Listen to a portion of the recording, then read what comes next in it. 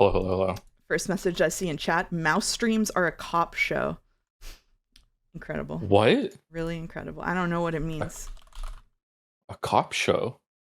Cop show. Oh my god, Streamcord actually robot posted it.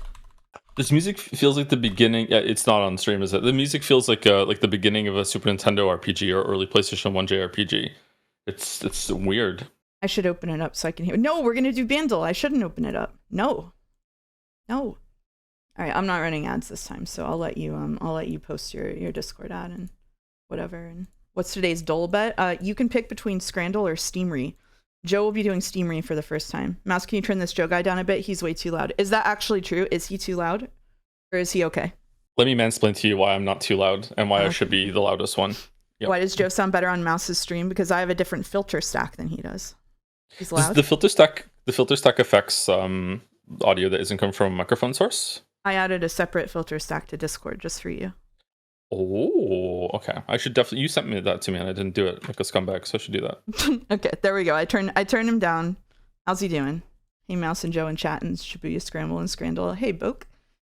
How can I like advertise this a little bit? So like, is it a mystery VN? It is a mystery VN. It is a lighthearted mystery. A lighthearted, funny mystery VN.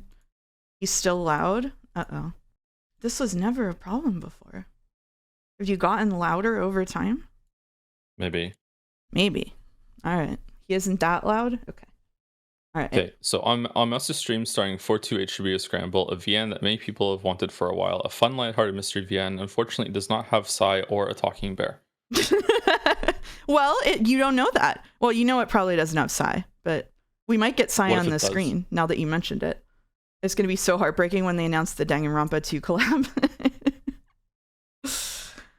Could you turn up the chinchillas? Mega Geeko, I don't know if you were here when I said this, but the chinchillas have been forbidden to use their wheel for a month. They're banished from the wheel, so we'll have no chinchilla sounds for a while. Maybe Mouse is just quiet. Ah, shit. I'm hitting the normal levels that I hit, so why? That's because I turned my AC off, so it's the background noise is gone, so it's coming through a bit louder. I'm not sure. That could be. I turned you down to where you look on my level as like you're close to where I am, so it should be okay. Volumes are good now. Okay. Don't change. It's good now. Okay. Related to Bandle, you should look at the screenshot I posted in your server's Twitch mod chat. It's been making me laugh so much. I have a Twitch mod chat server. What? Do. You do. No talking bear seems a little boring, but I'll still give the story a chance. Hey, just wanted to let you know that you have terrible music taste. Like, seriously, dog shit. The fact that you are a mod on Rate Your Music is already a huge red flag, but I still have to check your baffling reviews to make sure. Like, do you just hate guitars or something? You have single-handedly ruined the dolls for me. Every time Joe is on Bandle now, I'm waiting for your fucking message of "it's trash" or "chat is trolling" to pretty much any song made before 1995, and I don't even like the Killers that much. Just thought you should know, perchance.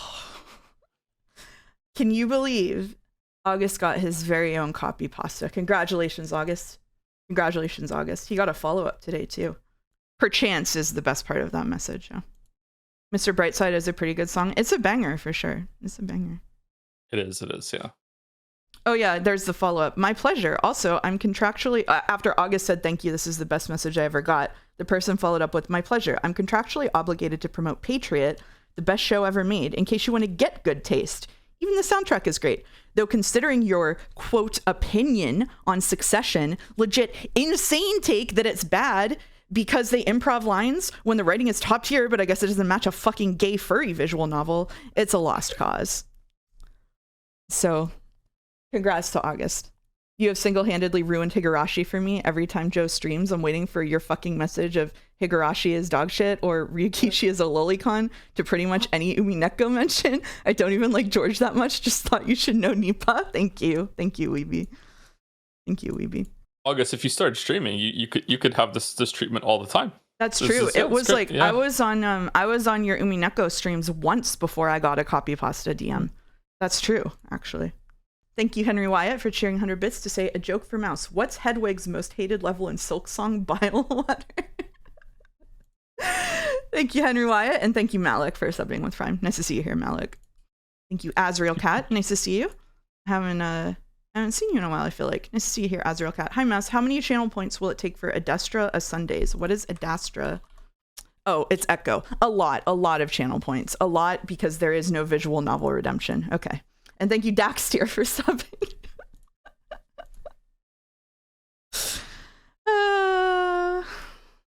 This is a good warm-up for Joe before Danganronpa returns. Oh my god.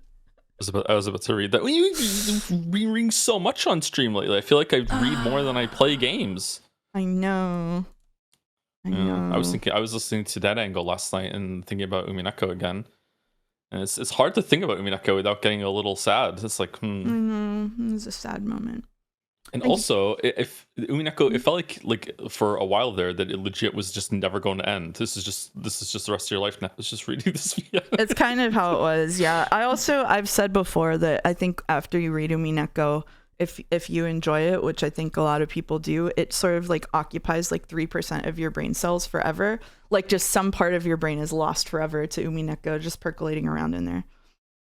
Well, you lose about 3% of your life to it, so it makes sense. True. Is this a funny on purpose or funny on accident, VN? Funny on purpose this time.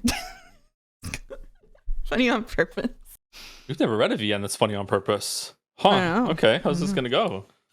I don't think that's unique to subjectively good media. Well, it's the only thing that's ever done it to me, Boulder. So maybe it's different. After all, there's this webcomic. How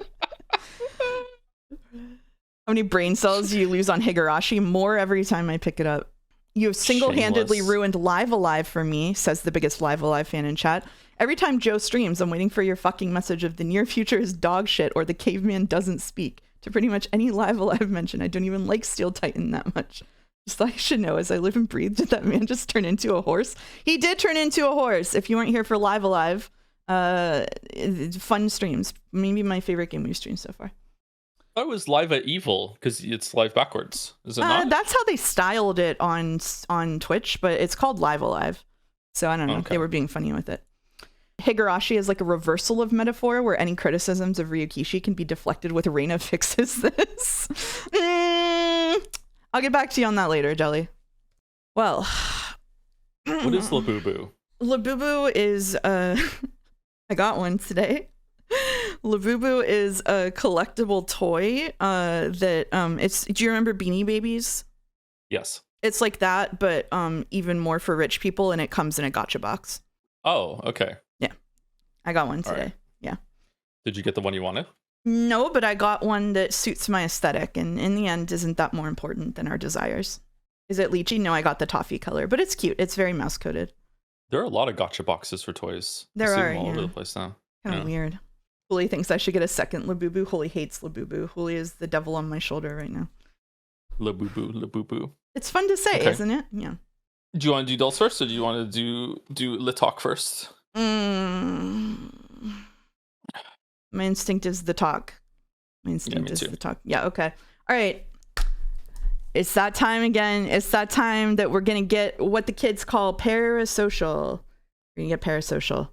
You want me to go, or you want to go? What would you prefer? I don't mind going if you want me to do it. You can go. Why not? Okay. It's awkward. It is awkward. I have notes. Do you want me to go? Because I have notes. Let me go, and then you can cover it with notes after. All right. Okay. So let's just rip the Band-Aid off and just say it, and then we'll go. So Mouse and I have broken up. So we are no longer together.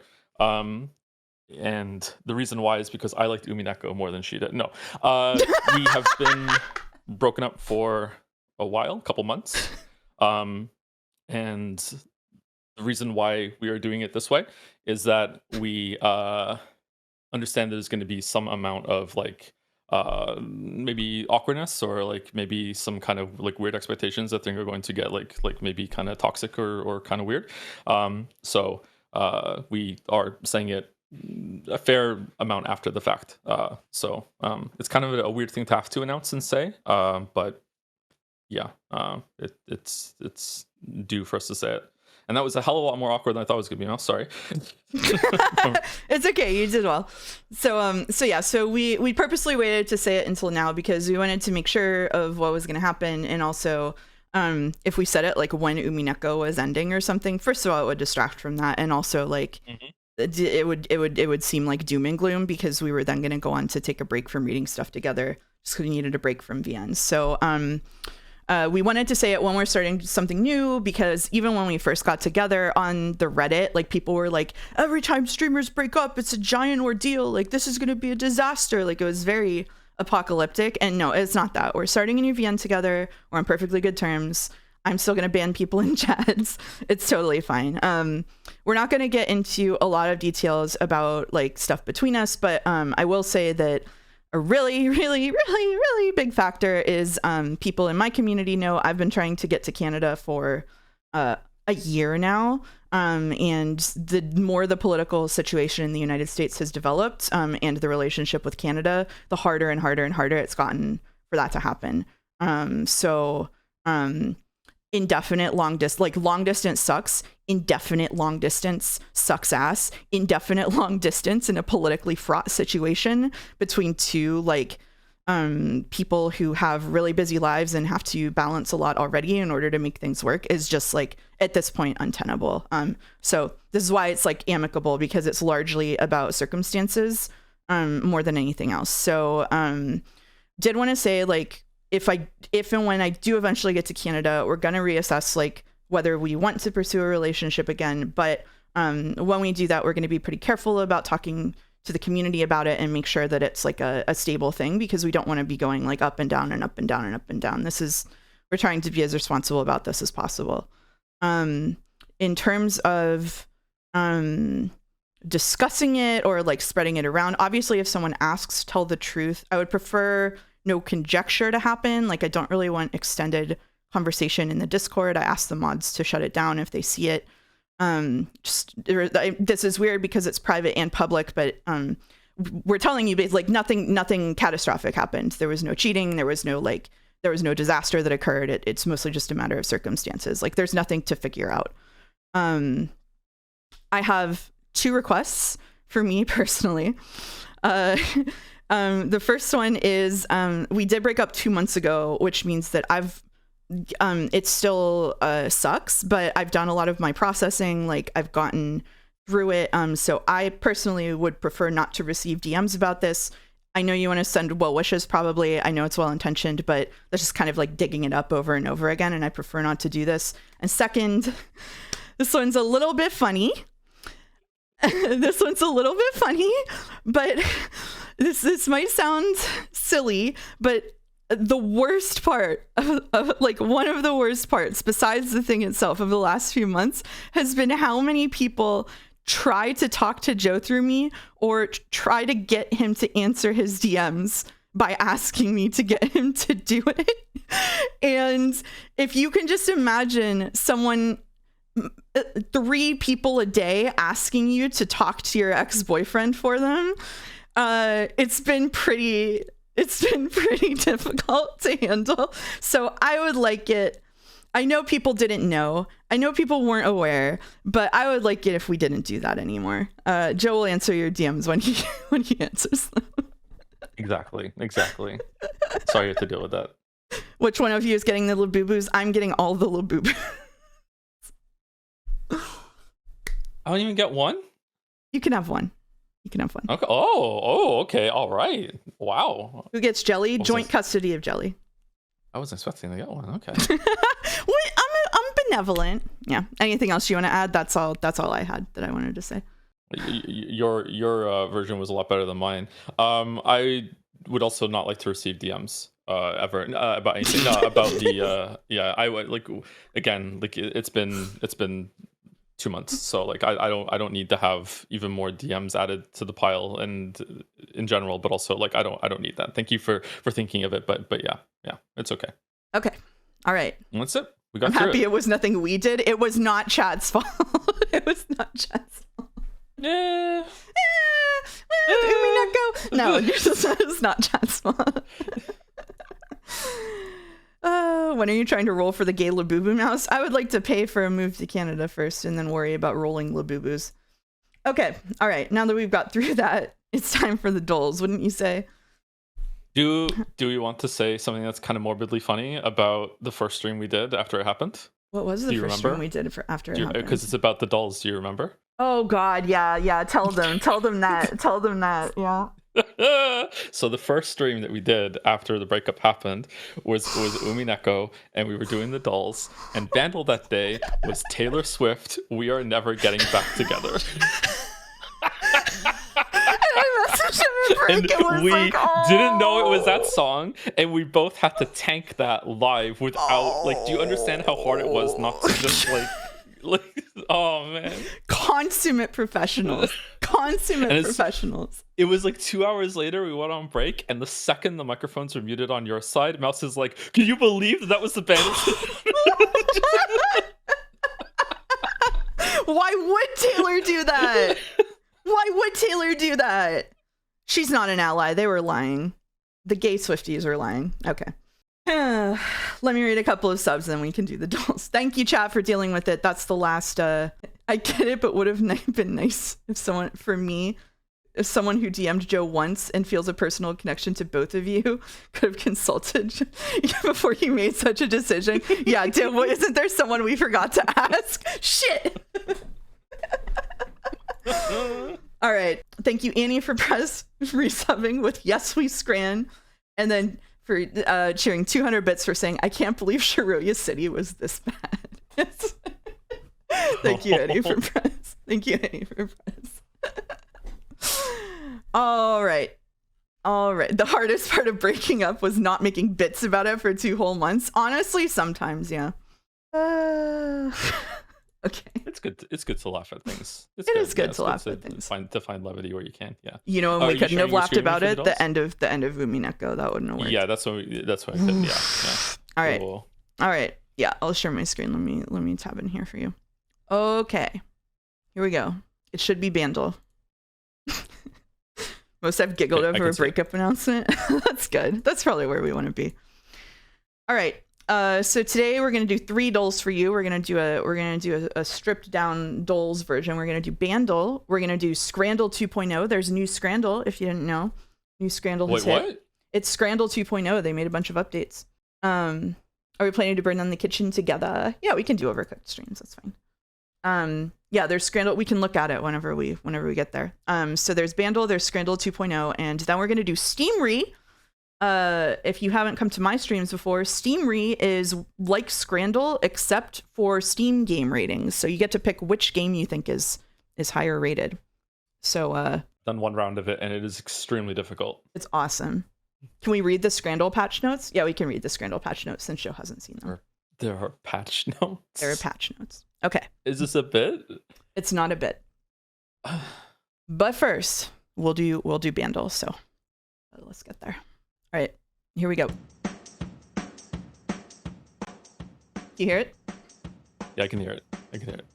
This is 1965, 39 million views, par 2, easy. So we're gonna get it, right? Chat's down.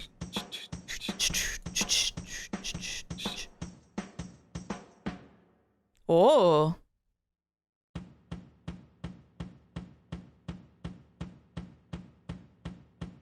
Any guesses? 80 years ago, wow. 80 No. 60 years ago. 60 years ago. Not 80 years ago. It sounds familiar, but yeah. I'm not getting it. All right, let's see. It's supposed to be par 2, so let's see what we can do here. Oh.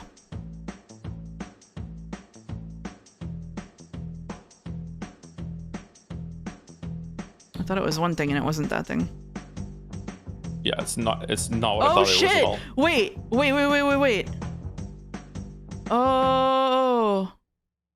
Oh, I need to listen to it again. Oh, whoa. Shit. Whoa. Wait. We know this. Wait, let's listen to it again. It's... Right? I definitely have heard this song, but I'm not going to get the name of it. Made for walking, and that's just what they'll do. Oh! One of these days, these boots are gonna walk all over you. Yeah. Do. That's it. Yep. Yeah. Good job. Is it Nancy Sinatra? Wow, you even got the singer. Damn. Yay! Yippee! All right. The guitar does give it away, yeah. Part 2 for sure. Not trash. You were worried about Bandle. Come on. With the power of both of us, we can do it. Now glorp us. I'm so sorry. I almost forgot the glorp. Oh, hell yeah. I sing this song all the time and I didn't get it. That's crazy. Damn. These boots are made for walking, and that's just what they'll do. One of these days, these boots are gonna walk all over you. Good glorp. Good glorp. That was a good glorp, possibly the best glorp of all time. Damn. Yep. All right, nice. All right, so we've got Scrandle 2.0. Oh, you Scrandle weren't kidding. 2. Changelog. Daily is reset at midnight GMT rather than according to the user's system time. Added a small amount of statically rated scran. So statically rated scran is where you compare them, like Boulder Scran. Interesting. Added over 1,500 all new items. Oh, that's bad. These items are dynamically rated based on the votes of Scrandle users. To seed rating data, these items are initially served as bonus rounds in dailies. Doesn't affect the player's score. Wrong effect. Are you in chat, Dev? For this reason, many new items won't appear in dailies for some time. Statically rated scran is never compared with dynamically rated scran. You can see how a particular scran is being rated on the item. Client totally rewritten with various improvements. Slightly updated look and feel. Scran images are preloaded on game start, improving the experience on unstable connections. Evil mode is considerably more evil. Currency conversion option now available.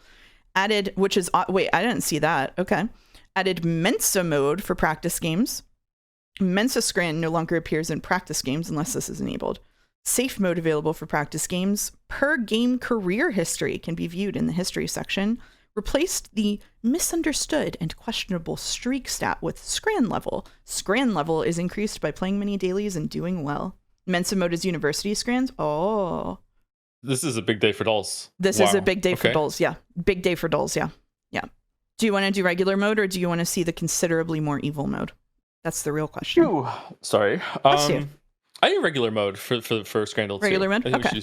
Maybe yeah. next week we can be brave for evil mode. All right, let's do it. Oh, and let us not forget that this is not just Scrandle.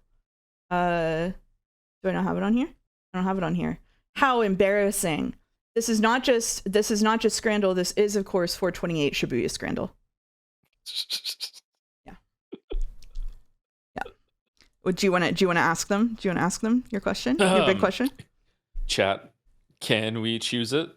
Yes, we scran. Yes, we scran. Yes, it's left, right? It's gotta be left. It's gotta be left. It's gotta be left. Oh, this was the bonus round. This was the bonus round for determining. Oh God. Oh. Right? Oh. It's gotta be right. Right?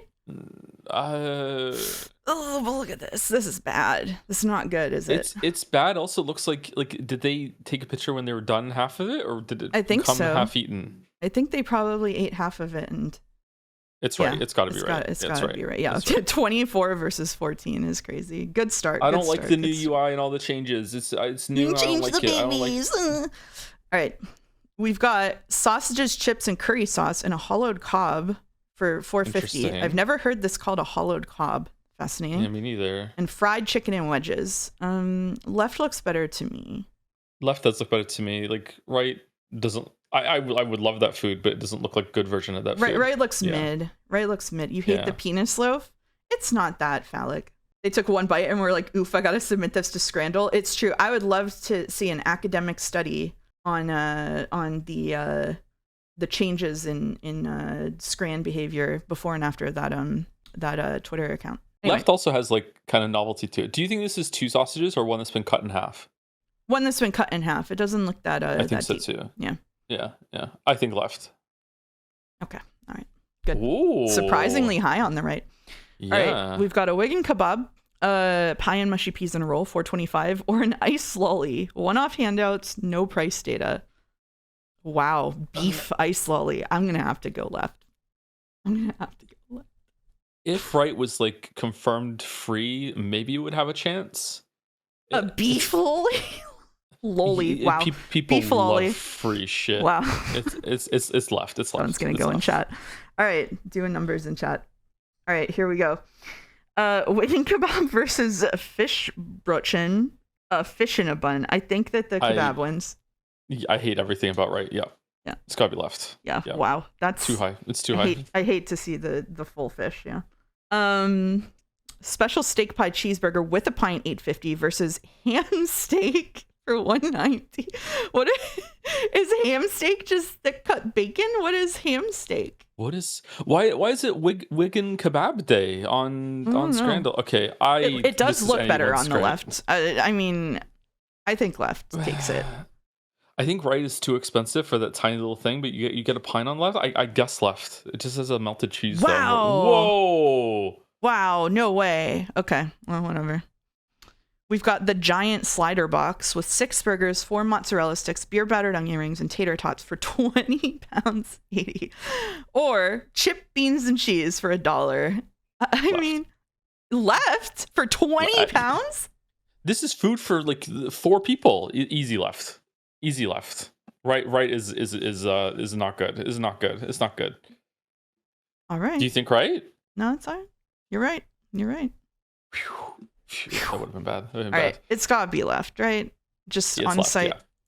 Yeah. Okay. All right. All right. Now we've got pie mash and gravy versus tea kebab. Ooh, a challenge. Those look good. Yeah. I like both of these. These both look good. I would probably go left because this has the green debuff on the right here.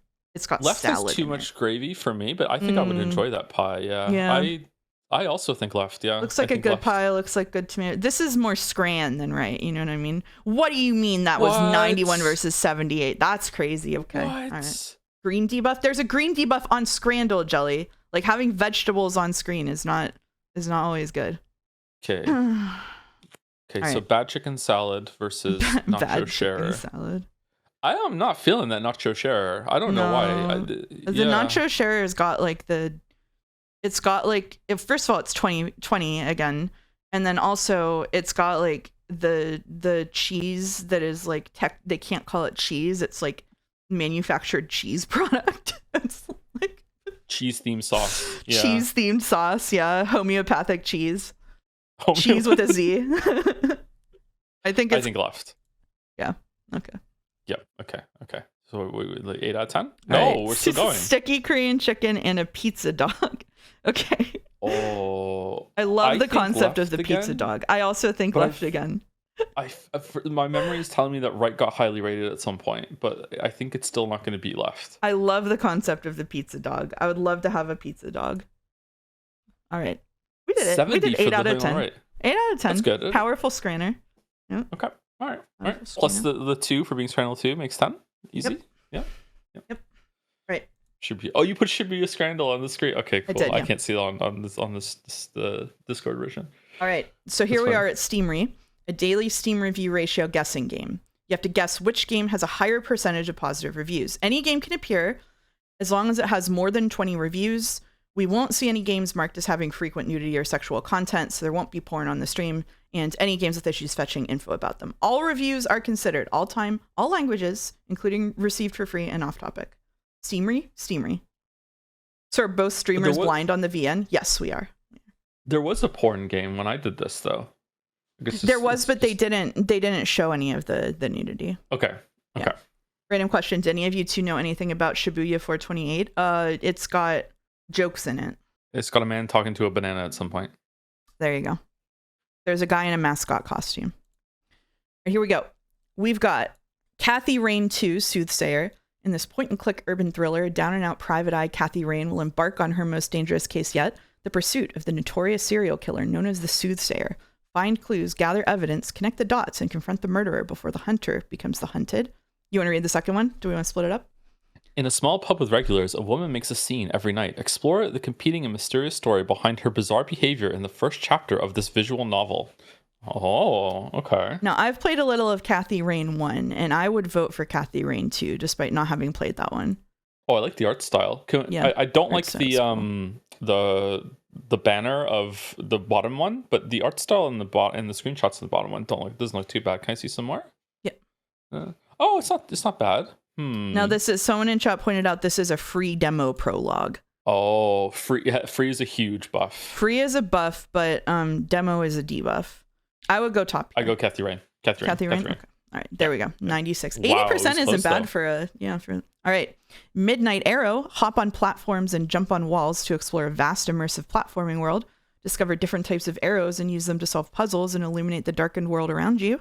Train Driver 2, Polish railway simulator emphasizing multiplayer and realism. Become a train driver, operating faithfully recreated trains, or dispatcher, managing traffic and signaling equipment at your post. Cooperate online, build stations in the editor, and join railway enthusiasts. Is the easy bottom one? People who love train shit is they're gonna be all. No, hold on. What if it's bad? It could be bad, and then it would tank. But it is free, and it does have 400 reviews. Now, one thing here is that it does have co-op, and if the co-op is badly implemented, that could also tank the reviews. Yeah, and a free game having high co-op is probably unlikely, but possible. I will also point out that this has almost no user-defined tags, despite having a lot of reviews, but this top one has a number of user-defined tags. Oh, the tech. Mm-hmm. Oh, I kind of like the art style on the top. All right, let's go top. That's kind of cute. Nice. Oh, the co-op in that is bad at the bottom. Instinct. Yep.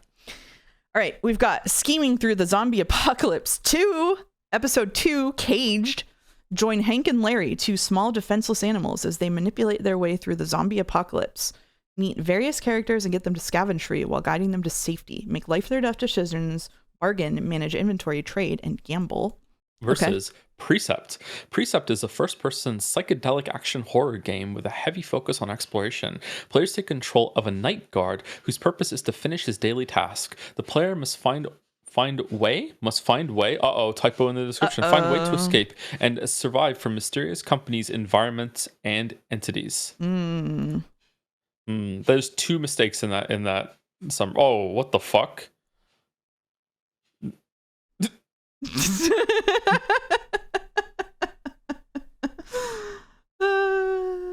I say top. I say top too, yeah. Nice. Oh, it was close. With our power combined. Okay, Viking Saga, Epic Adventure. Discover. I can't believe they made Lobotomy Corporation again. No! Discover Viking Saga, Epic Adventure, the next fantastic chapter in the hit action series. Lodin, Dala's greedy father, doesn't approve of the marriage between his daughter and Ingolf. Ooh. Oh, that's all we're getting. Okay, interesting. Versus Alice in Wonderland. Really? Who in the world am I? Ah, that's the great puzzle, said Alice. A new jigsaw puzzle game to remember a beloved classic story, now with 12 beautiful illustrations created by Katya Numakura, with inspiration from Alice in Wonderland by Lewis Carroll. I would go bottom here. I am Alice, said Alice. $4 for jigsaw puzzles versus $5 for something I'm not even clear what it is. I'm gonna go bottom. Yeah, I'm gonna go bottom. This probably has some cool music and everything. Nice. Wow, close though. Close. Yeah. All right, we've got Koe Wota Yurini SP. Escape by means of voice. Oh no. It's Lifeline, the second installment of the new feeling puzzle and escape game. You are being held in a room that you haven't been to before. The only thing you can do is using telephone to ask for hint from a cooperator. Using telephone. Yeah. Versus Red Button. Get ready to take part in the world in the world war. It depends only on your choice who you will be, a winner or a loser. It's time to press the red button. Okay, you just press the red button. Number of bombs. Turn to bomb. Bombardment. Propaganda. Sabotage. Based on vibes alone, I think top, but I have no idea here. I have no clue. Yeah. Oh, damn. Okay. All right, Space Overlords, after escaping imprisonment, begin a destructive rampage of galactic proportions to restore your honor and bring vengeance to those that betrayed you. How much would you like to play Lifeline? I'm not answering that question, Rodney. Versus free-to-play Wyvern. Wyvern is a real-time top-down 2D graphical, massively multiplayer RPG. It's top. Debuff. Yep. Debuff. Oh my god, look at it. Oof. Oh man, the game has thousands of maps and playable areas, hundreds of skills, spells, and monsters, and all the features you would expect from a big fun RPG. Guilds, crafting, level editing, community features, and more. Gotta be top, right? Gotta be top. Is this the one we're gonna lose on? I don't know. Boulder is interested in the bottom one, if only it wasn't online. Have you seen this thing, Boulder? Oh, it's boobs. Nice. That's why Boulder's interested in it. Okay. I say top. I say top. Wow, we've never been so wrong. It is the one we lose on. 69? It is the one we lose on. Nice. No. First of all, nice. Okay. Nice. We've got Cuisine Royale. A brutal MMO, last man standing shooter with realistic weaponry, elements of lethal mystic forces, and incredible superpowers. 38,000 reviews? Apparently. Versus something 2000. This game is only available in Chinese, and then a bunch of stuff I can't read, sorry. It is a simulation dating sim. So on these rides, we have to decide how hot the characters are. It's giving Ryukishi. This is old school. This is old school. Published in 2022 somehow. Two must be a classic. Show cute. Oh, it's a princess maker. It is a princess maker game. This probably would have a dedicated fan base, but it only has 197 reviews. Top one is 38,000 or something. How? So okay. It has 38,000 reviews, but have you ever heard of it? No, I haven't. I haven't at all. Are they all bots? I don't know. A game reviewed by bots, for bots. No Published in one's playing this 2018. game? I've never heard It's of it. ratio. Yeah. No, it is ratio. I'm just saying that if it has 38,000 reviews and we've never heard of it, I don't know if the ratio is good. That's what I'm saying. I believe in the MMO debuffs designing for prison. Last round was MMO and it won. Okay, to be fair, it was like 60% it won with. It's not our fault. Yeah. Yeah.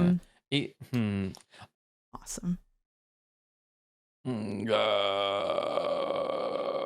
feeling bottom. I'm feeling bottom. Yeah, I'm also feeling bottom. I'm feeling bottom. Yep. Bottom. Oh, it was close though. Okay. Oh, it was close though. All right. Disney Pixar's Cars. Play as Lightning McQueen, a rookie race Such car a looking bad to win movie. fame and fortune at the Piston Cup Championship in the video game adaptation of Disney Pixar's Cars. This is now I know more about cars than I ever did before. All right. Versus Machina Blade. In Machina Blade, what matters is the most is your skill. Choose a character and fight your way through hordes of machinas in this short game with up to 4 players on local co-op. All right. It's got to be the Cars game, right? Surely? No, it's $20. No. Adaptation I don't know. debuff, I'm afraid. Unless it's like really well done, and looking at this, I don't know about that. People love Cars. I think it must be the bottom. I love the absolutely no shading, no shadows cutscenes. They're pretty great, huh? Look at that. It looks like, you know what this looks like? Veggie Tales. It does. It does looks look like Veggie Tales with cars. All right. I'm guessing bottom. Old Lego games cutscenes. They're so hard. Did the top one come out in 2015 or was it just published on It did come out Steam in 2015. I don't know. I don't know the answer to that. I don't know. Because if this is a Steam release of a game that came out like a year after the movie came out, this might be some beloved game that a bunch of kids played and they're like, oh, I really like this game. Whereas bottom looks kind of cool actually. They think it's a port. They think it's a port in chat. It's on the GameCube. My God. I'm gonna guess bottom. If it's a GameCube game, I think it's top. But really, you go bottom. Okay. Yeah, if it's a re-release of that kind of game, I think people are gonna like it. Yeah. Wii port. I have the game on DVD. Oh my God. August thinks it's bottom. It's bottom. Okay, let's have August West then. Would they port a bad game? Oh shit. Should have listened. Should have listened. That's pretty high on bottom though. It was, yeah. All right, we've got. It's August's fault. Last Oasis for $30. Nomadic survival MMO. A lot of MMOs today. Build wooden walking machines. Yeah, it's got 24,000 reviews. Build wooden walking machines to travel to new lands, create clans, and fight for territory. Resources deplete fast, so take your sword and scavenge, pirate, and trade to stay alive. This looks kind of cool, actually. Yeah, I think it's probably gonna be that one. Even before reading, Mini Matches is a 1 to 4 player party game. Race, shoot, golf, jump, and compete with your friends across a series of frenetic rounds. Level up to unlock new characters and power up your abilities in the extensive upgrade tree. Okay, it's friend slot. That looks okay. It does look okay. I still think it's gonna be top though. I think it's top. Nope. Never been so. No. Never been Fucking so wrong. hell. All right, we've got one more chance. Dragon Ball The Breakers is an online asymmetrical action game where a team of 7 ordinary citizens tries to survive the Raider, a classic Dragon Ball rival such as Cell, Frieza, and Buu, who will hunt and evolve into an unstoppable force. Versus spirits of the Hellaments. Assemble legendary spirits and defend against the endless hordes of hell. A tower defense where you must shape the battlefield and create a maze using the 3 Hellaments. Use fire, lightning, and wind tiles to trap your enemies or augment your defenses. Elements. I think that it's top. Unfortunately, left sounds kind of cool, but from the screenshots, I think it's probably going to be top. All right. Let's let him have it. Wow. Really? 93 for Spirit of the Elements? 50%. Oh, man. I'm gonna go wishlist that. This is how Steamery gets you. It's advertising Spirit accidentally. of the Elements. I can't believe that's so high. What? Yep. 3 out of 5. That's right. Reduce it. Make it sound even worse. What? Similar games you played. They Are Billions and Enshrouded. Well, we really shit the bed on the last 3 here. Yeah, we were doing did. so well. We were doing so well, and we just degraded over time. We're sundowning. Okay. All right. Let me boot up the game here. Shibuya Scramble. Yeah. Should we have a poll for how many people have read 428? Yeah, we should. And then everybody say if you've read it in chat, and mods will put you on a list. And if you backseat or spoil things, then we'll ban you. It'll be awesome. You should play Steamery on your stream. Maybe. I am thinking of dropping Bandle, so maybe. Lots of big news this time. This stream. All right. Are we loud? Is it good? How's the sound so far? You have your own copy, right? You got it? Yes. Yeah. Right. Yeah. So we're here reading 428 Shibuya Scramble. We're going to be reading this on Sundays for the foreseeable future until you finish it. Neither of us know anything about this VN except the things we said before. So this is one where we're both going in blind. Feels good. Slightly loud. Okay. Who is the mouse of the stream? There is no mouse of the stream. We're going in. We're going in. We got no voice assignments. We got nobody helping us. Any help is at the mercy of Godot or someone. Like. So before we start, thank you. It's Jay Zeus for subbing. Rainbow Road DUI for resubbing. Nice to see you, Rainbow Road DUI, a name that I love every time. Yep, you too. Yeah. Thank you, Annie, for Prez for gifting out 5 gift subs to Wolf Link, Mr. Picky Mouse, RP John Street, Demos, and Mighty Observer. Azrael Cat will be the mouse of the stream. You can go read the Wikipedia summary and act all knowing. Awesome. We won't need it. Okay, August is speed reading this to get ahead of us. Okay, so only about a quarter of chat has read it. So that's good. I already have complaints about 428 Shibuya Scramble. Would you like to lay them out before we start? Yes, okay. I do. First of all, you cannot use a mouse in this game. You have to use WSD or your fucking keyboard arrow keys in order to navigate the menu. You can't go and click on something. Secondly, mouse, please pull up the settings. That's it. That's my that's beautiful all it has. Assistant. That's it.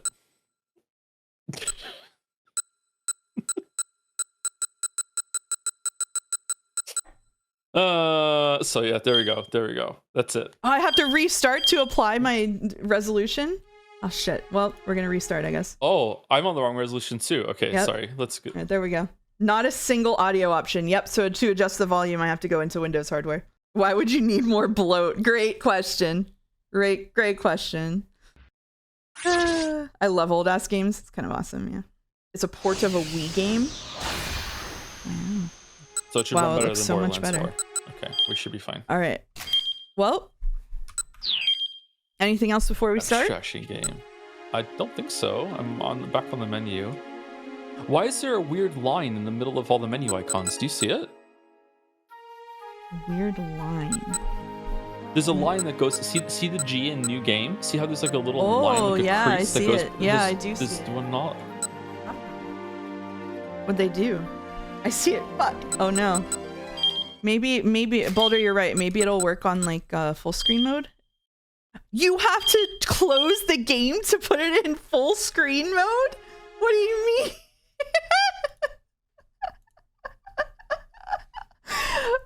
I'd like to join my complaints team with yours. Hey, if we instead drop this and do Danganronpa, by the time we're done with all three of them, we'll be ready for 2x2. I'm just saying. I'm just saying. A borderless mode sets it to your screen resolution. So the second reset, should I restart it a third time and put it in borderless mode again, just to make sure? The line is still there. The line. I don't think we're getting rid of the line. Okay. All right. I'm gonna hit the new game button. Pre-played. I just opened it to. I don't know. I think we have to do some audition for Danganronpa. But can you give us your best? Hey. Hey. It's not bad. It's not bad. Okay. All right. They made me do it on chat on stream the other day, and then they critiqued me. Actually, before. Select a bookmark to save to. Okay. So we're going with game 1. Okay. So if I hit the button, does it start with a movie? Do we have to sync this? You got to reduce the soul by like 5%. Hey. All right. I guess we do have to sync this. All right. I'm gonna hit the. I guess I don't know when it's gonna start. Is it 3, 2, 1? 1. You want the guide to gameplay? Oh shit! Yeah. All right. 3. Yes. 3, 2, 1. Okay. It's saving. Yay! Are we watching Mouse or right. Joe? Are they playing at the same time? We're running. You're watching my screen, but we're running it on. The story's both our work affection computers. names, characters, places, and instances, are products of authors' imagination, or used fictitiously and resemble actual persons, living or dead events, or locales is entirely coincidental. Spike Chainsaw. Oh, it is Danganronpa. Okay.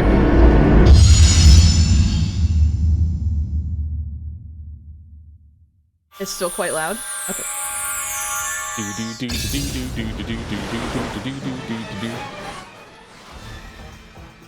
Whoa.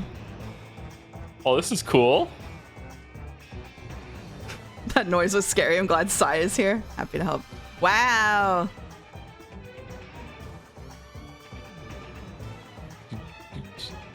It's amazing graphics. Does Joe know it's live action? He does know that, yeah. I knew that, yeah. Yep. Do-do. Do-do. Do-do. Do-do. Do-do.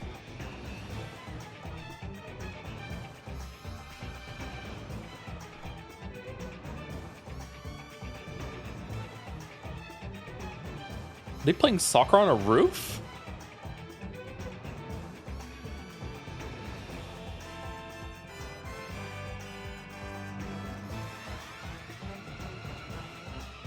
Yes, apparently. When did this just come out? 2000 in the teens? 2000 teens? 2000. Kano says 2007. I trust him. Oh, wow. It's even earlier than that. Okay. Yeah. 2011? What? Chat will figure it out. It'll average out to like 2009. How'd they get this aerial shot then? A fucking helicopter? Would they not have helicopters in 2007? It's expensive though. Like now you can just do it with a drone and a GoPro. That's true. You could do it like, with a drone. Yeah.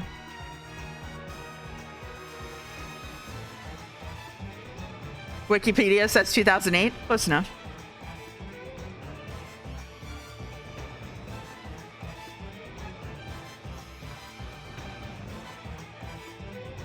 Camcorder on a bird, Joe. God, you old man. Wow. It was a Oh, a blimp. blimp. It might be stock footage Shibuya provides for marketing. That would be awesome. Oh.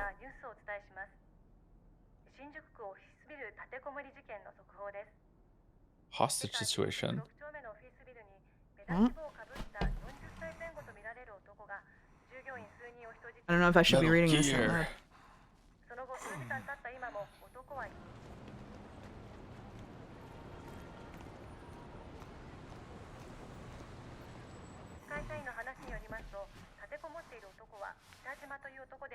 Kitajima. Huh. I don't think we could read all this out loud. It's going Nope. too fast. Yeah. Oh my goodness. Starting out hot. Is this a playthrough or a watch along? It's so lighthearted. It's so lighthearted. Yeah. Awesome.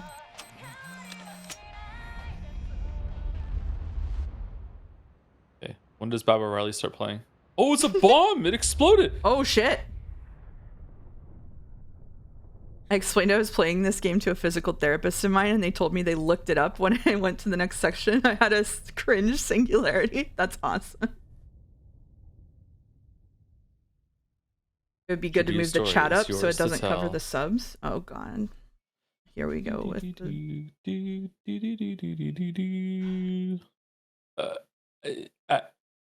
as you play through the game, the various mechanics will be explained. Do you hit enter to go forward or what? Yes. Yes. Yeah. Okay. In 428, you follow the stories of multiple protagonists at once. It's 13 Sentinels? Your decisions impact their experiences as you read the story. What does the day hold in store? Their fate is in your hands. Hopefully, you can see them all through to the end. To start, you have two characters, Shinya Kano and Achi Endo. Let's begin by checking out Kano's story. Choose your fighter. Oh, a tutorial. Oh, I don't know. This one looks cooler, though. All right. It won't. Yeah, I went to the other one too. It won't let you. Let's hit him. Okay. All right. All right. Doing Kano? Yep. Whoa. Whoa. I'm slightly behind you now. We tricked them into playing Fate finally. Ah, shit. Well, we should take it. I don't know. Who wants narration? Okay. Do you want me to go first? Yeah, you can do narration first. Just 2 more minutes to go. Oh, shit. Shinya Kano noted the time again on his watch, scowling at the slow creep of the second hand. The time was 9:58 a.m. Furrows of consternation creased his forehead. He wasn't nervous, but he knew better than to expect everything to go smoothly. Keeping a level head was proving rather difficult. There was no room for failure. Oh.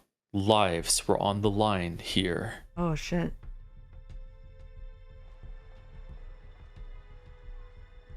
He eyed his surroundings. Was everyone paid to be in this photograph? Was the perp really going to show up? Stock footage. When? Where would he be coming from? How would he make his approach?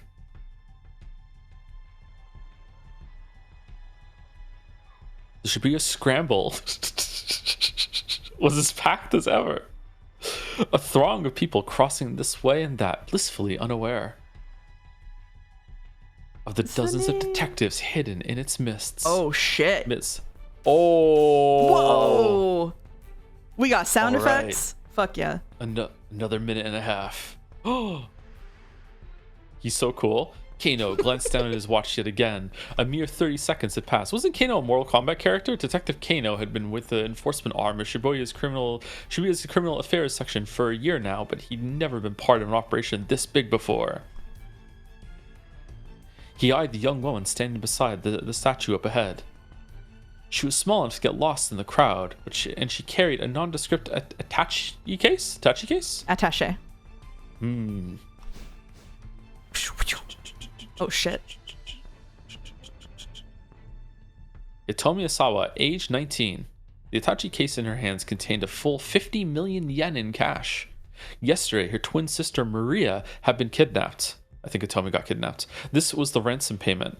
The culprit had called Hitomi last night at home, referring to her by name and telling her to wait by the statue of Hachiko. It's another one of these. I'm sorry. Hachiko in Shibuya. It was almost time, but nothing. Kano was staring fixedly at the second hand on his watch when a homeless man sitting on the sidewalk murmured just loud enough for him to hear. Come on, Kano. Come on, Kano. Oh, you're okay. Go. Quit looking at your watch so much. What if the kidnapper sees you? Kano tried to look nonchalant as he lifted his eyes, but the scruffy character continued. You're too nervous. Just relax already. You're the one acting suspicious, Sasayama. Kano frowned. Why would some homeless guy be talking to me? Yuji Sasayama. Oh! Some words and phrases in the text appear in blue. Okay. Yuji Sasayama was the senior officer of the Shibuya Precinct's Criminal Affairs Division, 5 years older than Kano. These are called tips. Press tab to underline the tip, then press space. This will let you read some extra info relating to that word or phrase. There are tips containing general knowledge and ones that are 428 specific. These are marked with a magnifying glass and a 428 respectively. I think Man, we you should. think if he's we the should head of read the division, they would tips. pay him enough to have a place to live. I All know. right, so do you tab and then you press? You tab and it Enter? underlines it, and then you press enter. I can read the tips if you want for now, since you're doing Okay, narration. go for it. Especially since look at this list of names you'd have to read. Official name: Shibuya Central Precinct, responsible for the safety of approximately 200,000 people in 32 neighborhoods, including Uehara, Uguisuda Nicho, Udagawacho, Ebisu, Ebisunichi, Ebisu Minami, Oyamacho, Kamiyamacho, Sakuraga Okacho, Sasuzuka, Sarogakucho, Shibuya, Shoto, Jingumae, Shin Sensho, Jinan, Sendagaya, Daikanyamacho, Dogenzaka, Tomigaya, Nanpeido Aicho, Nishihara, Hatagaya, Hachijamacho, Hatsudai, Higarashi, Hiro, Honmachi, Maruyamacho, Moto Yoyogicho, Yoyogi, and Yoyogi Kami Zonocho. Better not be important. He always went a little overboard with the disguises. He claimed it was all part of the job, but word around the station was that he just liked playing dress up. The team had to literally scramble. This is the second person who said the film team had to actually scramble around Shibuya because they didn't have permission to film there. That's awesome. Hey, pal, spare some change. Sasayama lurched to his feet and shuffled in close to Kano. Hey, knock that off. Fittingly for the part, Sasayama reeked pretty badly. Wow. Well, ain't so suspicious now, huh? He clung to Kano with a mock camaraderie, despite the younger man's attempts to pull away. Come on, Sasayama, cut it out. Sasayama's blithe confidence rattled Kano's nerves. Of course, there was a good reason for that confidence. This was Kano and Sasayama's jurisdiction, but they were positioned in a good distance from where the handoff was to take place. All right. I hope this is also a list of names. A particular region over which an organization or a member thereof has control or authority refers here to the areas under the jurisdiction of various police precincts. The Metropolitan Police Department, at the pinnacle of Tokyo's police hierarchy, has vastly more authority than local precincts, but since many officers wind up needing to work with both, the outright rivalry between the two isn't as notable as TV dramas may make it seem. There's a Koru post. Do you want to read the Koru post? Sure. Where's the Koru post? It's pretty good. Looking at a real person's face in a VN is a little gross. I'm trying to feel empathy. Sorry, hold on. I'm trying to feel empathy, but every 5 minutes some rando is shoving their pores in my face, and I'm thinking this guy is probably going out for drinks with his friends after this, probably married, probably doesn't watch anime, probably making fun of the fans with the other actors when they're off camera. Sprites are expressive and inviting in a way that people rarely are. Characters should feel like people, but not real people. Thank you. Oh, the mouse worked this time. You have to read this line. I'm sorry. I hit the mouse get back on the screen. Sometimes two or more tips will appear on a single screen. Press tab repeatedly to change which words are underlined. Highlight the tip you wish to read, then press space. Continue pressing tab or press escape to return to reading the story. Okay. Okay, so now we have the statue of Hachiko. I know about this one. Bronze statue of a dog erected in 1934. The dog was famous for loyally waiting for his absent master. This is the statue that one episode of Futurama is based on, before anybody in chat mansplains it. Well known as a meetup spot outside of Shibuya Station. Other popular meetup spots at the station are the display car for the original Tokyo 5000 series, commonly known as the Green Frog, and the Moyai statue by the west entrance. Mansplaining is when a man explains something everyone already really knows and doesn't need to know more about. You know what's awesome is Boulder explained that to me yesterday too. All right, let's look at HQ. Here refers to the Metropolitan Police Department, the Tokyo Police Section responsible for managing 101 precincts within the city, Japan's largest police organization. In addition to policing Tokyo, it has various other duties and authorities for maintaining public order in the capital. Greetings for GLT. All right. Kano and his partner were just there to provide backup if the kidnapper attempted to flee. I don't know who just this try to is. relax. We'll be fine. There we go. Sasayama gave him a wink. Oh, it was. A moment later, the radio squawked in Kano's ear. Squawk? I got a everyone, prompt. it's Sorry. time. I got a prompt. Sorry. Sorry. Prompt? I don't know what it said. Why did I get a prompt? Because I pressed the wrong button. Oh, okay. All right. Are you on all right, everyone? It's time. Yep. The prompt said that there were bad endings, just so you know. All right. Oh, interesting. All right, everyone, it's time. Keep your eyes open. Whoa. The voice coming in through the earpiece was Koji Kuze, HQ's operations director. The individual responsible for directing the investigation in the event of a serious crime. If a task force is set up, the operations director is the one who assumes command. TV dramas and other fictional accounts often feature some young prodigy from the MPD as operations director, but in reality, the position usually goes to a proven veteran. Don't listen to Till TV, last kids. year, he'd been the Shibuya precinct's head detective and Kano's supervisor. We don't know when the perp is going to make contact. Don't let your guard down. Kuze's low, gravelly voice echoed in Kano's ear. When you read a tip in the middle of Joe's narration, it feels like I just asked Siri what the word means. That's awesome. Go ahead. You don't sound too worried, Kuze. Kano winced at Sasayama's. Oh no, it was my you! bad. How could My the bad. man be so nonchalant? The appointed time had come and gone. Something should be happening. Whap! Kano smacked himself in the thigh to release a little tension. As What? you do. The sound was You know. louder than he'd intended, though the suit hit his muscular physique. And also, he's super cool. Yeah, he It was the did little to taller of the dampen two men. noise. Kano, the larger detective, turned to Sashiyama. He needed to stay focused. He might be called to action at any moment. The department handled the abduction cases according to a certain standard investigation procedure. Was it an attempt to extort money, or was the motive something personal? The answer to that question determined how they deal with the criminal. And based on the investigation team's initial findings, this time around, they probably weren't dealing with a professional kidnapper. Oh, shit. Still, in all likelihood, it was someone with quite a long rap sheet.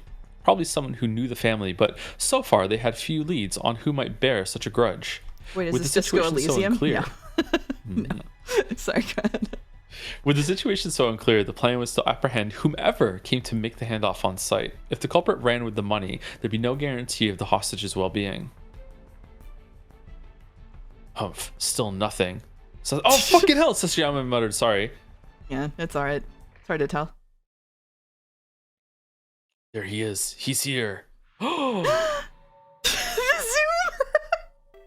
Kuze broke in, his voice spiking into an excited chirp. Kuze's particular vocal quirk. Whenever he gets overly flustered, excited, or panicked, he slips into a childish register, prone to babbling and pitching his voice. Wait, what? Really? Huh. Subject is a young male in his 20s, wearing a bandana and an orange hoodie. Kuze, normally calm and stoic, was now squawking like an excited child. That only happened when he got particularly worked up. Kano and Sasayama steeled themselves. They could see the subject now. A 20-something male nonchalantly... Oh, this is the word of the VN, okay? Nonchalant 3 times already. Okay, fucking Sumari approached Hitomi and talked to her. All right, people, be ready to grab this guy. Kuze was stationed in the mobile command center, not far from the intersection, keeping tabs on the situation via video surveillance from the camera team. The young man started speaking enthusiastically to Hitomi. The detectives watched, uncertain. Was this really the kidnapper? Oh. You'll encounter selections like these during the story. These choices will change the lives of other people in addition to changing your own fate. Use the arrow keys to make your choice, then press space. The current choice will not impact you or any of the other protagonists. Can you save scum in this game? No. Oh, you can press up to read the log. That's actually handy. Oh, I did it too. Shit. Okay. All right. Okay, Alright, so so- he's just hitting on her, right? Or trying to sell her something? Like, So that's got to be him. Kano takes a step forward, then hesitated, or the situation wasn't entirely clear. He needed to get a better look at things. I think we go B. I think so too. Okay, 3, 2, 1. The situation still wasn't entirely clear. He needed to get a better look at things. The newcomer held a bundle of letter-sized paper, which he showed to Hitomi as he went on talking. He tried to hand her one of the papers, but she pointedly ignored him. Undeterred, the man kept trying to foist it off on her. Hitomi refused to respond, becoming as motionless as the statue of Hachiko behind her, until finally the man gave up and walked away. What a line. And then she collapsed like a puppet with her strings cut. Yes, it wasn't him. Got Kano it felt the wrong. tension of the moment linger in his spine. Nah, it must have been. Oh, it was Kano. Guy must have been hitting on her. Sasayama must have. Okay. All right. This needs a definition. Okay. Succeeding at meeting someone on the fly like this takes a special knack. Looks are also important. Sometimes, of course, the person trying to get your attention out of nowhere is just trying to make a sales pitch for a product or a nearby establishment. At first glance, it isn't always easy to tell the difference. I mean, she is pretty cute and all. You had a point. Though, of course, Something in Sasayama's voice made Kano brace himself. she's got nothing on my Mii-chan. Is My it gonna guy. be a Nintendo Mii? Is it gonna be a Nintendo Mii? Was this on the Wii? Was the first release on the Wii? Mii-chan was Sasayama's wife. They'd gotten married just last month. Let me tell you, Kano, married life is the best. You gotta hurry up and give it a try for yourself. This is Sasayama's favorite topic lately, and Kano was getting more and more fed up with it. Nonchalant is mutonchaku. It's kind of a badass word. Sasayama, come on, just knock it off, okay? I like Sasayama so far. The phrase has become a common refrain of his since the department partnered them. Fine, fine. Let's talk about your girlfriend then. Huh? Now? You can't be serious. Sasayama leaned in close again. What's she like? We are not having this conversation, Kano muttered, looking away. Aw, come on. Sasayama set his hand on Kano's chest, still playing the homeless troublemaker. Show me your phone. Let me see your lock screen. Huh? Sasayama pawed for the phone. You've got a pic of your girl on your lock screen, yeah? I do not, but he did. It was scary how on the mark Sasayama's instincts were. But he did. Hey, cut it out. We're in the middle of an investigation. I am investigating. Sasayama chuckled as he plucked the phone from Kano's pocket. Do we get to see it? His face scrunched up with astonishment as he looked at the lock screen. The heck is this? It's not... Ain't this Masami Nagahama? A national star, tends to play the heroine on national morning soap operas or in national historical dramas. Her songs have been a series of national hits, and she's even slated to host the year-end national singing competition program, National, National, National. Everything about her is national. National girl. Okay, so he has an idol girlfriend? Yeah. Damn! Kano realized he had to bite the bullet. No, that's my girlfriend. Her name's Rumi, and she's... Sasayama cut him off. You're telling me this ain't Masami Nagahama, the famous actress? Because this right here is Masami Nagahama. Like I said... You sly old dog, trying to make like you're dating Masami Nagahama.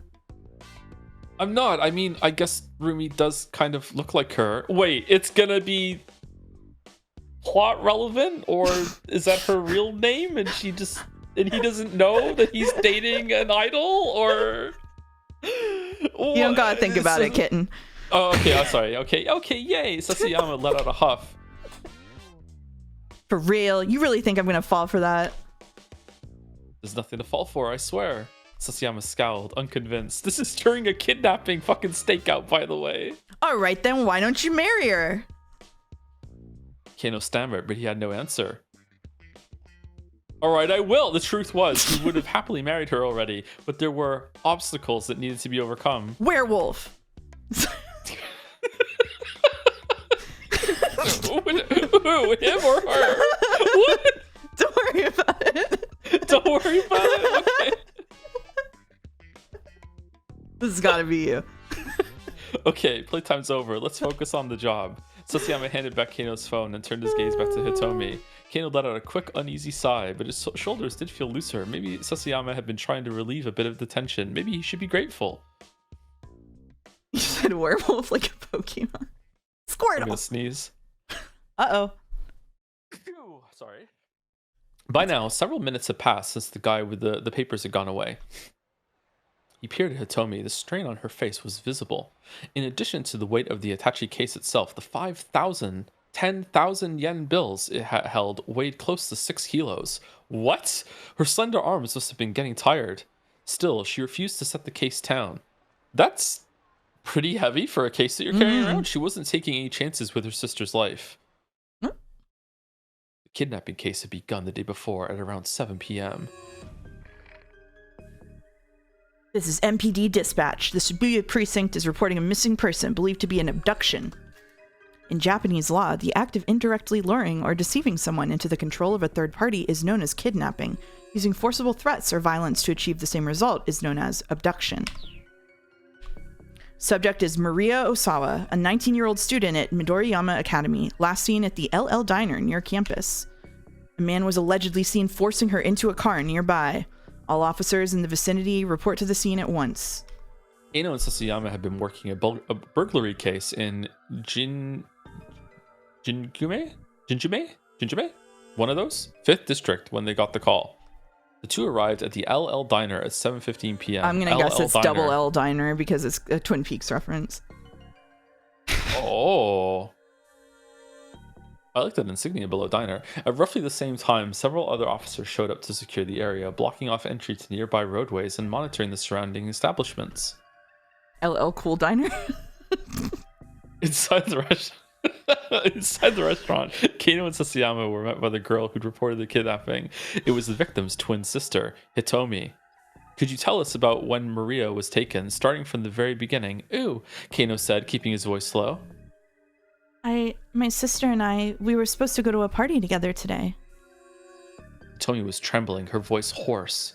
But I messed up the time. I showed up right at 7, an hour later than I was supposed to. So, Maria had gone alone to the party, a mixer for locals and exchange students. Okay, so the one on the right is Kano, right? That's the one we are, but we're wearing glasses. Yeah, Sasayama, the glow up. Damn. Is that the same person? Sasayama, yeah, that's the same person. Yeah. Wow, he really is a master disguise. Damn. I know. Hitomi, arriving late, had showed up just in time to glance out through the restaurant window and see her sister getting shoved into a car. She described the vehicle as a blue station wagon of Japanese make. Why would something like this happen to her? Hitomi held back her tears, but she was shaking all over. Did you get a look at the kidnapper? Yes, it was a man, middle-aged. There was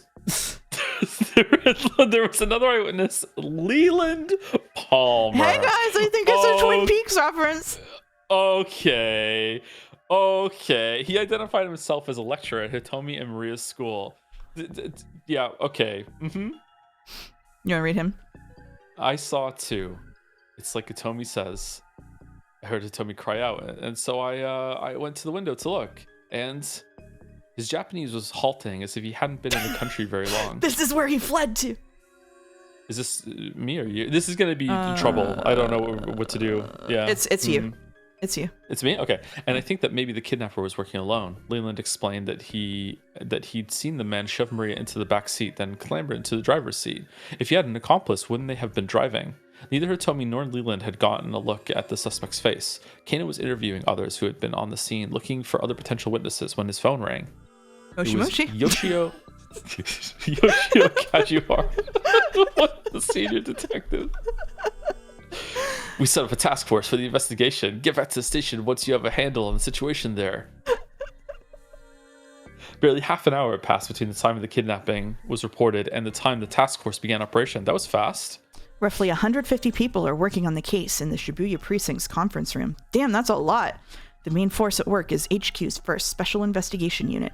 Additionally, other detective sections, a riot squad, and investigators from neighboring precincts have been assembled. We don't have enough resources, but we need them, damn it. We need to find this girl and bring her home. I can't give you more than 150 men. Okay, sorry. 150. Growing up is realizing that the realistic cop dramas are just as fantastical as fantasy and sci-fi. Just in terms of like how like the justice system works, whether the cops really care, but also the amount of resources they'll commit to this shit. Like there's no fucking way. Oh my god. When Kano and Sasayama got back to the precinct station, Kuze had already arrived from HQ. He informed them that a response team had been formed to investigate the victim's home. In a case where someone has been abducted for ransom, it's often difficult to resolve the situation without cooperating with the victim's family. But the family can also be a hindrance in making an arrest. To help guide the family's actions, a response team is assembled and stationed at the victim's home, led by an investigator with the proper training. And then the kidnapper calls and it rings, and then the mom goes, "Should I pick up?" And they go, "Pick it up. Try to keep him on the line for at least 30 seconds so we can trace the call." Yep. It's important. Gotta be 30 seconds. And then she fucks it up, and it's only 28 seconds. Like, God damn it, we lost the lead. No. Kano could feel a peculiar tension in the air. Unfamiliar MPD detectives scurried to and fro around the Shibuya offices. He pulled one of them aside to get a quick update. An hour had now passed since the kidnapping. There had been one new development. The perpetrator had made a threatening call to the victim's home. He said the following. Tomorrow's 10 a.m. at Achi Shibuya. Have the sister Hitomi bring 50 million yen. If not, the girl's life is forfeit. What? I couldn't hear you. Kajiwara from the precinct was put on the response team, along with detectives from elsewhere who'd received special training in abduction cases. Normally, a local precinct detective... Why do they have a... Why is he eating a banana? What? Normally, a local precinct detective wouldn't have gone undercover in a victim's home. Sorry, I have to hit my macros in this meeting. It's really, really important. Kruse, however, had decided that having a knowledgeable local was crucial, and had sent Kajiwara along. Oh my the detectives disguised themselves as delivery people and movers to make their way inside without arousing suspicion. Arriving there at 8:30, the response team had come prepared to run a trace if the kidnapper contacted the family a second time. The act of pinpointing the source of an incoming phone call. The police are not allowed to do this independently without oversight. They must go through a formalized process that includes securing the cooperation of the phone company. In the past, conducting the trace itself would take time, about 30 seconds, but nowadays acquiring the location can be practically instantaneous. Nice. I wonder if that's still true. I wonder if they can just do traces whenever they want now. Probably. But there were no further calls. Kano checked his watch again. 20 minutes had now passed since the time designated for the ransom handoff. That's weird. The kidnapper had yet to appear. Crap, you think we might have spooked them? He wondered aloud. Hey, stay calm. Sasayama scanned the passing throng. He's just playing with us. Why'd this guy even pick this place? Kano voiced the question he'd been asking himself ever since he heard the kidnapper's demands. Sasayama shrugged. Figure he must want to blend in with the crowd, nab the money, and disappear before anyone knows he's there, would be my guess. In that case, why not pick Shinjuku or Ginza? The big crowd didn't just benefit the kidnapper after all. It also allowed the police to use the sea of people to conceal their own operation. Caught up in the scramble. Oh, I know this place. This is where you talk to the guy that's the politician in Persona 5. Oh, okay. I know this place.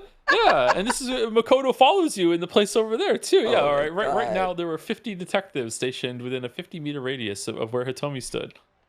The kidnapper would be taking a major risk if his plan was to nab the ransom money and run. That's what bothered Kano. Any criminal with half a brain would know better than to do a handoff in front of Hachijo. Hachijo. You're overthinking Hachiko. things, pal. Sasayama grumbled. No, I'm not. Kano reached into his pocket and pulled out his notepad. This was Kano's dick diary.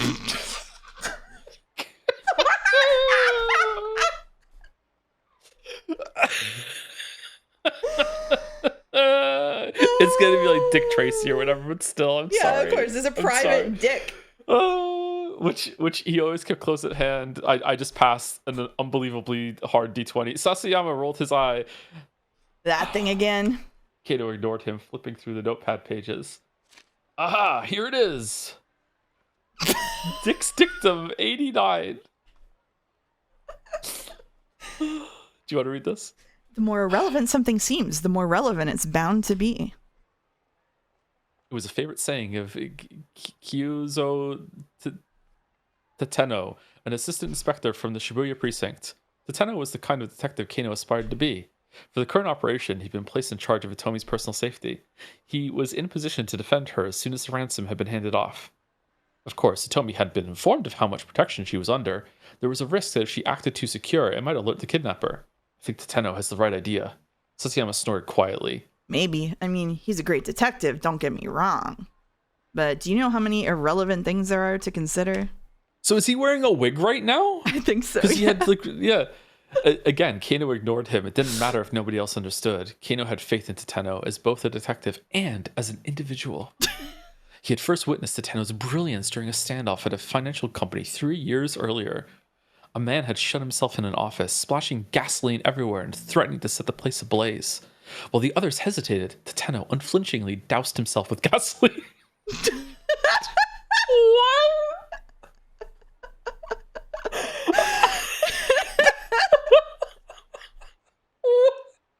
Why? And strode into the building where he managed to talk the man down and secure the scene. Oh, I almost said a spoiler for something. The others had been awestruck by Tateno's actions, and Kano, who at the time had been content to be a run-of-the-mill policeman, had found it quite inspiring. It unlocked a Disco Elysium thought for Kano, seeing this man douse himself in fucking gasoline. Oh, man. Still, you know. Oh, shit. Sasayama murmured under his breath.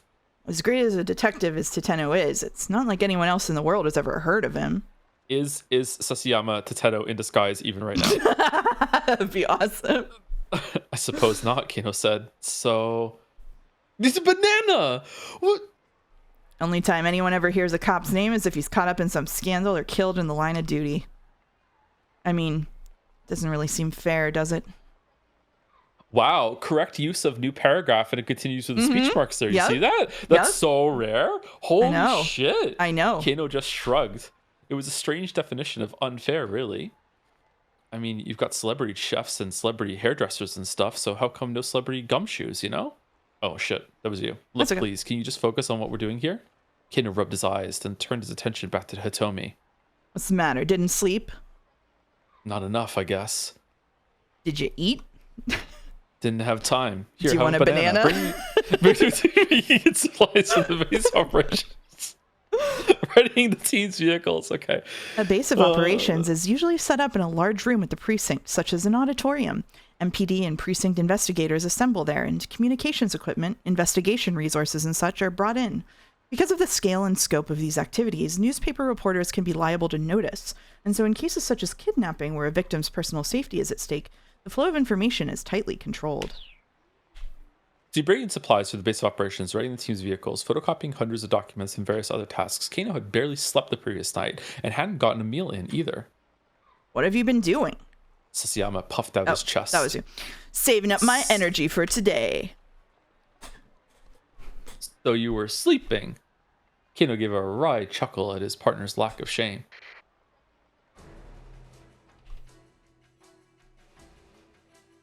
All you. Who's this? This Call Kuze. me? There he is. There he is! Kusei's voice chirped suddenly through Kano's earpiece. A man in his 20s wearing a sleeveless red jacket. He's carrying a garbage bag. Oh shit. Oh, that's the guy from the options. It is the guy from the options.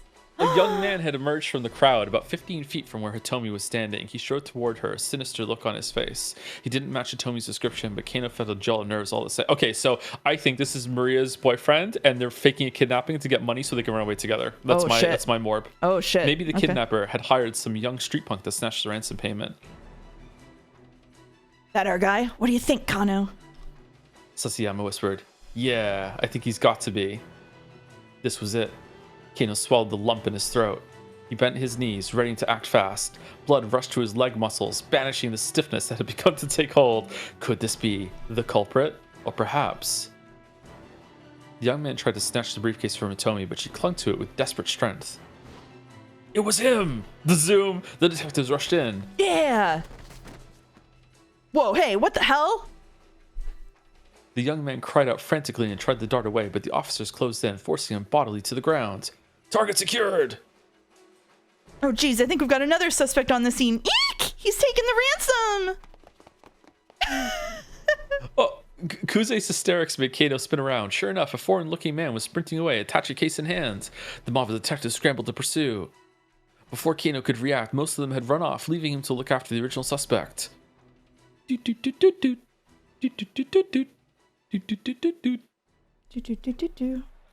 I think if we read the wrong person's lines, it's just vibes. I think it's fine. Yeah, it's okay. It's okay. What should I do with this guy, sir? He might have some connection to the kidnapper. Should I bring him in? Huh? Oh sure, that'd be swell. I'm on it. And him. With the help of one of the remaining detectives, Kano brought the suspect back to the Shibuya precinct. Are we going to switch over his perspective now? Maybe. Oh, he's cool.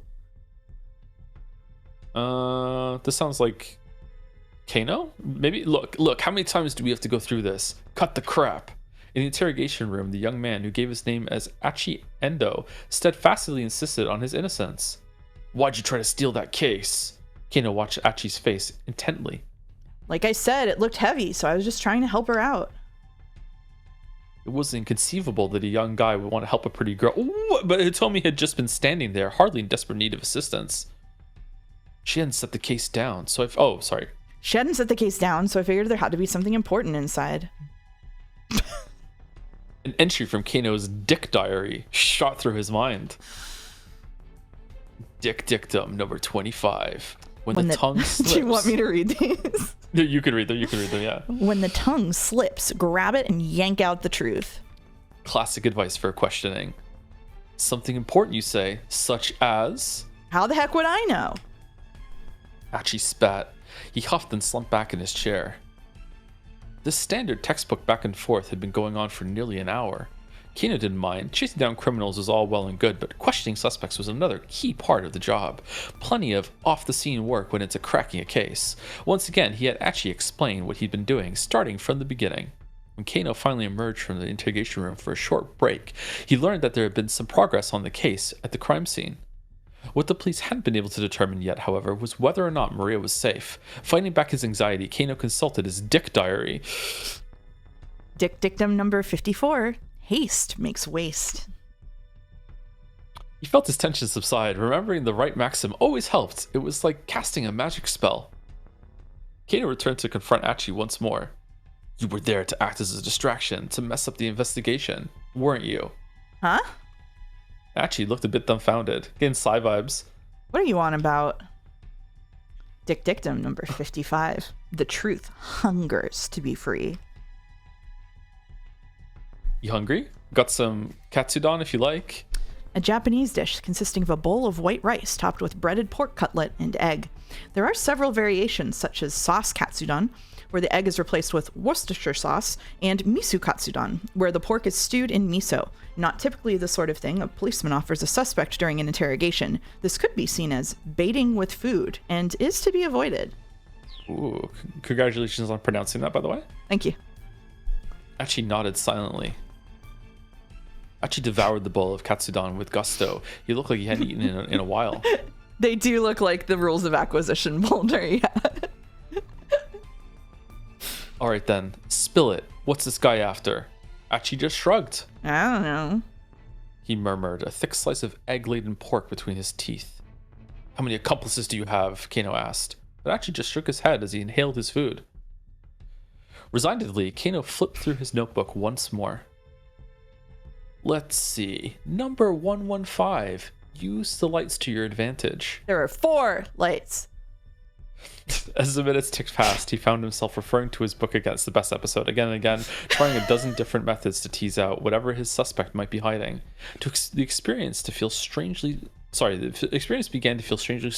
their two voices echoing haughtily in the interrogation room.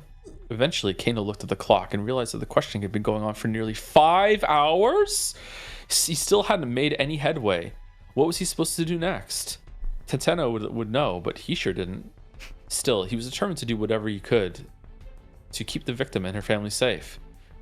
Gritting his teeth in frustration, he pursued the dick diary like it was scripture. Why do I keep shouting things? They're relevant. Was it pursuit or per you? Sorry. Number 116. The monotonous questioning was clearly tiring Achi out. His eyelids drooped like they were beginning to get heavy. Number 117. Get them while they're tired. Oh shit. Kano's eyes gleamed. Oh, that's appropriate for what's going on right now. You're some part of some criminal gang, huh? Achi's head slumped forward heavily. Nodding off was basically the same as nodding yes, right? Mr. Kuze, I did it! The young guy we grabbed at the handoff site, he finally confessed to the crime. What? What are you talking about? Kuze laughed in disbelief. We're just about to sorry, go ahead. We're just about to apprehend the mastermind here. Huh? Kano clutched his cell phone, dumbstruck. Listen, why don't you, look, just wait there at HQ, okay? No, it can't be. It's ridiculous. They gave him a gun after the kidnapping case wrapped up. Kano tendered his resignation. Okay, where's this going? Guess I'm not cut out to be a detective after all. He thought to himself. He dropped the dick diary on his desk as he left the Shibuya precinct for the last time. Well, thanks for coming to the stream. Bad end. Bad end. We didn't make a choice. Kano wound up at a bad end. However, this does not mean that the choice you made for Kano was the wrong one. One of the other protagonists, Achi Endo, has an impact on Kano's fate here. You can avoid a bad end by making proper decisions in another character's story. For a detailed hint, check the tip by underlining the bad end title. Okay? Oh, okay. So long, so we're going to Shibuya. see it from his perspective and Yeah. change the scene. Yeah, hint. Oh my god, it's morbing. It is morbing. It is morbing. Why are all of them morbing? Okay, also, I'm going to move chat down again because we don't actually have subtitles and chat belongs on the bottom. Sorry, that was really bothering. Okay. Hint. Kano had every reason to suspect Achi Endo, but arresting him turned out to be a mistake. If Achi hadn't approached Hitomi, this wouldn't have happened. Try playing Achi's story up to 10:30 and make a choice that keeps him from going up to her. If you do that, Kano won't even have a chance to arrest him, and things should play out differently. Okay. You just said something on screen that I didn't actually. A hint didn't come up for me. That's weird. Oh, you had to tab and hit enter on the name of the bad end. Oh, I didn't see that was Towel. My bad. Okay. That's okay. Making you hit a bad end as part of the tutorial is abusive, actually. I think it's awesome. All right. You can now select Achi Endo, one of the other protagonists. Let's follow Achi's story for a little while. Shall I take narration for this one? Sure. All right. I'll take narration and Achi, and you can just Vibe with the others. as Okay. you go. Whoa, what's going on here? What's going on here? What's going on here? Oh, he's naked. What the? What's going on here? Oh shit. He's awesome.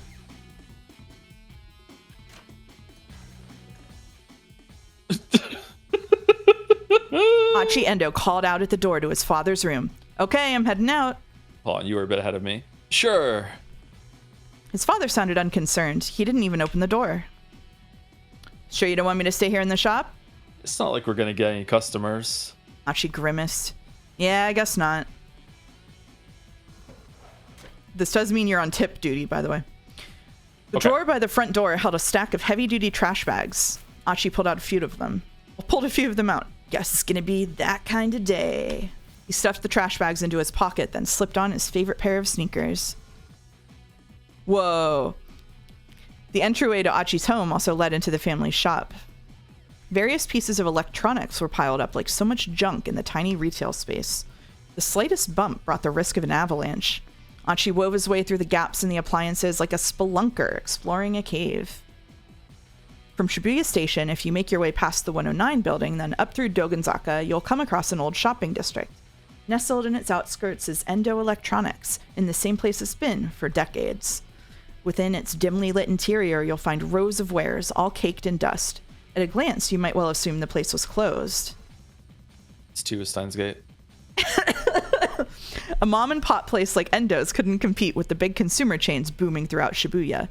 So far, the store had remained in business thanks to the locals who appreciated that they made house calls to do repairs. But things weren't looking good for the future. Achi, the eldest son and nominal successor to the business, had no interest whatsoever working there. Achi stepped out of the shop and into the sunny morning air. The good weather lifted his spirits. Alrighty, time to do this. So he's not the kidnapper. Okay. He unfurled one of the big garbage bags, which caught the wind and fluttered like a cape. Then he slowly made his way toward Shibuya Station, scanning his surroundings all the while. Sheesh, this place is filthy. He paused to pick up a plastic bottle that had been tossed on the ground. Then, with a heavy sigh, he slipped the crushed receptacle into his trash bag. He's a good guy. He's a good boy. He's cleaning up. He's just cleaning up. Okay. He's cleaning up. He'd been picking up trash around town like this for 6 months now. That's why he's the eco shirt. He cares. You're right. It all comes together. It had gotten so that the sort of garbage most people would hardly notice stood out to him like a sore thumb. Most days, he'd fill his trash bag to the top by the time he made it from his house in Dogonzaka to the train station. Today, he was halfway to the station when a woman's anxious voice caught his attention. Go on, then. I'm sorry, I'm in a bit of a hurry here. He looked up and saw a timid-looking woman being confronted by two men, one with brown hair, one with black. From the look of them, he guessed that the men were scouts for some hostess club. He ran into this sort of thing pretty frequently on his trash cleaning walks around town. Another kind of trash to take care of. Excuse me, miss, are these guys bothering you? Achi quickly interposed himself between the girl and the two recruiters. Hey, can't you see that you're bothering her? Huh? Who the hell are you? The two men glared. Take a hike, pal. Achi stood his ground. Look, she ain't interested. You're just gonna have to find some other mark. The hustler's annoyance turned to open rage. Well, listen to you. Got a bit of a mouth, huh, buddy? The brown-haired thug smacked his lips around his chewing gum like a dog worrying a bone. How about we take this someplace more quiet, yeah? What this means can depend on the person speaking. To a young woman, let's go someplace more quiet. Might suggest a cafe or a park, but to a street punk, it might mean an alley where passerby are unlikely to interrupt. Passers-by, sorry. The girl stood by uneasily, watching the goings-on. Hey, take it easy. I'm not looking for trouble. Is that supposed to be an apology? On your knees and beg, pal. The man spat his gum onto the ground. Oh no, more trash. Achi looked down at the glistening wad of gum on the sidewalk. His last shred of goodwill vanished. You better pick that up right now. What? Didn't you hear me? Because I told you to get down on your knees and back. Achi's hand shot out, grabbing the man by the jaw. Whoa, easy, pal. The other man's bravado drained from his face. Achi tightened his grip on the brown-haired hustler's jaw. Sweat dripped from the man's reddening brow. The man struggled, but Achi just tightened his grip. Gum's a real pain in the ass to clean up after it's gotten stuck to the street, you know. Ever stop to consider that? Wait, are you... The other hustler's panicked eyes had fixed on Achi's chest. The eco-bandit? What? God, oh crap. That shirt, man. The guy's voice was starting to break. That's mean clean! A guy with a mean clean shirt carrying around a trash bag? That means you're... His face went pale. Meme gleam? The other man echoed the words through his held-shut jaw, tears welling up in his eyes. Get it right, pal. Achi clenched the man's jaw harder still. It's mean clean. Ow. Ow. We're sorry, man. You're Achi, right? Dude, we honestly had no idea. Come on, man. You gotta cut us some slack. He's so cool. The man scrambled to snatch the wad of gum off the street, stuffing it into his pants pocket. Finally, Achi let go of his companion. The brown-haired hustler's face was twisted up with fear. Tears streamed down his cheeks. Gasping out hasty apologies, the two thugs scampered off. Hey, so... A shy smile came to the girl's face. Oh, what the fuck is a girl? Oh, Ryoko Kaganuma, a second-year student at I'm not even gonna try Academy's law school. These hustlers managed to corner her while she was on her way to her part-time job at a cafe. It's a popular plot in trashy e-novels for the main character to fall in love with a hustler like these guys, but such things rarely happen in real life. Thank you, Shibuya Scramble. Thank you for saving me. No, I apologize. Huh? The girl stared in surprise. You'll run into creeps like that now and then, but don't hold it against us. Shibuya's a good town. Yeah, okay.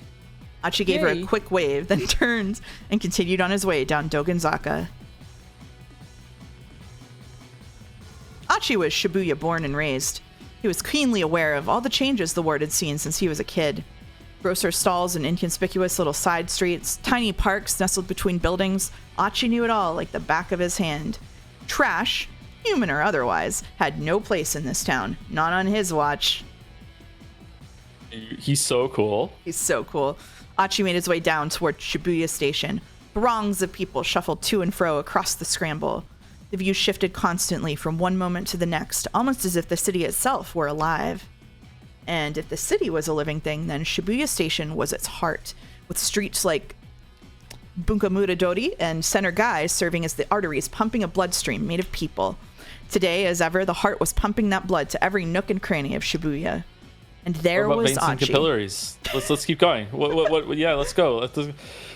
And there was Achi, not beating a simile to death, just another part of this great urban organism. Guess I'm one of the city's white blood cells. Never mind. Or wait, maybe I'm a red blood cell? Hold on. Is that right? Or did I have it right the first time? White blood cells eliminate pathogens from the bloodstream. Red blood cells carry oxygen throughout the body. Achi was probably thinking of white blood cells. That was good. That was funny. That was funny. I like that. Emerging from his reverie, he noticed a rather conspicuous young woman standing by the statue of Hachiko outside Shibuya Station. Oh, she's totally my type. Oh, to be up someone's alley, to be someone's cup of tea. Can I have definitions of these, please? Wonder if she's a modeler, small-time actress or something. Looks like she's waiting for someone. Probably another guy. Dang. Good looking as she was, there was no way she wasn't already taken. What kind of guy scored a girl like that? Probably the rich-ass CEO of an IT company or something. Crouching down to tie off the trash bag, he continued gazing wistfully at the girl. Then he noticed something peculiar.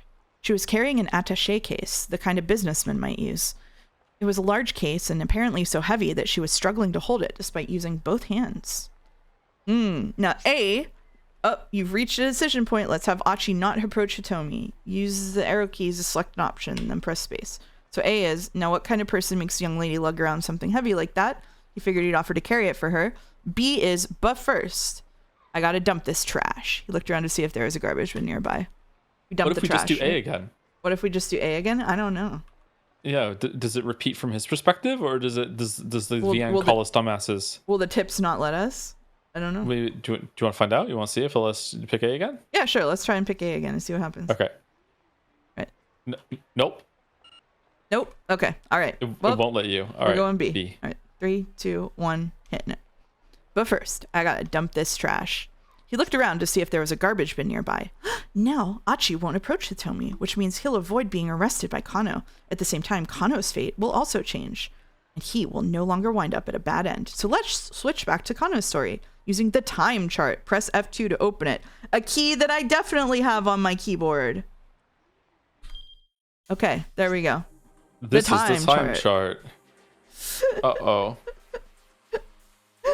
This is the time Did chart. this come up before 999 or after? It shows the protagonist's progression through the story. Decision points are marked with arrows. Kano's fate has changed based on Achi's actions. Select Kano's 1030 block and press space. Okay.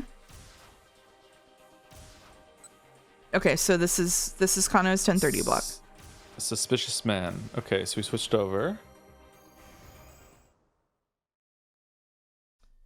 Now, I question suppose is, you could call it that. Yeah. Do you want to take narration again since it's your turn? Sure.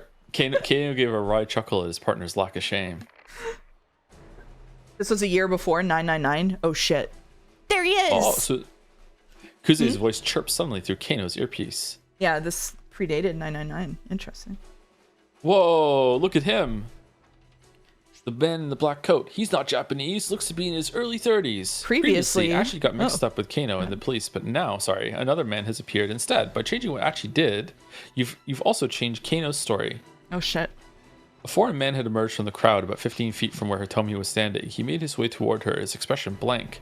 Oh, it's all based on an earlier VN called Interesting. Thank you. He didn't match the description Hitomi had given them, but Kano felt a jolt of nerves all the same. Maybe the kidnapper was using an accomplice to snatch the ransom payment. All right. Sasayama raised an eyebrow. This may be our guy. This was it. Kano swallowed the lump in his throat. He bent his knees, ready for action.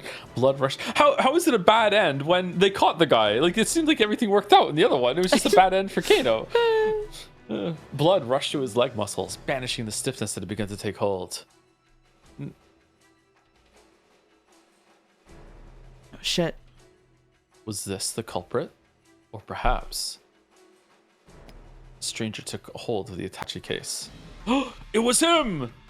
En masse, the detectives began to close in. Let's go, Kano! On it! Sasayama and Kano leapt into action, but they never expected what happened next. Another bad end, with the case clutched in both arms, the man veered suddenly, running right toward them. Oh shit. Keep out.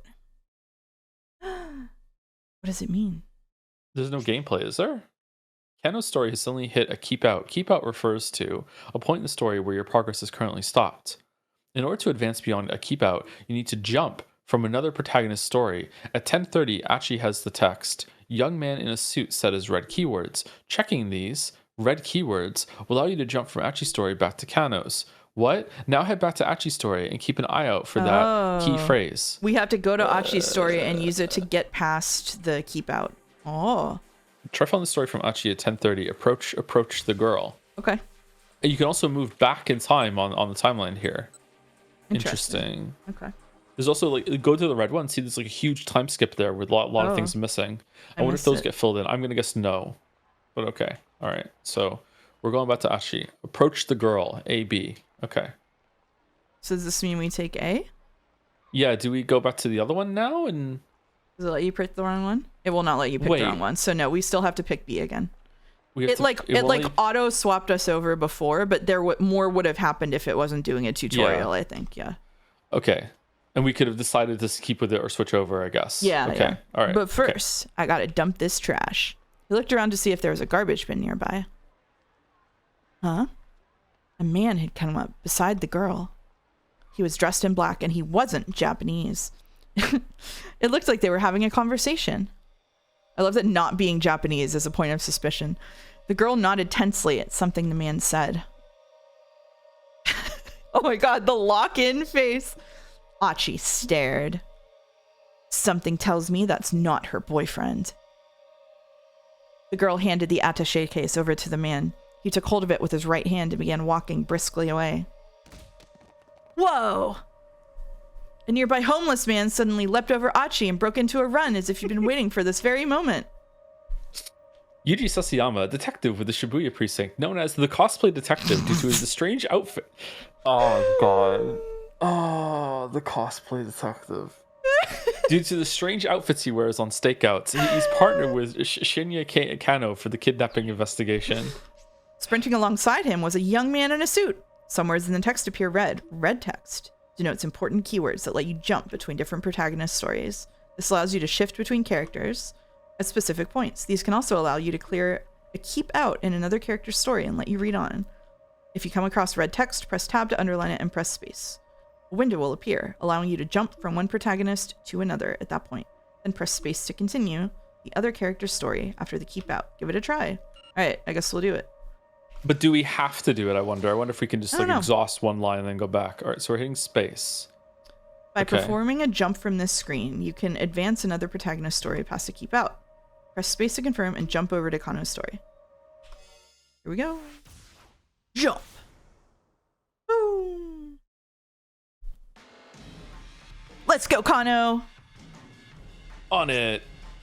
Sasayama and Kano leapt into action. You did it. Jump successful. In 428, you will often need to jump to get past another character's keep out. Jump from red keywords to clear a keep out. Keep this in mind as you advance through the story. Okay, there won't be any more tutorial messages for a while. If you get stuck somewhere, try changing protagonists or making different decisions to advance. You can now use the time chart in the main menu. From the main menu, you can access gameplay explanations and adjust settings. Press F2 to open the time chart and press F1 to open the main menu. Okay. But they never expected what happened next. With the case clutched in both arms, the man suddenly veered, running right toward them. What? Catching sight of the two detectives, the suspect staggered to a halt, then bolted off in a new direction. Banana peel? Kano whipped off his costume glasses and followed in hot pursuit. At the crosswalk, the signal changed to red and the flow of foot traffic abruptly halted. Just as quickly, hundreds of cars all lurched back into motion.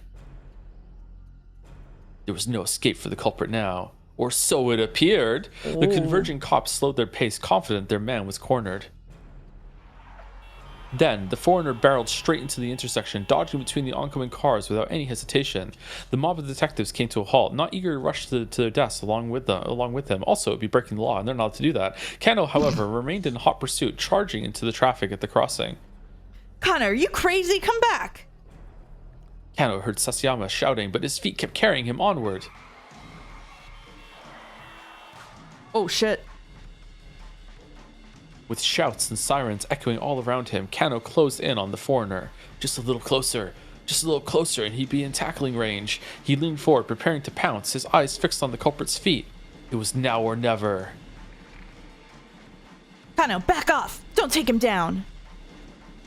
It was Kuze, shouting through Kano's earpiece. Huh? Kano hesitated in surprise. Had he really just been ordered not to apprehend the criminal? Let him go for now. The real purpose somewhere else. Perp is police jargon for perpetrator. Here, Kuze is referring to the fact that the principal offender in the case must be elsewhere. What had happened to the plan? He'd been told that all personnel were to secure the area ASAP. Didn't HQ want them to catch the perpetrator? If we wait here long enough, will he eventually go off the screen for moving left? Maybe. Arrest team, stay on the foreigner's tail. Forensics team, get busy cross-referencing photos. Should we stay on the screen to see if he goes off? Yeah, let's see. Nope, should we just wait? He stopped. He stopped? He stopped. Aww. Sad. Right. Arrest team. Police team dedicated exclusively to the task of apprehending the criminal. While a kidnapping case is in progress, the roles of the officers involved are carefully designated so that every officer is ready to take immediate action as the situation develops. Typically, tried and true veteran MPD officers are put in charge of teams for breaking into buildings or apprehending the suspect, as opposed to the forensics team, the team deployed by the MPD to handle the actual tests and techniques of on-scene investigation, such as collecting and comparing fingerprints and analyzing photos of suspects.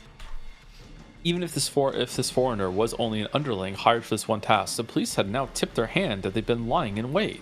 If they didn't lock things down now and get more info on the kidnapper, the girl's life might be at stake. Kano recalled another maxim from his dick diary. Dick dictum, number 12. Always assume a worst-case scenario. If Kuze had told him to let this guy go, that implied he was counting on the team that was now in position. But if the crook had planned a way to break through the police dragnet, I don't know that word, and escape with the ransom, and he succeeded. Like a secret shield or something, or like it's like area? It's when you say so. It's a dragnet like you would put in the water if you were trying to catch fish. So you spread people out through an area, and they catch him in it like a net. He can't get past anybody without a detective seeing him. Okay, I've heard of that, just not in this context. Then I thought it meant something else. Okay, yeah. What was the right call here? Should he take this guy down or back off after all? Letting the perp escape now is too big of a risk. You had to catch this guy, or let the other officers chase after the guy. He had his own job to do. Oh, what do we pick? We've been unleashed. A for sure. A for sure. Yeah, we go for it. Should we take break before we come back and pick A? Oh, let's do it. Oh, the cliffhanger. The cliffhanger. Yep. Oh yeah. Oh yeah. And some banger music. All right. We'll be back in what do you need? 5 minutes? I'm gonna make some coffee. 5 minutes. 5 minutes. Just gonna get a drink and we'll be back in 5 minutes. Be right back, chat. Hello, we're back, and I have a couple of things to read. Hello. Hello. All right, so Rodney has put a game on the wheel. I'm opening up the wheel. It was Rodney. Rodney says, we've had Japanese RPGs, we've had French RPGs. I think it's time for a German RPGs. That's right. Gothic is what I'd pick if I was a sadist. But since that's long and I wasn't even able to get it to run on my PC, I'm going with Dungeons of Hinterberg. And so, what's that, Godot and Arentios? Lifeline would be funny and would make the streamer cry? Sure, let's go with Lifeline then.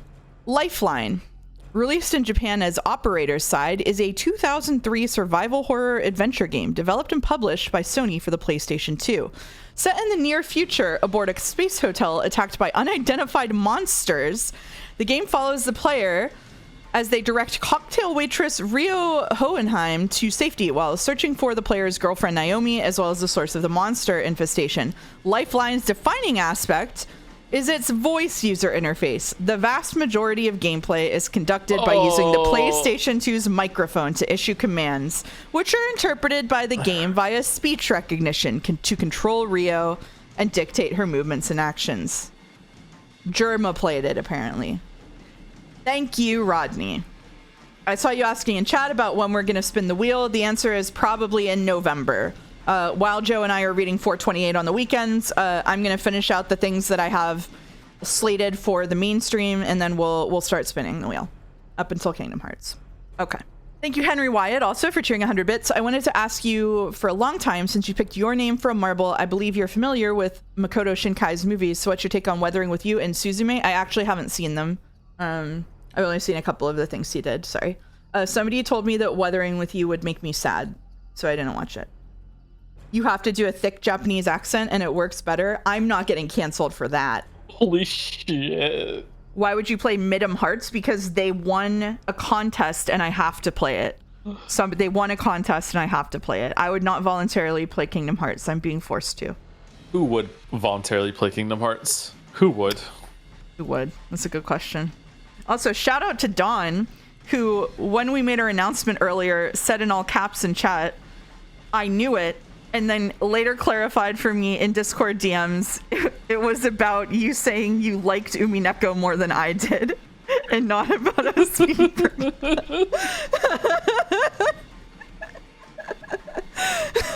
Hey, it's not a 10 out of 10 for you. So it's not a 10 out of 10 for me. That's true. All right. I'm this close to booting up Kingdom Hearts. Oh, no. Spiritually 10 out of 10? Spiritually 10 out of 10. There was an announcement. There was an announcement. Tune into the VOD to find out, because I'm not repeating it. Okay. Yeah. We're going to go A, right? Yes, we're going A. Did Umineko get worse after reading Higurashi? Yes, it did. Okay. All right. Oh, okay. So maybe I can bring it down to a 9 out of 10 too. Yeah, Okay. exactly. So maybe even an 8. All right. We're going to go A. Ready? Okay. Yep, I'm ready. 3, 2, 1. Let's hit it. It's me. I'm Kano. Okay. Letting the perp escape now is too big of a risk. He had to catch this guy ASAP. The man darted down a narrow alleyway. Kano ran faster. The man sprinted through the side streets. Evidently, he knew his way around Shibuya pretty well. Eep! Someone's taken Hitomi! Kano recognized Kuze's trademark squawk immediately. Subject is... Oh, it's you. Yep. Subject is male. He appears to be carrying a gun. He's fleeing in the direction of Meijidori. What? Is there like a mod that color codes the dialogue or anything like that? That would be nice, yeah. Yeah. Kano could hardly believe it. Hitomi had been kidnapped? Had she been abducted by whoever had taken Maria? But why? Someone must have been waiting for the moment when the police took their eyes off her. Something's very wrong here. What in the world is going on? Kano saw that the road forked up ahead. The man with the Itachi case ran to the left. If the man who'd taken Hitomi was heading toward Meijidori, there was a good chance he'd gone down one of the alleyways off to the right. Making a snap judgment, Kano told the detective behind him to follow the case snatcher. There's another one? Then turned and headed down the nearest alley. Where is 428 Pro? Good question. Yeah, that'd be good. After darting through the side streets, he spotted a different man, another foreigner, crossing an intersection a few dozen meters ahead. What's well the foreigners? The man was dressed in black, just like the guy who grabbed the ransom money. They have a uniform? Kuse's right. The kidnapper wasn't acting alone. But wait, something was amiss. Hitomi isn't with him. Where was she? Kano skidded around the corner, then stopped short. Whoa! The man in black was standing there, pointing a gun right at him. Before Kano could react, the man fired. Bro. Merry Christmas. Kano felt hot all over, as if he were on fire. All except for his cheek, pressed against the asphalt, and the palms of his hands. They felt so cold. There was nothing he could do. Nothing, that is, except lie there and watch as his killer turned and walked away. Damn. Well, I guess that's the end of my story. I'll never know who kidnapped Maria and Hitomi in that summer Shibuya Scramble. Hit tab and hit hint. By trying to find the man who'd taken Hitomi, Kano ran into a different criminal, and unfortunately for him, he got shot. If the criminal hadn't been able to get near Hitomi, she probably wouldn't have been taken. Have Achi make the choice to talk to Hitomi instead at 10:35. Okay. But we know that leads to a bad end. So wait, you can change a line. Wait, they're not all cause and effect, or I don't know. oh.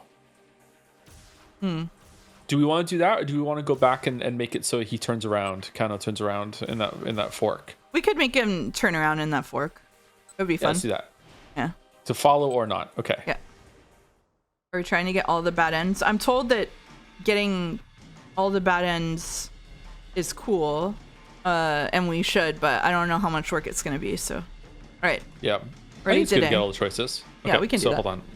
Let the other officers chase after the guy. Kano had his own job to do. Right. Okay. Kuzi's instructions have been clear. Let the other officers chase after the guy. Kano had his own job to do. He broke off his pursuit, pointing the next wave of detectives in the direction the foreigner had fled. Kano had almost gotten close enough to get a good look at the guy's face. But if Kuze had ordered him to let the guy go, well, his boss should know what he was doing. The perp was someone else's problem now. He had just ceased his pursuit when Kuze's panicked voice sounded shrill in his ear. Eep! Someone's taken Hitomi! Eep! Kano recognized Kuze's trademark squawking immediately. Subject is male. Oh, sorry. Okay. Subject is male. He appears to be carrying a gun. He's fleeing in the direction of Meijidori. What? Kano could hardly believe it. Tell me, have been kidnapped? Has she been abducted by whoever taken Maria? But why? Someone must have been waiting for the moment when the police took their eyes off her. Something's very wrong here. What in the world's going on? Kano hurried to search for the man who'd taken Hitomi. If he was heading toward Meijidori, there was a good chance he'd gone down one of the alleyways nearby. After darting through the side streets, he spotted a different man, another foreigner, crossing an intersection a few dozen meters ahead. Wait, Okay, so is it just going to be the same? Yeah. Yeah. The man was dressed in black, just like the guy who grabbed the ransom money. Kuzi's right, the kidnapper wasn't acting alone, but wait, something was amiss. Hitomi isn't with him. Where was she? Kano skidded around the corner and stopped short. Yeah, it's just going to be like, the same. It's like the A and B aren't the important choice. It's what happens in the other timeline. I see. Yeah. Okay. So Okay. I'm just going through it. Yeah. Yeah. No, it's dramatic. It's scrolling Okay. slowly. It's is there not a skip red text button? I don't know what button there is. They told us 2 buttons and not other buttons. If you hold down, okay.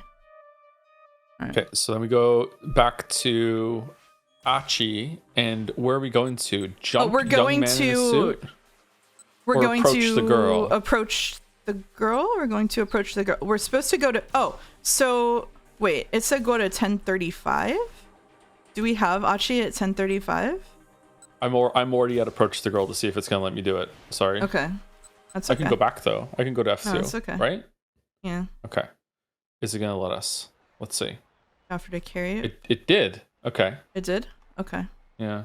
What kind of person makes a young lady lug around something heavy like that? Achi figured he'd offer to carry it for her. The girl kept shifting her grip. It was clearly a strain for her to keep holding the case, but she didn't set it down. Whatever was inside, it had to be something pretty important. Achi made his way over to her, bristling inwardly at whoever had left her waiting like this. If I were you, I'd bust the head of the punk that's kept you waiting. Huh? That thing looks heavy. Let me carry it for you. The girl stared back at Achi with wide eyes, but said nothing. Really, I'm happy to help. I'm not going to steal it or anything. His tone was hurried, and he impulsively reached for the attaché case. An instant Same. later, a group of men descended on him from all sides. Whoa, hey, what the hell? For an instant, Achi froze, unable to process just what was happening. He tried to run, but the men shoved him unceremoniously to the ground and held him there. They were shouting about something or other, but he couldn't make out their words. The more he tried to struggle, the harder they held him down. What the hell is this? You can tell us that down at the precinct. A man in a suit knelt alongside him, flashing a police badge. Identifies the bearer as a member of Japanese law enforcement. The old-style badge case included a small notebook for the bearer to write in, but the modern version is modeled after that used by the FBI, where the badge case contains only the badge itself. I thought I got rid of the trash in this timeline. No, this was the decision made between helping her and picking up the trash. What? You're Yeah, arresting me? I think this is the wrong thing to do, but it's good to see what happens. Yeah. The heck did I even do? Instead of answering, they shoved Achi into the backseat of a patrol car. He gazed dejectedly out the window. He could still see the girl. She didn't have the case anymore. Now she was talking to a man with a cane. Was he the person she'd been waiting for? A moment later, the car turned the corner and the two of them slipped out of view. Achi slumped back in the seat, sulking and silent. Then they fed him. Several hours passed. After a bunch of pointless questioning, the police finally determined he was innocent, and his father came to pick him up. For a long while, Achi just stared intently out the window of the car. Finally, his father caught his attention. The old man seemed to be in a surprisingly good mood despite having to collect his son from the jailhouse. Achi, there's something I want to talk to you about. If it's about me taking over the shop, now's not the time, okay? No, it's not that. Look, let's just get home first. Sure, don't feel like going out today anyway. But, no, I'm curious. What do you want to talk about? I got some good news. I think you'll be pleased. Oh. Did you buy him one of those hooks to pick up garbage to just use his hands anymore? I'm not sure I like the sound of that. Please don't tell me you're getting remarried or something. Dad, I really don't like the sound of that. And so began a very long conversation. Bad end for Achi. You have to listen to his dad talk forever. Yeah. Hate dads. Oh, yeah, it is. Okay. Oh, okay. Arrested. Hint. Achi was just trying to be nice, but when he tried to take the attaché case, he walked right into the middle of a police stakeout. His heart was in the right place, but the timing was a bit off. Maybe he should have finished dealing with the garbage first and watched how the situation played out. Go back to 10:30 and try making a different decision. Okay, so we have to take the garbage, but... So if you go back to this one, we have 10:20, 10:25, 10:30. We need to get to 10:35 and have him go over, basically. Like, he needs to take it... Yeah. We approach the girl and then we say no move the garbage, and then I guess it's going to progress past the part that we did last time because it made us shift over the first time. Yeah. So August said if we hold down, it'll skip the text that we've seen already. Oh, I don't know if that's true. It just took me into like the log. What? I'm confused. I'm on, but first I gotta dump this trash. Yeah, me too. I don't understand. Controls. You can't skip forward. You can only skip to parts of the text with a book icon.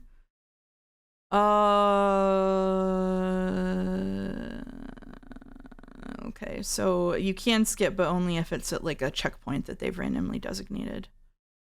Okay. Chat, I can read on screen that it says F1 for controls, but thank you for thinking of me. All right, so let's hold enter for speed up. Not really, no. They're used to dealing with me UI blind. Yeah. Okay. So there was the it's because we left at young man in a suit before, so now we're staying past young man in a suit. I see. Yeah. Okay. Then seemingly, let me know when you're there.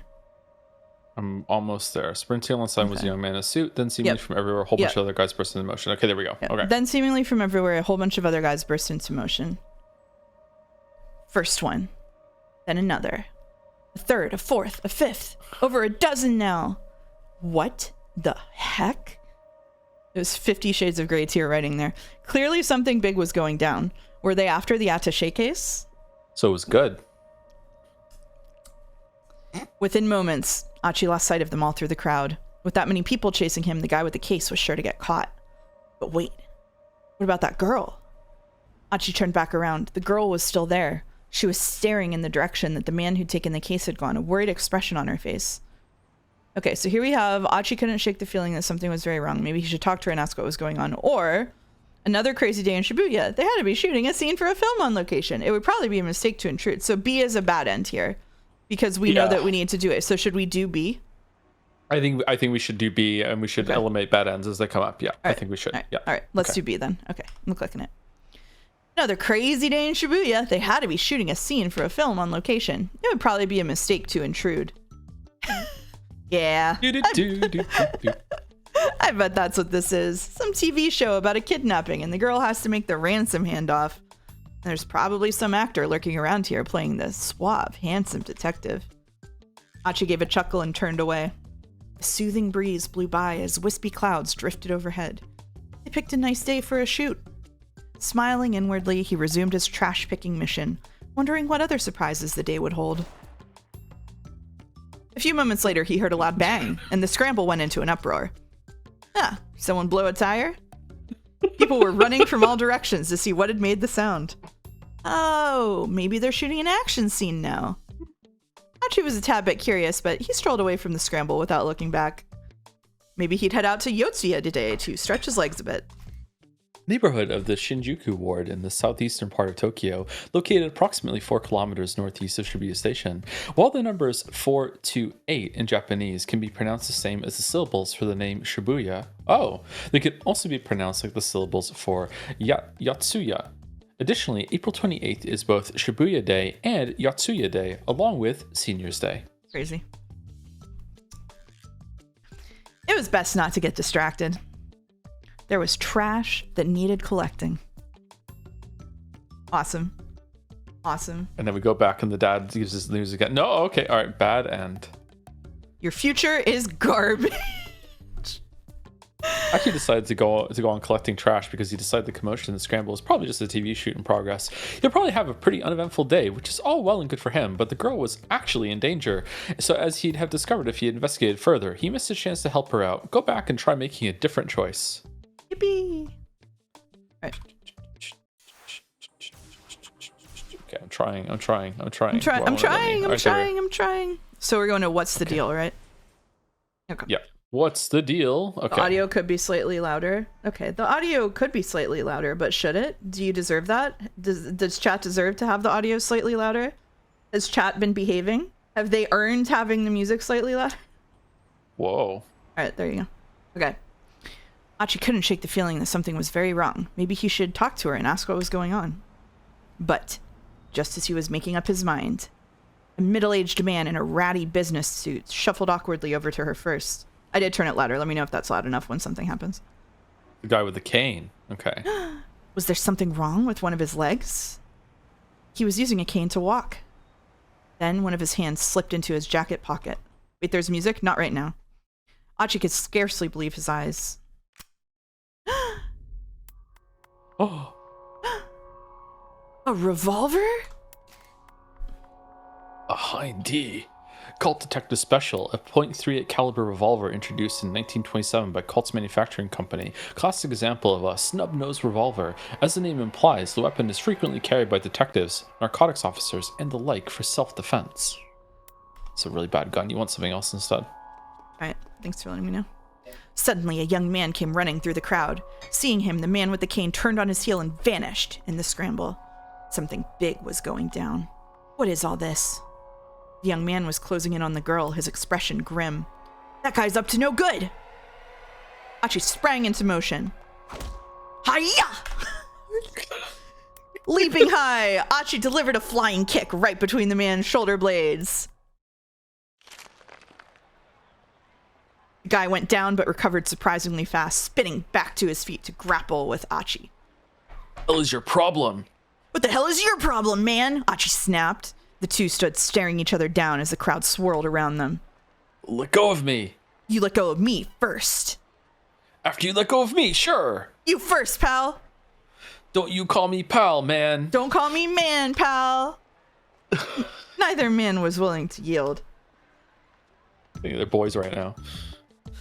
The crowd had parted to avoid the scuffle. Passers-by were staring from all sides. Well, crap. Achi got a sudden sinking feeling. What the hell am I even doing? Jumped in over my head as usual. His anger melted away. He loosened his grip. Without further argument, the other man let go of Achi's jacket. Turning quickly away, the stranger hurried over to the statue of Hachiko, where he dropped to his knees, dejected. The girl who'd been standing there was nowhere to be seen. Maybe this was the guy she'd been waiting on. The guy was clearly upset that she was missing. Achi actually kind of felt bad for him. He decided it would be wise to leave while the guy's attention was elsewhere. Oof. He hurried back along the road to his house. The wind had gone out of his sails and he didn't feel much like cleaning up trash anymore. Oh well.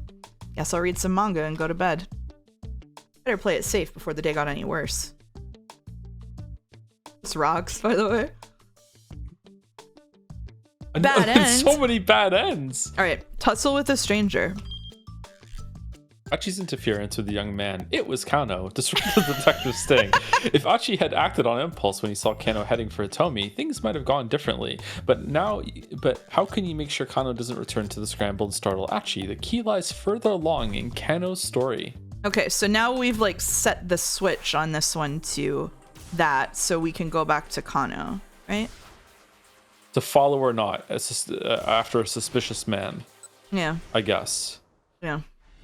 Okay, what was our call here? Should we take this guy down or back off after all? Laying the purpose cape is now too big of a... Wait. Which one so of these do we changed... We've done them both, but it's changed B or... I'm not sure which it changed. Yeah. I feel like this is wrong. Maybe is this something else we have to do too? I'm back in the timeline now. I'm not seeing any other choice though. Yeah,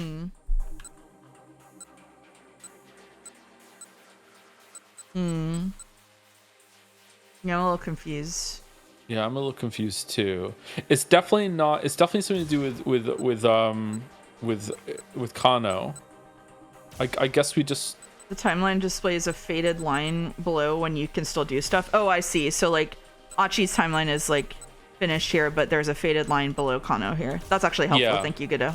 Okay, Right. so I guess it's the turnaround one, right? I don't know.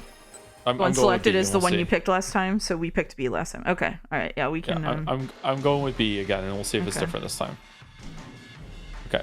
Because the instructions have been cleared, let the other officers chase the guy kind of his own job to do broke off his pursuit point next to the wave of detectives. Wait. So which one did you pick? Sorry, you picked B or A? B.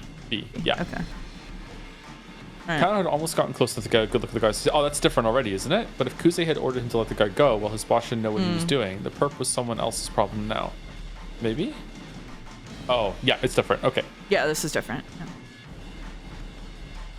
So why was this different? This was different because he was interrupted by Achi? Yeah, because Achi. Yeah, so it changes. Even though we picked this choice before, Achi, what we did in Achi's timeline changed what this choice did here.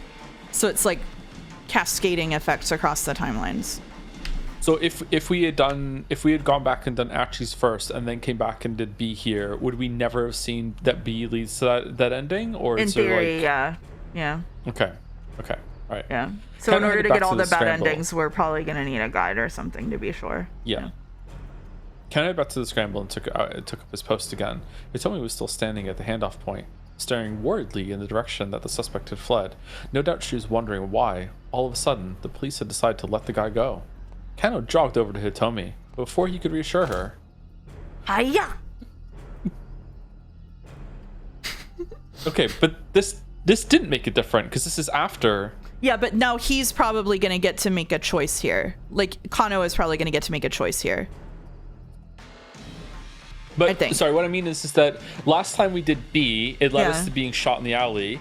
But we changed B by making a different choice with Achi, but Achi's choice is this right now. Yeah, exactly. So before, assume that like before we had chosen for Achi not to interrupt, so he didn't interrupt when this guy tried to intervene. But this time we changed a switch. It's like we flicked a switch. And so like right now in the timeline, it's like he is scheduled to interrupt this. So this time when we go through this timeline, it's different.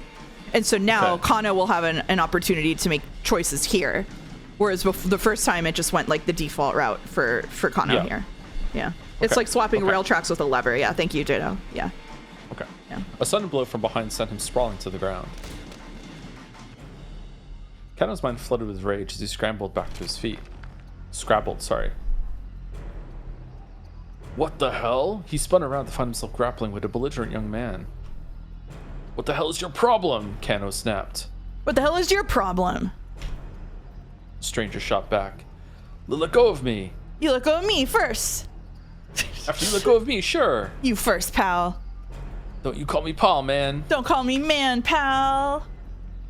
Okay, so same thing so far. Do you think these are just people that were in the area at the time? They're like, hey, can you just take a picture for us? I real quick?" really hope so. I really hope The so. crowd had began to stare. Not good. Here he was, causing a scene in public, blowing his cover in the middle of an important case. This was neither the time nor place for some dumb random quarrel. Even as he came to his senses, Kano felt the strength ebb from the stranger's grip. He pushed the man away and quickly turned back toward Hitomi. She was gone. He scanned the area for any sign of her, but she had vanished without a trace. Kuze's mobile command center had also disappeared. What did I miss? The blood drained from Kano's face. The investigation had left him utterly behind. There wasn't even any signal on his radio. They must have switched frequencies while he was caught up in the tussle. Kano turned back to confront the troublemaker. He was gone too. Kano spun on his heels, searching, but the young man was nowhere in sight. The attache case, Hitomi, the troublemaker, he lost all three. Right out of the starting gate, he bungled the entire operation. He should have left Tatano to look after Hitomi and gone after the Itachi case himself. True. What the hell was he doing? Kano Mets felt his hat on the left. self-confidence ebbing away like water. Mets hat on the left. Look at- Oh, love the Mets. Love the Mets. Yeah. Maybe it's That's time a to move Yankees back hat? to the Okay. sticks. Same thing. Oh, maybe Tokyo is too fast-paced for a screw-up like me. He had no idea what to do next, and so he just stood there, frozen, already drafting his letter of resignation in his head. Damn. Was this a bad end again? What? What do we do then? Cat's so mad at Number me. 2, lost sight of the kidnapper. Okay. Kano lost sight of Hitomi because of his scuffle with Achi Endo. If he had chased after the thief who took the attaché case, this probably wouldn't have happened. Go back to his 10:30 timestamp and make a different choice. Oh, Okay. So now we just go back, and then we go to 10:30. And okay. So I feel like there's going to be a lot of like trial and error to this. That's yeah, fine. basically, Okay, so because now what's going to happen is that he's going to go away, but Achi is going to talk to the girl, which means that the kidnapper won't bother the girl. So she's going to be safe, and then he won't have the things that happened before happen. Basically, I think. because the world's on a different sync with Yeah, what the he's world's doing on a right different. now. Yeah, it's on a different track. Yeah. Okay. Yeah. Okay. So we're going to A. All right. Yeah. Letting the perp escape now is too big of a risk. He had to catch this guy ASAP. The man darted down a narrow alleyway. Kano ran faster. The man sprinted through the side streets. Evidently, he knew his way around Shibuya pretty well. He noticed 2 people over by a trash pile. At first, they appeared to be a young couple. Whoa. Oh. Then, looking more closely, he realized that the girl was Hitomi. Mr. Kuze, I've located Hitomi Osawa. The couple took off running, the rough-looking guy dragging Hitomi by the hand. She's with a man in his 20s. It looks like she's being led away against her will. Clarify, please. Kuze demanded. What's going on? I'm not sure. Nihi? Was this guy a member of some criminal group? It looked like the two were running away from something. All right, we'll handle the foreigner. You go after Hitomi. Got it. Kano sprang into action. Stop right there! The young man glanced back at Kano, but rather than stopping, he picked up speed, continuing to drag Hitomi along with him. This is impossible. You can't do that. She didn't seem quite able to keep up. Kano knew he could catch them. He tried to close the distance in a sprint. After a short distance, the young man stopped, realizing he could not run his pursuer. He could have avoided all this by being an Oblivion NPC and saying, "Stop right there, criminals." That's true. It would have forced Achi to go into first-person zoom-in mode. Yep. Shielding Hitomi behind him, he glowered at Kano. Why did you run off? Kano demanded. Because you were chasing us. A blatant lie. People didn't just bolt like that without good reason. The young tough started edging away, keeping Hitomi behind him. Kano followed. Look, just let the girl go. The guy glanced back at Hitomi. She shook her head fearfully. Maybe this troublemaker had warned her to keep her mouth shut. You've got this, Kano. Just don't let them out of your sight. Gah! A sudden blow to the top of his head left him staggering. Shot is awesome. His eyes spun as he reeled with vertigo. There was a flapping sound, and a vague black shape wheeled above him. Was that a crow? Not the Dick Diary, no! It was the last thing Kano saw before his vision went dark.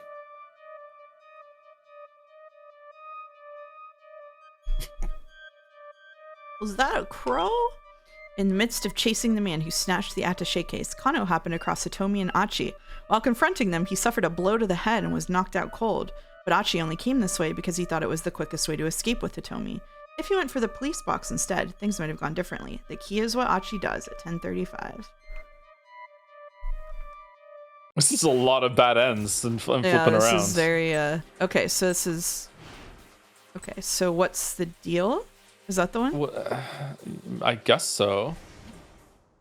You guys have been playing for 2.5 hours and we've run 100 feet from the start of the game? Yeah, it's awesome. Is it here? Or is it... But we already did A. Yeah. Can you Well, do a yeah, but different now we thing? have something set up. Now the other guy is doing something different. I guess so. I'm actually kind of confused how this works, but we just go with the flow. It definitely can't be B, right? Yeah.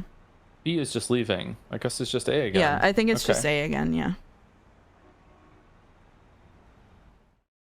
Okay, we're just gonna skip ahead to after he hits Kano from behind. I guess so. Yes, is this the gun?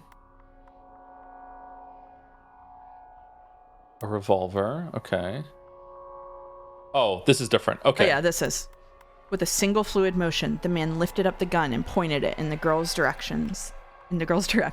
He was aiming right for her head.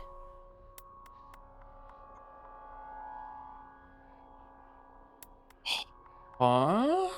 The girl had noticed the man with the cane now. Seeing the gun pointed right at her, she froze in fear. Achi didn't hesitate. Breaking into a full run, he tackled the gunman with all his might. Caught off guard, the man sprawled to the pavement. Out of guard. I'm just auto-correcting. But the would-be assassin kept hold of his weapon and quickly scrambled back to his feet. Scrabbled. Could be scrabbled, I guess. Achi knew he had to act fast. He grabbed the ashen-faced girl by the arm and attempted to drag her away. "This way!" he shouted. She just stared at him, uncomprehending, trembling like a startled animal. "Come on, run!" Finally, the girl snapped out of her daze and gave a fearful nod. Okay, so basically before, when all of this happened, he did, "Let's just get out of here," implicitly from our ending before. And Yeah, now we have to pick yeah. the police box. So we pick So A I think here. maybe we shouldn't pick the wrong one, because I feel like we're gonna have to come back and do it again later, maybe after we change something.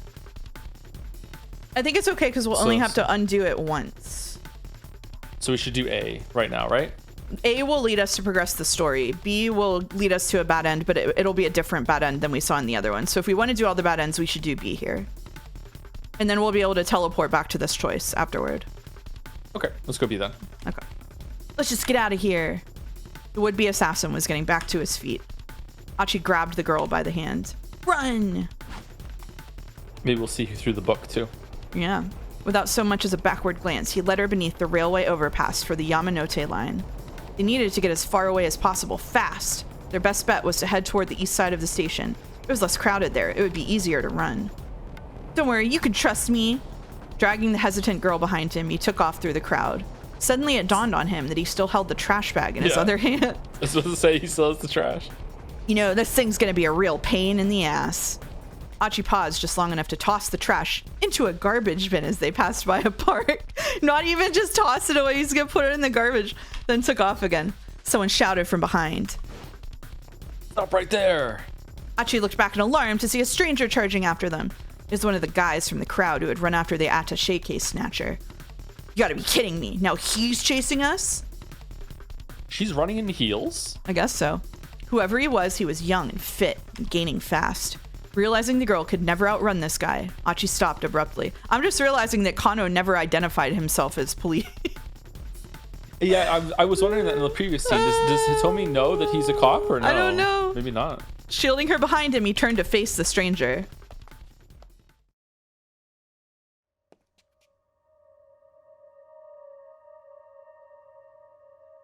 Why did you run off? "'Cause you were chasing us." The other fellow eyed Achi skeptically. Maybe he was a buddy of the man with the cane. Keeping his guard up, Achi began to back away. Look, just let the girl go. The guy was acting like he knew her. Achi glanced back, but the girl only shook her head wide-eyed. The other man's posture shifted, preparing to lunge. But as Achi braced himself for a scuffle, something came crashing down on the stranger's head. Yeah. His eyes wobbled and spun in their sockets, and he collapsed in a heap on the ground. And there, standing behind him, oh shit, was the girl he'd helped out earlier, the one he'd saved from the hustlers. He comes back? "Hey, you're that girl from this morning." Are you okay? Next to the fallen pursuer's form was a rather thick book. She nodded toward it. He looked dangerous, so I just threw that at him. "Oh yeah, thank you. This saves my bacon big time." It's the least I could do after the way you helped me earlier. "Sure thing. You should probably get out of here before that guy comes too. Like you said, he's probably dangerous." Right. Achi scooped up the heavy book and handed it to the girl, who promptly left the scene. "Now we better get out of here." The girl nodded. They started down the street, only to see the man with the cane around the corner a few dozen meters ahead. Ugh, this is not good. The assassin had spotted them and he hurried in their direction. This way! Achi led the girl into a nearby alleyway. But this way's a dead end. The girl said, breathlessly. Like I said, just trust me. Wow! Stopping abruptly, Achi kicked down a wooden plank covering a gap between two buildings, clearing a space that a person could fit through. See? We can get away through here. In you go! The girl just stood there looking terrified. What's the matter? Achi asked. Come on, we gotta hurry. But I... She looked at him as if he too was about to pull a gun on her. The book was The Complete Book of 6 Laws, a compilation of legal codes. She hit him with the book. You could hardly blame her. After all, literally threw the book at him. Nice. She did, yeah. He was just some random guy who had turned up out of nowhere. But this was no time for dawdling. The man with the cane appeared at the end of the alley. If they just stood there, he was going to catch them. Okay, sweetheart, hear me out, he said in a rush. The name's Achi ENdo. I live in the neighborhood, and I'm not the kind to stand idly by when a girl is being chased by some killer, so please just trust me, and I'll do my best to keep you safe. He hoped the look in his eyes could convince her he was being on the level. He hit her with a sweetheart. He did. After a painfully long moment, the girl nodded her acceptance. Oof. Right, let's start with this. They had paused beside an enormous stack of beverage crates. With a quick shove, Achi knocked the whole pile down, sending it cascading across their pursuer's path. Now that was a close call.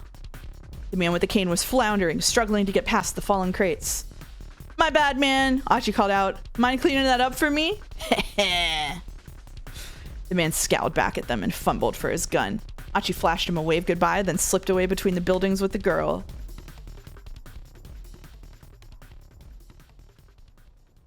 And he just littered. He just littered for her. He did litter. Log lady. I know. Log lady. Hurrying down a narrow alley, they emerged on a side street lined with dive bars and clubs. Assuming the man with the cane hadn't given up, he would probably lie in wait on the path back to the main road. Achi decided their best bet, also a Twin Peaks reference, yeah. Achi decided their best bet was to try to stay inconspicuous rather than risk getting caught on the move. Guess we can lie low here for a bit, he said. He led the girl to the entrance of a tiny old hostess club. She followed him reluctantly. Twin Peaks, ding! Should we put a counter on the screen? Achi flicked the switch inside the front door and bing bong, and a chintzy chandelier glowed to life. He sat the girl down on the small sofa beside the counter. She gave him a worried look. Achi felt a pang of embarrassment as he realized what she must be thinking. I just went to hit my hotkey. For the live chandelier reaction. Yeah. Oh, no. Oh, so sad.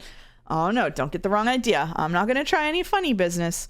Someone I know used to run this place. It's not in business anymore, so I figure we're safe here. Whoop. I keep accidentally hitting button. The girl chuckled at his evident discomfort. All right, then, she said. So, we good? We're good. Okay, oh, well, good. Achi made a vague... oddly cool with everything going on. Yeah, huh? she's just chilling. Achi made a vague attempt to straighten his disheveled clothes.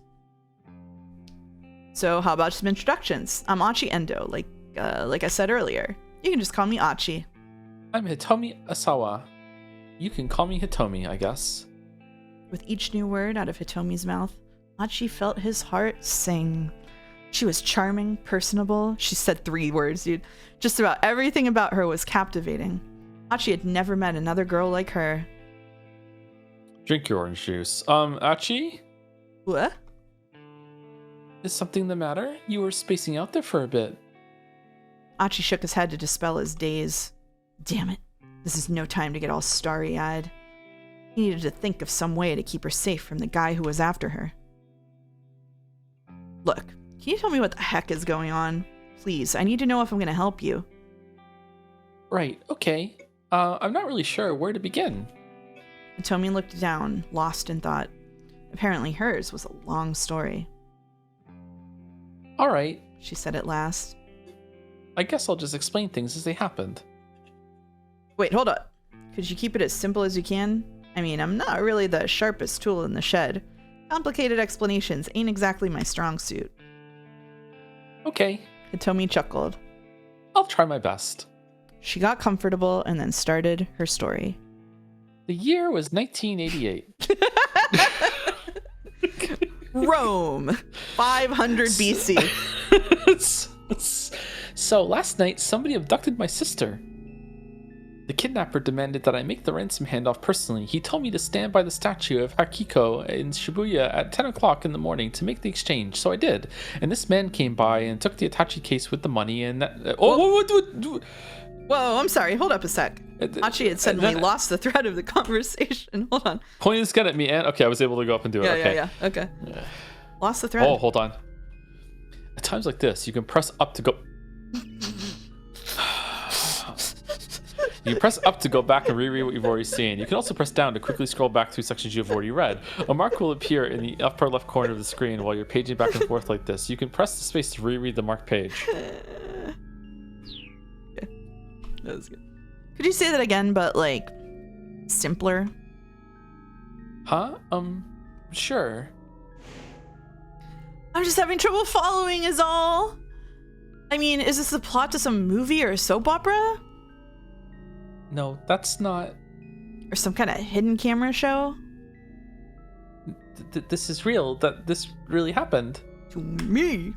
The look in Hitomi's eyes was dead serious. That wasn't me yelling something. That was me quoting a line from my favorite movie before I'm accused of yelling random things again. She's got to be telling the truth. What would be the point of lying? And he had seen the attaché case and the gunman himself. How much was the ransom, if you don't mind my asking? Hitomi hesitated.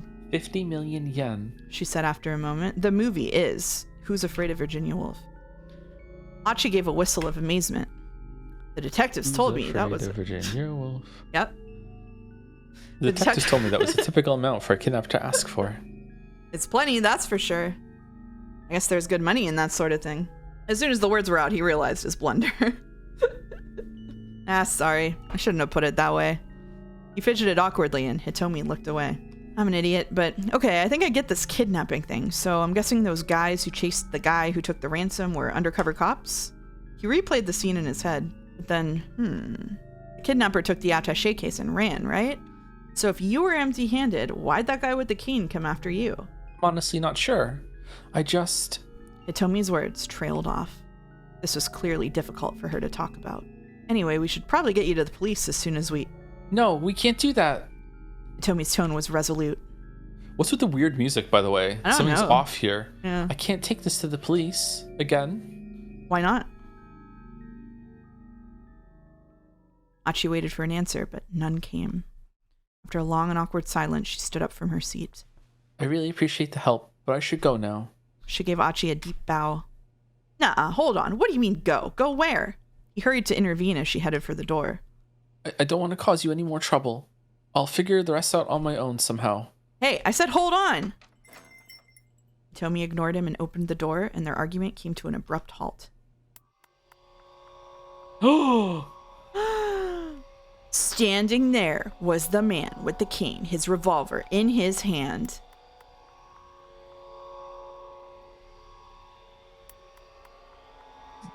Is she microchipped or something? Like, I don't know. Bad ending. To be continued. To be continued. Oh, so this is the... So now we have to go back and clear the other stuff to get past this, I guess, probably. Or 429 Shibuya Scramble. Achi Endo's 10 o'clock story ends here. However, Kano's story is still stuck at a bad end. This is due to one of Achi's decisions. Go back to Achi's decision point at 10:35 and change the choice he makes in order to change Kano's fate. This way, Achi's choice can help someone else, while his own story remains resolved. Key to getting all the characters through to the end is to go back and change choices for characters that have already made it through the current hour of their story. Okay, so it's 1 hour at a time. Oh, good God. Okay, all right, so we need to go back. To be continued. So we go back and we go to the police box instead. Yeah. At 10:35. Yeah. Taking her hand. Taking her hand. Yeah. Oh, so it's 24. It is 24. The police box, let's go. Still pulling the girl by the hand, Achi headed for the police box outside the train station. But it was empty. There were always policemen staffing these things. Why did it have to be unmanned now? Achi flashed a worried glance behind him and saw the assassin in pursuit, like a man possessed. Yikes, this is not good. There was nothing they could do but run.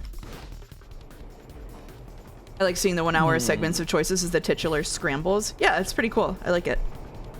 With the frightened girl in tow, Achi ran beneath the JR Yamanote Line railway overpass. A railway loop line that services the Tokyo metropolis, typically in the morning rush, is quite intense, with the stretch from Ueno Station to Okachimachi Station, sometimes crowded as high as 216% capacity. How is that allowed? Roughly 300 people riding a spaces line for 143 passengers, unrelated to the Yamate Line subway that operates in the city of Kobe.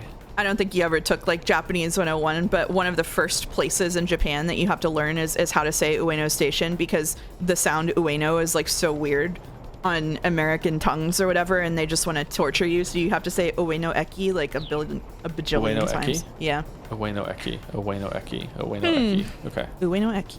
Don't worry, just trust me, he told her. But first, they sped past a convenience store where an employee was cleaning up the sidewalk. Here, take this, will ya? Achi tossed over the bag of trash. But first, the subway slammer! Wait, what? This guy's gonna be a character, POV character now. The guy who picked up the trash. This way! Does that go on Automod? Yes, August, thank you. It's on the Discord Automod. They slipped through the crowd and into a nearby back alley. But this way's a dead end, the girl said breathlessly. Like I said, just trust me.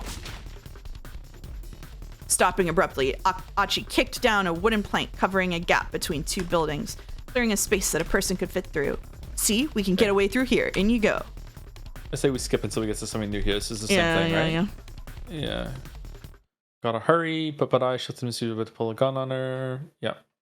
Can we hold down here or no? Oh, it does. Maybe. It does let us. Yeah.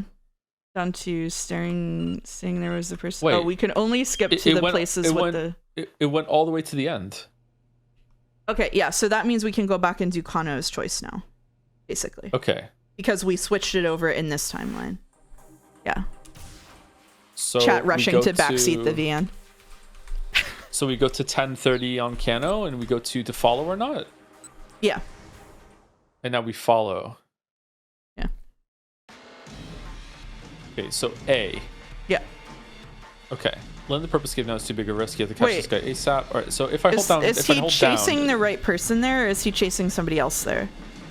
I think he's chasing the first guy in the trench coat now at this point. Maybe this is the repeat, but I'm here now. Shit. I can go back, though. Yeah, it's easy to go back.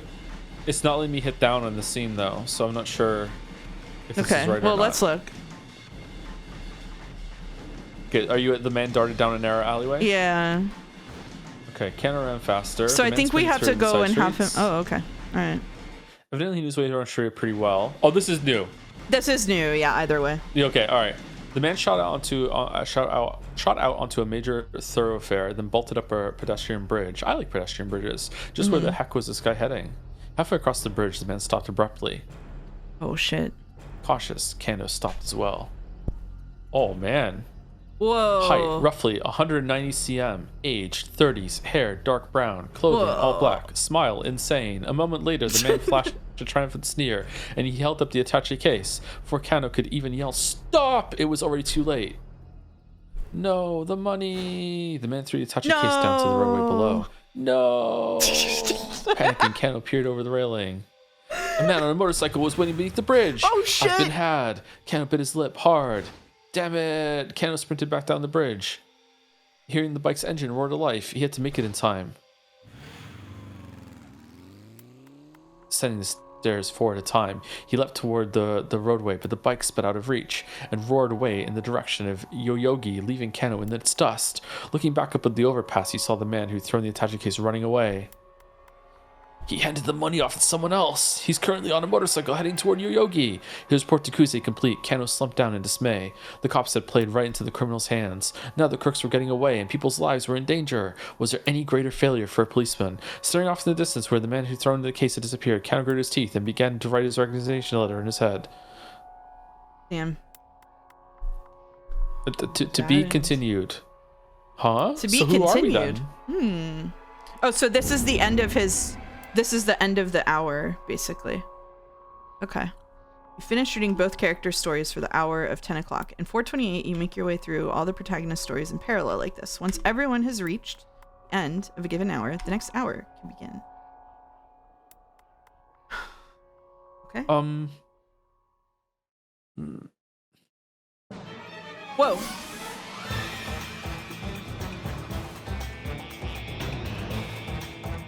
We drop the pleasantries. Sir, this is a waste of time.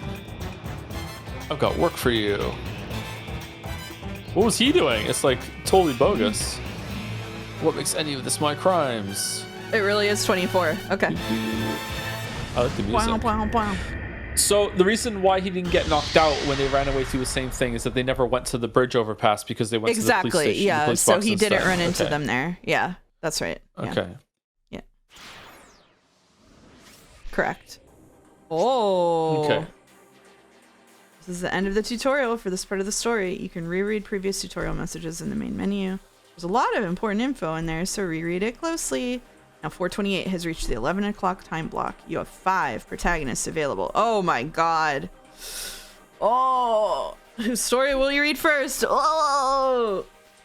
Thank you, Haydener, for cheering 100 bits to say, yes, we scram. Thank you, Haydener. Hope you're doing well. Achi, Kano, Minorikawa, Osawa, and Tama. Well, what do you think?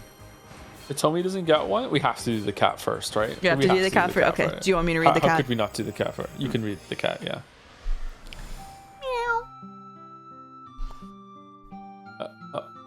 Poll agrees. Oh, they were polling it. Sorry, my bad. The poll overwhelmingly chose the cat anyway. Wait, this is awesome? It's just the cat has their own story the whole time. It's so hot.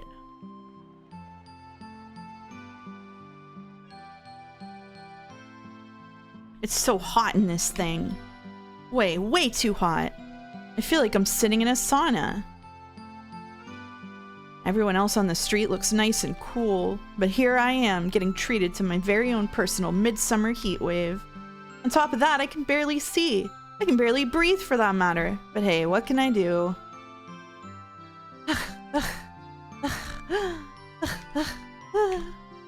I'm so thirsty. Some iced tea would be amazing right now. I'm gonna pass out from dehydration at this rate. I may as well admit it. I underestimated I am slipping into VTuber voice for this. I underestimated how tough this would be. Who knew wearing a mascot costume could be so uncomfortable? A delicate young lady like myself has no business doing this sort of job. I suddenly have so much respect for the people on those superhero team shows. Like, can you imagine doing action scenes in something like this? Heck, all I'm doing is standing here and I'm this close to calling it quits. But I can't. I need the work. I need the money. This is no time to be a wuss. If I give up on this, what else am I possibly gonna do? Check out the revolutionary new diet drink, Burning Hammer! I thrust a free sample toward passerby while shouting as loud as I can. Free portion, usually quite small, of a product given out to consumers as a sales gimmick allows them to test the quality and effect of a cosmetic or health product prior to purchase, frequently referred to as a trial size or freebie version of the product. In addition to passing out free samples on the streets, some shops also include free samples with purchased products. Please note that simply taking a product without paying for it in order to test it out is theft. No, test out stuff. Don't do it. I like getting free samples of things. I do too. When I was a kid, we would go to Sam's Club sometimes to shop. And at Sam's Club, it was a giant warehouse. And every single place in it had free samples. You could have like 9 or 10 free samples on one run. It was awesome. Sam's Club free sample hype was so cool. That was awesome. Anyway. Come on and give it a try. Oh, it's no use. People just walk by, one after the other. They avoid looking at the sample. It's been like this ever since I started standing here. What gives? You'd figure at least one person would have taken a bottle by now. I mean, it's free, but I haven't managed to give away a single one. If this keeps up, there's no way I'm getting paid. And then this whole miserable experience will have all been for nothing.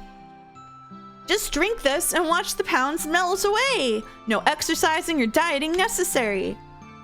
I can hear the desperation in my own voice. Just burn, burn, burn, burn those pounds away. They're giving me cold looks now. They probably think I'm some shyster trying to offload dodgy product. It's that simple. That simple, folks. You just drink the weight away. I guarantee it. Heck, this whole thing reeks of a scam to me, too. In other words, sumari, it seems extremely dubious or suspicious. The word scam, referring to a type of dishonest scheme, is actually of unknown origin. Several folk etymologies have been proposed, including that it comes from a simple shortening of scandalous misdeeds. But these claims have little evidence to support them and are scams in of themselves. Crazy. Losing weight just by drinking some concoction is way too good to be true. But still, free is free. You think I'd be able to give one or two away? It's not like I'm not trying. Okay, pep talk time. You can do this. Think about the money. Just start with one bottle. All right, I am going to give this bottle away to the next person I see, no matter what. I close my eyes and gather my determination. I just need to get started, and the momentum will build from there. All right, eyes open. There are 2 people walking in my direction. Wait, 2? Oh no, which one do I pick? If I keep waffling, they're going to both pass me by. I just need to hand this bottle off. Which one of these guys looks more likely to take it? Clutching the free sample in my free fist, I try to force it on the businessman to the left or the disheveled fellow to my right. Who should we do? B for sure. Yep. Clutching the free sample in my furry fist, I try to force it off on the disheveled fellow to my right. To my surprise, he takes it. You can have him this chapter. What's this? He asks, lifting an eyebrow as he looks at the bottle. I flap my fuzzy arms and strike a cute pose as I launch into the product pitch. We make it happen this chapter. I've never seen this man before in my life. Oh, okay. It's He's a master Bernie disguise. Hammer. The #1 new diet drink. Please give it a try. No thanks. Man says. I'm good. Keep my arms held open wide and pretend I didn't hear that. Look, He says. I'm in a hurry. You should give this to someone else. He tries to hand the sample back to me, but I hold my ground. No. No. For a few moments, we're at a silent impasse. Maybe he's weirded out by my cat alter ego holding its freeze frame pose, because eventually he looks away, slips the bottle into his pocket, and walks off. I did it. I finally got someone to take one. But there are still so many samples left. My brief surge of excitement dies before it can even fully take hold. Wonder how the other mascot is doing about now.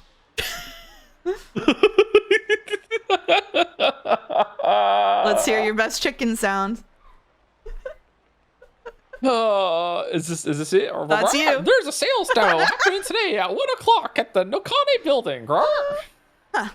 Looks like the chicken has handed out all kinds of samples. I don't get it. How come nobody's taking any of mine? What could I possibly be doing wrong? I look at the clock. It's a little after 11. My morning of wandering around hawking diet drinks is just about over. I'll need to get ready to head over to the sales demo. I'd love to take the costume off, but then I'd have to carry it. The samples I haven't given out are almost too heavy as it is. Oh well, I might not have gotten results, but I tried my best. I sure hope they don't withhold my pay or anything. Hey, what gives? You got that many left? Oh, it was the chicken. Hey, what gives? You got that many left? The chicken speaks with a female voice. Yeah, I reply sheepishly. Nobody seems to want to take mine. Well, I mean, are you looking for the right targets? Huh? Like groups of girls or bored-looking older ladies. Those are the types you gotta be gunning for, you know? Wow, I haven't even considered that. Now that she says it, it seems so obvious. This is a diet drink after all. Of course I'm not going to have any luck trying to foist it off on random guys. Is your writer brain scrambling to figure out why you can't see the character's face yet? Like, Yep. what shenanigans are they gonna pull you? Oh, well, whatever, the chicken says. Here, give me the samples you got left. I hand over my samples and the chicken dumps the whole lot into her basket. I'll drink whatever's left so they don't find out you didn't pass them out. She says. Huh? Wait, like, all of them? Yeah, all of them. The chicken sounds pretty confident in herself. These may just be sample-sized bottles, but still, they add up to a lot. Is this Yuri? Maybe. I can feel myself on the brink of tears at the kindness of her offer. Thank you so much. That's a huge help. I bow deeply, which makes my mascot head wobble. Mouse, this is how we felt with your Labubu profile picture. I'll put it back up. I'm not scared. Leaving the station behind, we head down Center Gai toward the Nokane building. A multi-tenant office building in the Udagawa Wacho located in Center Gai, Shibuya's downtown district. In addition to hosting the weight loss drink sales demo, the building is also home to the foreign capital protection firm Japan Cellcom, the IT mainstay Shibuya OnNet, Sun, video game developer Shindai Tradco, and Strike Back Labs, publisher of the monthly magazine Science Strikes Back, along with many other businesses. The Burning Hammer sales demo is going to be held there this afternoon. The job's supposed to pay 10,000 yen for the day, but if we can sell at least 100 bottles at the demo, they've promised another 10,000 on top of that. I need to make sure I sell those 100 bottles.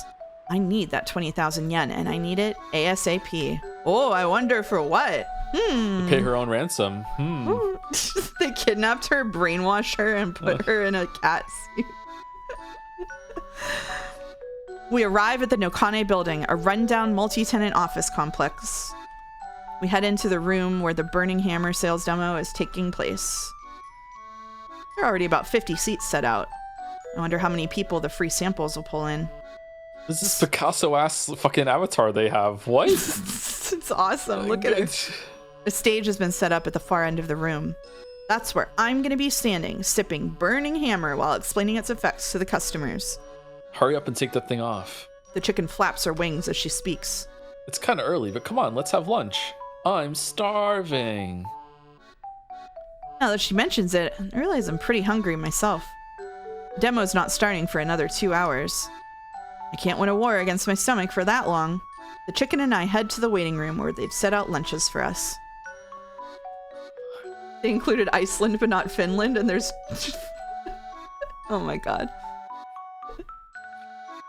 Mind getting my back real quick? The chicken asks. She arches her back toward me. Oh. Apparently, she can't reach her own zipper. Oh sure, give me just a sec.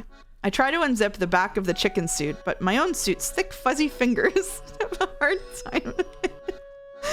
August, you okay? Is it okay? Yeah? What's the holdup? Come on, I'm roasting in this thing. Hurry up and get it off me. I was gonna say maybe it'll be okay if you talk in a chicken voice and I talk in a cat girl voice, but then I realized I've almost got it. It's just awkward with these mitts. Finally, I get a hold of the zipper and yank it downward. This is how fursuiting at FWA is. Everyone's dying from heat. I've met furries. A girl emerges from the chicken as if the chicken itself were an egg. Ew, I'm alive. Her red sweatshirt is drenched in sweat. Why would you wear a sweatshirt in a fursuit, bro? Yeah, that. Oh, absolutely wow, that's not. Bad decisions. Almost at once, she's kicking back and cooling off with a hand fan. Sorry, but would you mind getting me too? I ask. Yeah, okay. I turn my back to the girl. Do we get a reveal? I hear metal clacking behind me. At long last, I'm about to be free of this 5-ton fursuit. Huh? The zipper stuck. The zipper stuck. She's gonna be stuck in the suit awkwardly. Yeah. Huh? What? Huh? A spike of anxiety hits me. What's wrong? I ask. Yeah, that's a no-go. Zipper's busted. What? Yeah, sorry, this thing ain't coming off. Oh no, evil mode. What? My vision goes dark. No. I tug desperately at the costume, but no luck. I'm trapped inside. Oh, what the crap? Well, we could talk to the boss about it when he gets back. The girl says. I mean, it's not like we can just cut it off for you with scissors or anything. She sounds entirely unconcerned. It's so unfair. I need to get out of this stuffy, sweltering steam bath as soon as possible. All I can do is clench my fist in impotent rage. I would be ripping it off myself. I would be ripping it out. Yeah, we would get the scissors out. Yeah. I would be very unhappy right now, to put it mildly. Yeah. But anyway, good work out there today. The girl continues. I'm Chiriko Osugi, by the way. You can just call me Chiri. Oh, that's nice. She smiles as she introduces herself.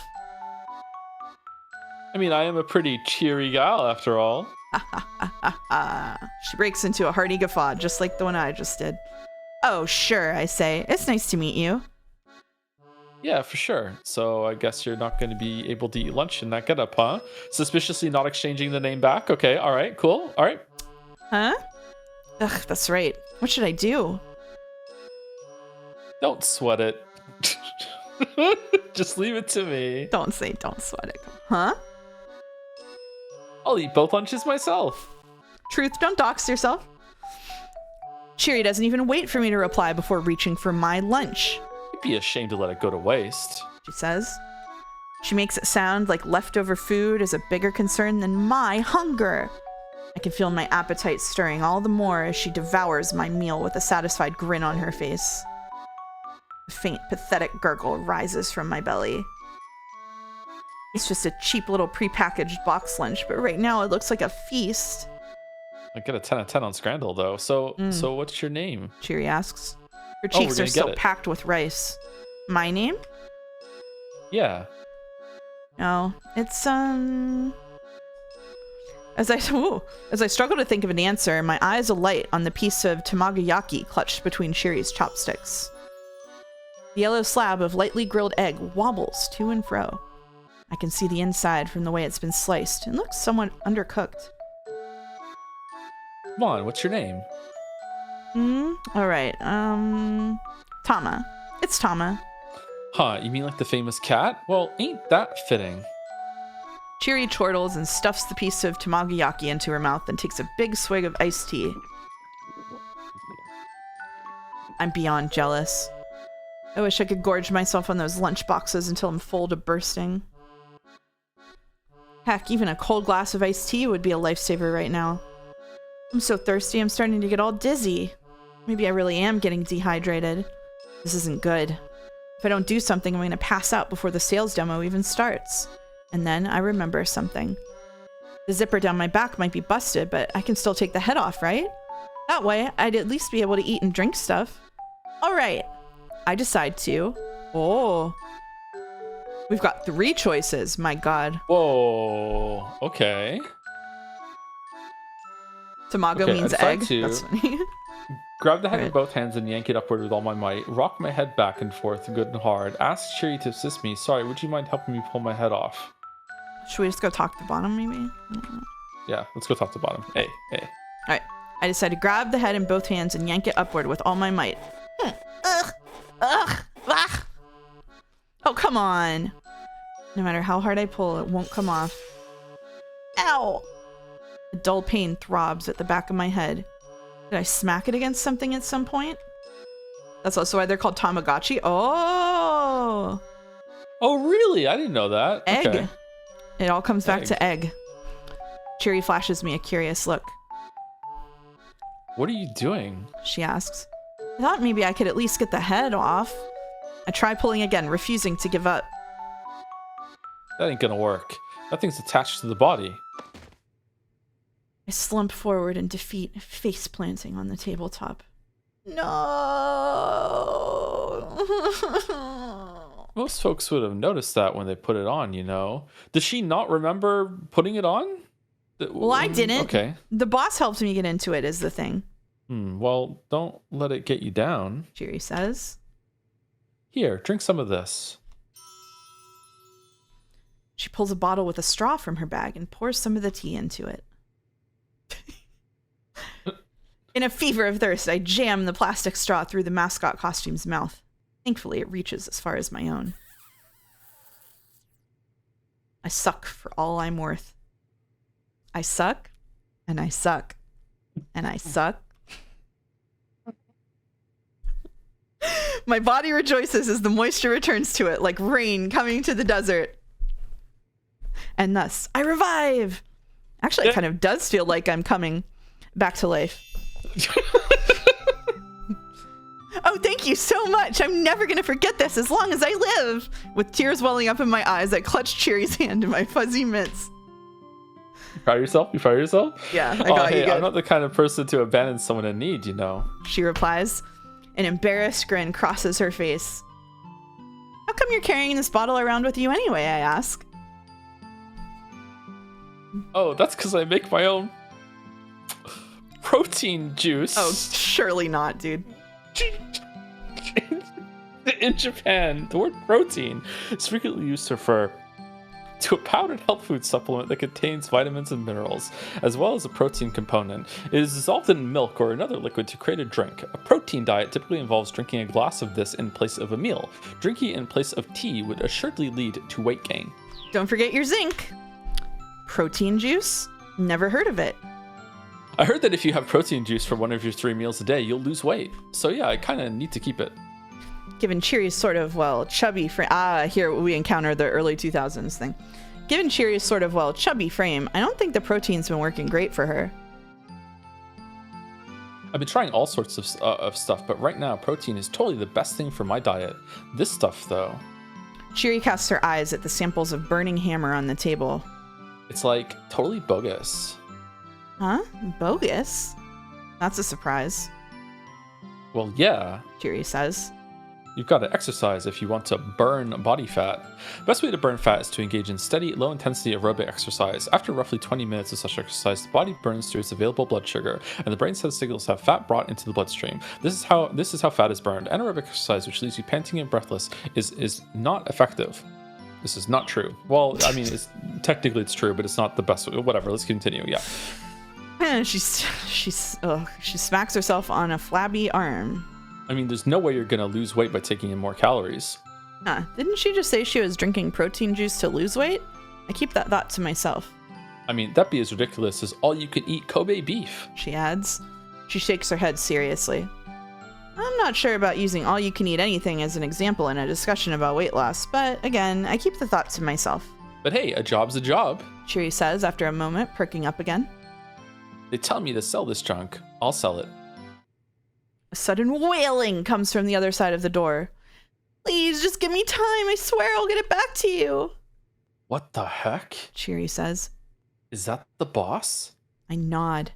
That's definitely Mr. Yanagishita's voice. He's the guy who hired me.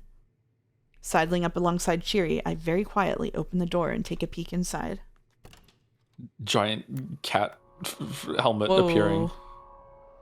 Mr. Yanagishita is down on his hands and knees, begging, while 2 uncouth-looking men glower at him. Just a little more time, that's all I ask, he pleads. Once I sell this stuff, I can pay you back.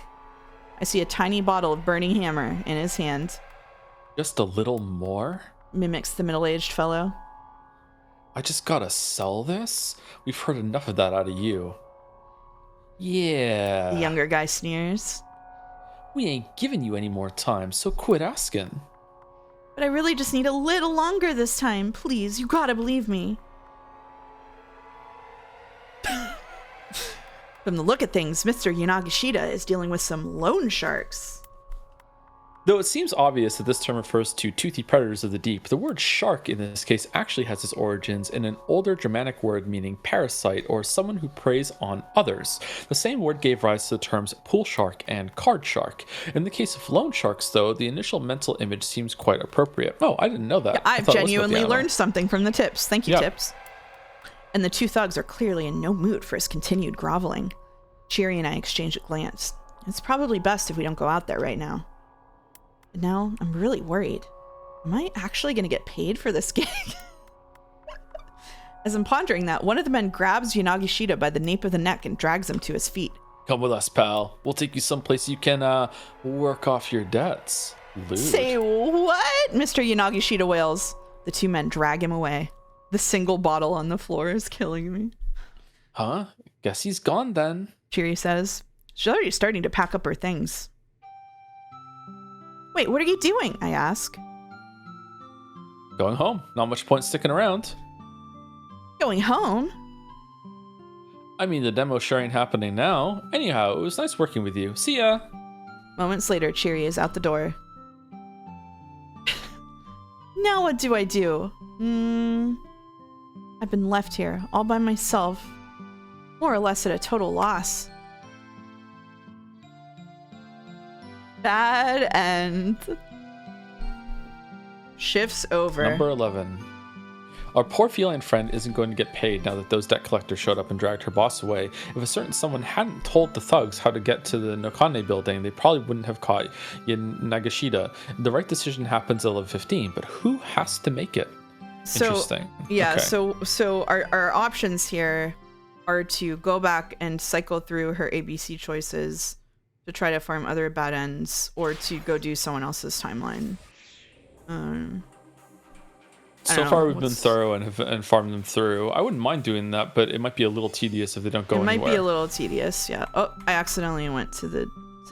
I accidentally clicked it. Okay, so there were. Where'd you go? I just accidentally clicked it. Okay, so there were 2 branching options. We could go back and give the bottle to the other person and see if that does anything different. Yeah. Doing every route first is best. Okay, we'll do every route first. Got it. They love Tama. We love Tama. Okay. All right. So I'm going to do it on A, the businessman to the left, right? Yep. Clutching the free sample in my furry fist, I try to force it off onto the businessman to my left. Here you go, sir. A free sample of Burning Hammer, the latest and greatest diet drink. The businessman flashes me a look of utter contempt. He makes a point of avoiding me as he slips past. Bam. There goes the wind right out of my sails. I wonder how the other mascot is doing about now. I have a question. Okay, so this is just the same here. Mm-hmm. Let's say that these two are involved in a different part of the story, right? Mm-hmm. Both those characters. Yeah. And we can delay them from going somewhere with this interaction that we can choose, right? Yep. Now that we've done these, does that unlock at all routes, or do we actually have to come back here? No, we have to come back and make the choice the again. Yeah, it's flipping a switch, basically. You're setting the conditions of the world to a particular state, and then that state affects all the other ones. Yeah. Okay. I'm just going to hold down W until we get to... No, it passed over it. Passed over the choice. Okay, so now we're going to the time chart, and we'll just do the others. I'm going to guess that all three of these are going to be exactly the same. Stuck in a cat costume, right? We'll try it, yeah. We'll try it, yeah. Okay. Okay, so let's go to B. Rock my head back and forth, good and hard. Yeah. I decided to rock my head back and forth, good and hard. What gives? It won't come free no matter how hard I try to buck it off. And to make things worse, now I've got this dull throbbing pain at the back of my head. Like I bumped my head somewhere, but I don't remember doing that recently. Cheery flashes me a curious look. What are you doing? She asks. Thought maybe I could at least... Okay, so now we're back to the same stuff. Yeah, okay. I can't hit W down, though, so there's a new line here somewhere. I try pulling again, refusing to give up. That ain't gonna work. That thing's attached to the body. I slump forward and... Oh, now nope. I can hold now down I can W. hit that. Okay, all right, sorry, cool. All right. Sorry, down, not W. Okay, so now we go back and do the third one. It's gonna be exactly the same, but we're being... we're being thorough, yeah. Yeah. I decide to ask Cheery. Sorry, would you mind helping me pull my... Ow! I feel a dull throbbing pain at the back of my head, like I bumped my head somewhere. Okay, so it is all the same. Even if we can't hit the down arrow. What are you doing? Here. She asks. Yeah. I thought maybe I could at least get the head off. That ain't gonna work. That thing's touches the body and slumps down, and then we go down. Yep. Why is this even a choice then? I don't know. Well, I can't hit W. Oh, I can now. I can hit down. Okay. All right. So that's it. So now, who are we gonna go to now? So we're gonna go back to the. I think it's your choice because you'll be reading this time. I can't get back to it. How do I do it? What's the key? F2. The F2. Yeah. Oh, so we're not going back to that menu. We're going somewhere else now. Okay. Yeah. So, Kano, Achi. So Achi is at the end with the guy. Yeah. Previous time blocks are shown above. Protagonist actions can only affect other protagonists within the same time block as indicated by the red circle on the chart. Decisions made in one time block do not impact storylines in different hours. If you get stuck, make sure to check decisions and jump points for the current time block. Okay. I wonder how many time blocks are going to be. 7? I don't know. Enough for a 40-hour game, I guess. Do you want to read one of the new guys? Maybe Minorikawa or Osawa? Let's go Minorikawa. Let's go Minorikawa. Okay. Oh, Osawa is the name of Osawa. Isn't Osawa the name of the sisters, Hitomi Osawa and Maria Osawa? That could be interesting. Oh, let's go that one then. Yeah. Osawa. Yeah. Email. They said Minorikawa is the most entertaining character. Fuck. Oh, whoops. Shit. We're on this one now. Oopsies. We'll probably have time for the other one, maybe, if this one's short. Let's see. Wealth. status, honor. None of these mean anything to me. All I want is a peaceful life, to put worry behind me, to stay calm and serene, to be free of worldly concerns, Infinite wealth. free at any cost. All right, what are we doing? Oh shit, this is what we're doing. Hell yeah.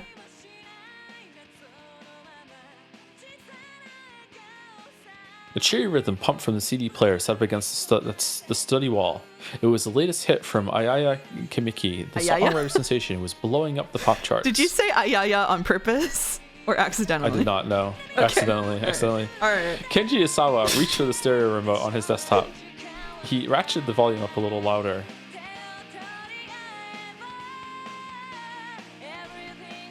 Ayaya. Yeah. He looked like the sort of man who'd be more interested in classical music, but in fact, he was a huge fan of the girl rock popular with middle schoolers. Closing his eyes, he swayed back and forth in time with the music, humming his favorite lyrics under his breath. Dude, what are you doing? But his movements faltered. It's no use. Aya's voice usually soothed whatever ailed him, but today, even she couldn't help. Damn. Today, Osawa was a complete wreck in both body and mind. Virus? Whoa. What? Mounds of paperwork were scattered across the desktop in his study, all of it about viruses and vaccines. It had only been a week since he'd returned from a business trip to his company's branch office in the US, and he was slated to go back in another week's time. There was a truly staggering amount of work he needed to get through while he was at home. He picked up one of the papers, glanced at it aimlessly, then tossed it back onto the desk. Slumping back in his chair, he let out a long, deep sigh. He was in no mental state to work right now. A faint knock at the door barely roused him from his torpor. Director, may I come in? It was his vice director, Mamoru Tanaka. Sure, the door's open. The lighting. Tanaka came into the study. I know it's not a great time, but Osawa could barely make out his words. He tapped the remote, lowering the volume of the music. I went down in the game too, Tanaka continued apologetically. a call came in from the lab. They're hoping for a response to the email they sent yesterday. I'll answer my DMs when I get to them, okay? I'm sure they don't need it today. Apparently they do need an answer as soon as possible, sir. I did ask them to give you some more time, but... I see, Osawa said wearily. All right then. Tanaka dipped his head slightly and slipped out of the room. Osawa contemplated his colleague. Tanaka was a man he could truly depend on. He has enough of his own work to do. He didn't need to come here again today, but he did. They'd been working in close concert ever since Osawa had gotten back to Japan. Without Tanaka's support, there was no way he would be in a mindset to do any work at all right now. Sidling up to his computer, Osawa opened his email program and started answering the work-related messages. He reported on his business travel expenses, offered his opinions on capital investments, requested confirmation on current medicinal stockpiles. He worked with bleak detachment. This really is you None answering your DMs. None of this meant anything to him right now. Then a new email appeared in his inbox. The sender was identified simply as A. The subject line read, 1 year ago, South Africa. What are we doing? The message body was blank, but there appeared to be multiple images. Yeah, what are we doing? Or ordinarily, Sawa would have deleted a message like this immediately, assuming that it contained some kind of virus, but he worked on vaccines. But the word South Africa drew his attention. Could this possibly be related to... He couldn't help but to wonder. For a long moment, he hovered the cursor over one of the image files. At last, as if spurred on by the upbeat rhythm in his ears, he double-clicked the mouse. Ow. Ow. What is this? The grainy photograph showed a large room with a dozen or so people laid out in beds. Is this a screamer? It appeared to be some sort of medical war. Are screamers still a thing?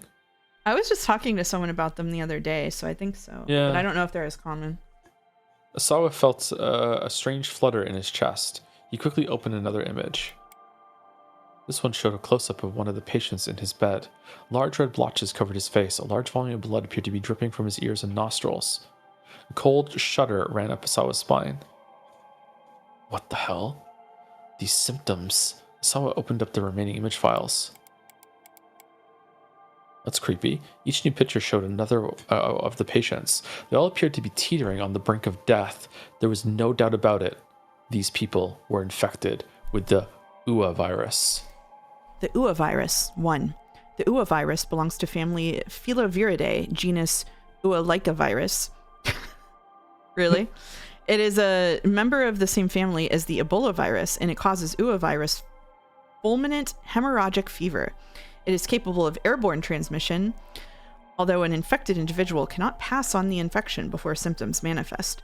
The U.S. Centers for Disease Control and Prevention, the CDC, have assigned the virus to Risk Group 4, their classification for the most dangerous infectious agents. Unfortunately, afterward, the CDC shut down forever, so no more can be found out about the UA virus. Whoops. It'll be fine. But how? Questions tumbled through Osawa's mind. His fingers tapped out a quick message. He doubted he'd get a response, but he might as well try. Who are you? Where are these images from?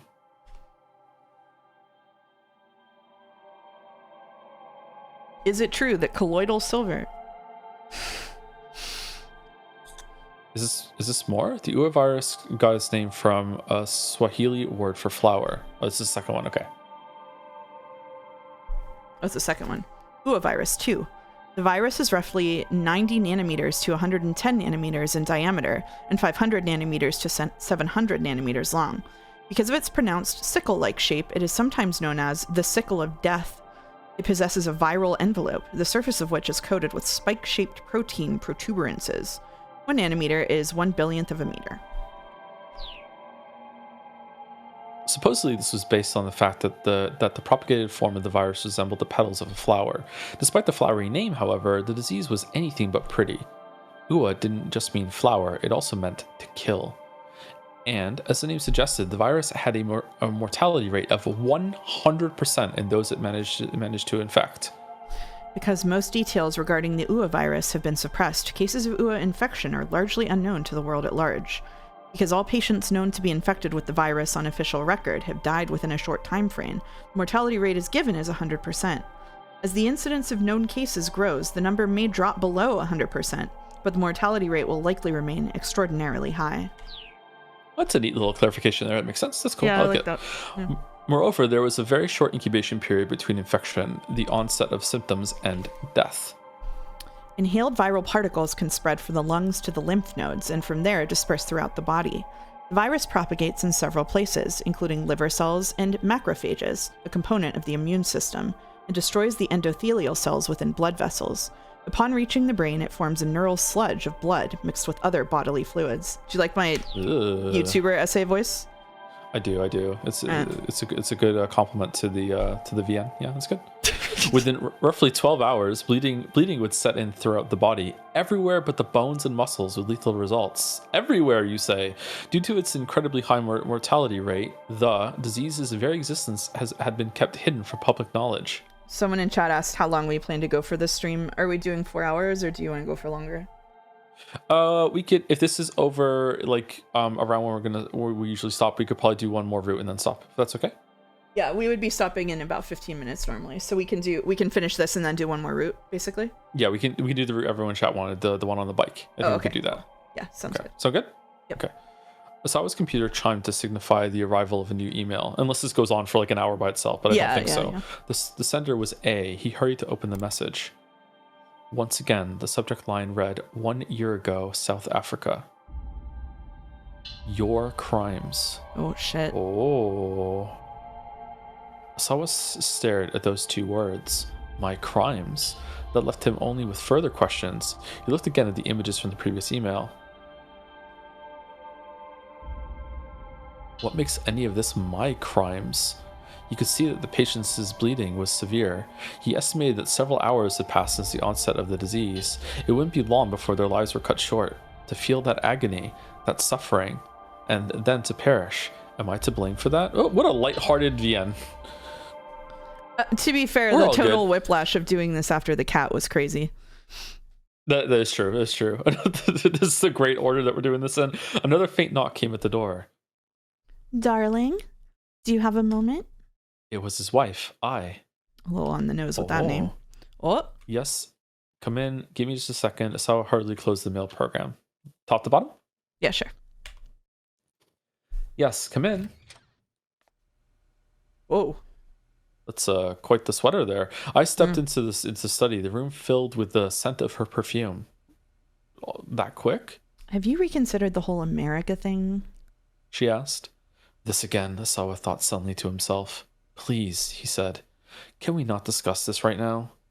If not now, then when? You know this isn't a decision to just make on your own. On his latest business trip, a major American pharmaceutical firm had attempted to headhunt him, asking him to join them and be among the top researchers in the world. The money and prestige held no interest for him, and he was reluctant to turn his back on Okoshi Pharmaceutical after his many years of service. The pharmaceutical company for which Kenji Osawa works. It's a major corporation with a solid sales network both domestically and internationally, and an annual turnover of 1 trillion yen. It holds patents for several medications that are in demand worldwide, and is influential at the Ministry of Health, Labor, and Welfare and other political institutions. The company employs roughly 7,000 people, including 600 researchers. Nonetheless, he was intrigued by the offer. It would mean the chance to conduct his virus research in a much better funded environment. How is this related to the kidnapping and everything? Fuck if I know. Taking the job would necessitate relocating to the US, however. When he'd mentioned the possibility of emigrating to Ai, she'd shot the idea down on the spot. Her opposition was understandable. Ai's father, Suguru Makino, was a member of Okoshi Pharmaceuticals' board of directors. No way was he going to let Osawa jump ship to another company. Oh, this is motive if she did kidnap herself, or the board organized her kidnapping in order to force them to stay in Japan. Yeah. Darling, please. I drew in closer to him. Think about it from my perspective. If you leave for America, what am I supposed to tell my father? He'd gotten so used to it. That grating whine of hers. Oh, okay, I'll take the voice cue. Have you considered what might happen to Okoshi if you leave, dear? We can discuss that once all this is finished. Osawa kept his voice as level as he could. Ooh. You do remember that you're a director, right? I said. You have responsibilities. Stop thinking about yourself so much. With a sour look, I turned and departed. Just gone. Just go out.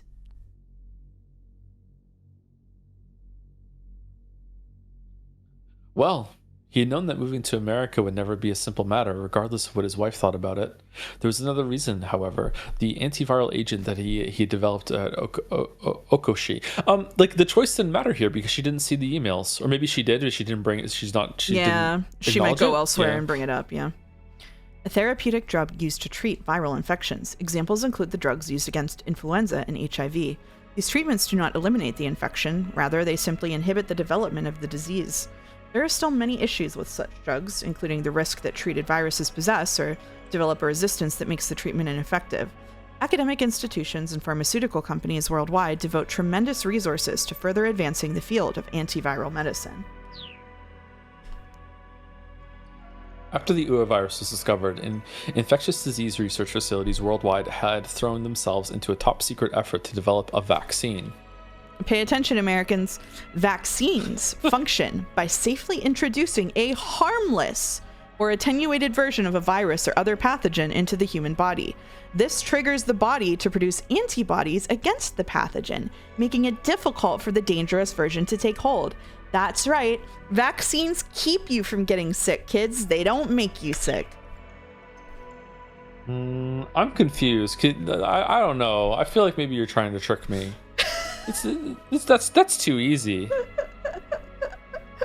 He says, accidentally hitting the shift button and triggering a tutorial. Okay, fucking hell. No autoplay. Autoplay disabled. Okay, good. But Makino had ordered Osawa to work on creating an antiviral agent, not a vaccine. A vaccine immunized the subject in order to prevent infection in the first place. Conversely, an antiviral agent could be used to treat patients already infected. It was a so-called wonder drug for combating the virus itself. Creating such a drug was far easier said than done. Developing the antiviral had been a long, arduous road. Actually, you can still get sick, but the effects of the sickness are often reduced. Thank you, Anthony. Ooh, ampules. Only after years of research had Osawa's team succeeded in Sorry. You're just excited to use the word? I was excited to use the word. Yes. Yeah. Yeah. Okay, Yeah. alright. Yeah. Only after years of research had Osawa's team succeeded in identifying a substance that might qualify as an antiviral agent for UA. In theory, if it was administered during the virus's initial stages, 100% recovery could be attained. Data also suggested an 80% survival rate for patients treated shortly after the onset of symptoms. That's but pretty good. there was a fatal flaw with the new antiviral agent. The side effects on the body were unusually potent. If it was administered in amounts beyond a certain threshold, it was linked to life-threatening complications. Also, it tasted bad. For a time, the research was at an impasse. It had seemed that the drug had to be administered in high volume to combat the explosive propagation of the UA virus. But then, Osawa had received some fortuitous news. Ooh. Okoshi Pharmaceuticals nanotechnology Okay. Do you want me to read some of these? Because there's a lot for you to read. No, it's Are okay. you good? You're doing all the narration, so it's fine. All right. Technology created and/or operated on an extremely small scale, often measured in nanometers. There are 1 billion nanometers in a meter, as you might recall from 2 tips ago. Some nanotech devices are literally regulated on the atomic level. The possibilities are ever expanding in practical fields such as medicine and material science. The United States was among the world leaders in the push for research and development. Had to check your ad libs twice there. Okoshi Pharmaceuticals nanotechnology branch had engineered a cutting-edge device known as the dles. An acronym for Drug Delivery System. Such a system administers ultramicroscopic drug capsules to a targeted area of the body. Osawa had jumped on it immediately by administering his antiviral agent with the nanotech dds. Oh, it's different. There's a video? Well, because a DDS can be used to deliver a drug with pinpoint precision and only where it's needed, it can greatly reduce the side effects of even very potent drugs. The DDS, developed by Okoshi Pharmaceutical, utilizes advanced high-tech polymers, which ensure that the capsules containing the drug are fully broken down and eliminated from the body roughly 1 week after administration. Wow. Awesome. Unfortunately, it doesn't have a search function, so Sekime stays winning. Damn. The procedure was a huge success. There was a marked increase in the drug's efficacy, along with the expected decrease in adverse side effects. A pharmaceutical is said to have a positive effect if its use brings about the desired results when treating a medical condition, but many drugs create unwanted or unforeseen adverse effects as well. Given the extreme complexity of most drugs' interactions with the human body, nearly any medicine can have both positive and negative effects.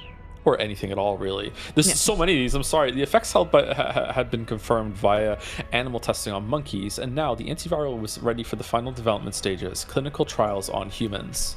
Animal testing is experiments involving drugs or medical techniques tested on animals to confirm their safety before they're used on humans.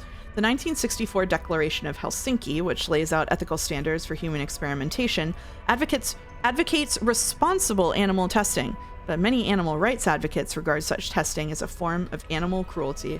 I was going to say Boulder, Helsinki mentioned. Clinical trials. When a new drug is being prepared for government approval, after it has been tested on animals, it must pass tests on humans, clinical trials, that evaluate its safety and suitability. Such tests are frequently conducted on both patients and healthy individuals. In Japan, the development of new drugs is often hindered by insufficient legal infrastructure for conducting clinical trials, resulting in a smaller knowledge base and fewer opportunities for testing. The very existence of this new wonder drug was still a secret. No doubt Okoshi's leadership would be reluctant to see Osawa, the drug's lead researcher, transferred to another company. Still, it wasn't completely outside the realm of possibility. Once the antiviral was out of development and announced to the public, Osawa would be free and clear. For that very reason, he was loath to cause any friction over the new drug right now. This anxiety only magnified his concern about the email he just received. Ring, ring, ring, ring, ring, ring. Osawa called up Tanaka over the intercom. Da-da-da-da, da-da-da-da. There's something I want to show you. Could you come in here? He needed a second opinion, and Tanaka could be relied upon. Osawa opened the door the moment Tanaka knocked. He looked around before ushering his vice director inside. What's this about, sir? This. Osawa showed him one of the images. Tanaka's face went pale. Enhance. It can't be. Tanaka clearly recognized the symptoms of the UA virus. Any idea what this is about? Osawa asked. No, sir. These images were just emailed to me. The subject line says, 1 year ago, South Africa. That would put it around the same time as the most recent run of infections, wouldn't it, sir? But that information isn't... Tanaka trailed off. Osawa nodded. The thing I don't understand is why these pictures were sent to me. Osawa opened the other email from A. The second message I got says that these pictures are my crimes. I'll look into this on my end, sir. Tanaka said. He hesitated uncomfortably. Sir, just to make sure, Are you asking about what I think you're asking about? Osawa said. Tanaka gave a slight nod. Understood? Osawa said. Don't worry. I won't trouble you. I appreciate that, sir. Visibly Mysterious. relieved, Tanaka left the study. Mysterious. What the fuck is this? I don't know. Osawa brought up a folder marked UA_virus on his screen. Within the folder were enlarged images of the virus itself. He double-clicked one of the images. It blew up on the monitor to reveal the pathogen in intricate detail. Here it is, my enemy. The specimen of the UA virus is approximately 100 nanometers in diameter. 10,000 of them in line would take up barely a millimeter, but a single tiny viron, upon entering the human body, could become 2,000 in an hour. That speed of multiplication was nothing short of astonishing. Even the Ebola virus had a typical incubation period of 7 days or so before infectees developed symptoms. A virus of the family Filoviridae that causes Ebola hemorrhagic fever. Currently, 5 characterized species are known: Thai forest, Sudan, Reston, Zaire, and Bundibugyo. Ebola is widely known for its high mortality rate, 53% for the Sudan form, 88% for the Zaire. But the Reston variety, discovered in monkeys that had been brought into the US, has displayed no pathogenicity in humans. Reston? I guess just Reston. For influenza, it was 1 or 2, but the onset of the UA virus happened in a mere 12 hours. Osawa viewed an image slideshow of the virus's propagation mechanism. It was a fascinating sight, no matter how many times he looked at it. Viruses existed to multiply, nothing more. They had no motives, no driving logic, nothing but simple multiplication. To Osawa, that fact held a certain air of mystery. If viruses had emotions, how would they feel about their lives? He had thrown himself into virus research in search of answers to questions like that, answers that no man could truly know. His development of the antiviral agent had really been nothing more than another job responsibility.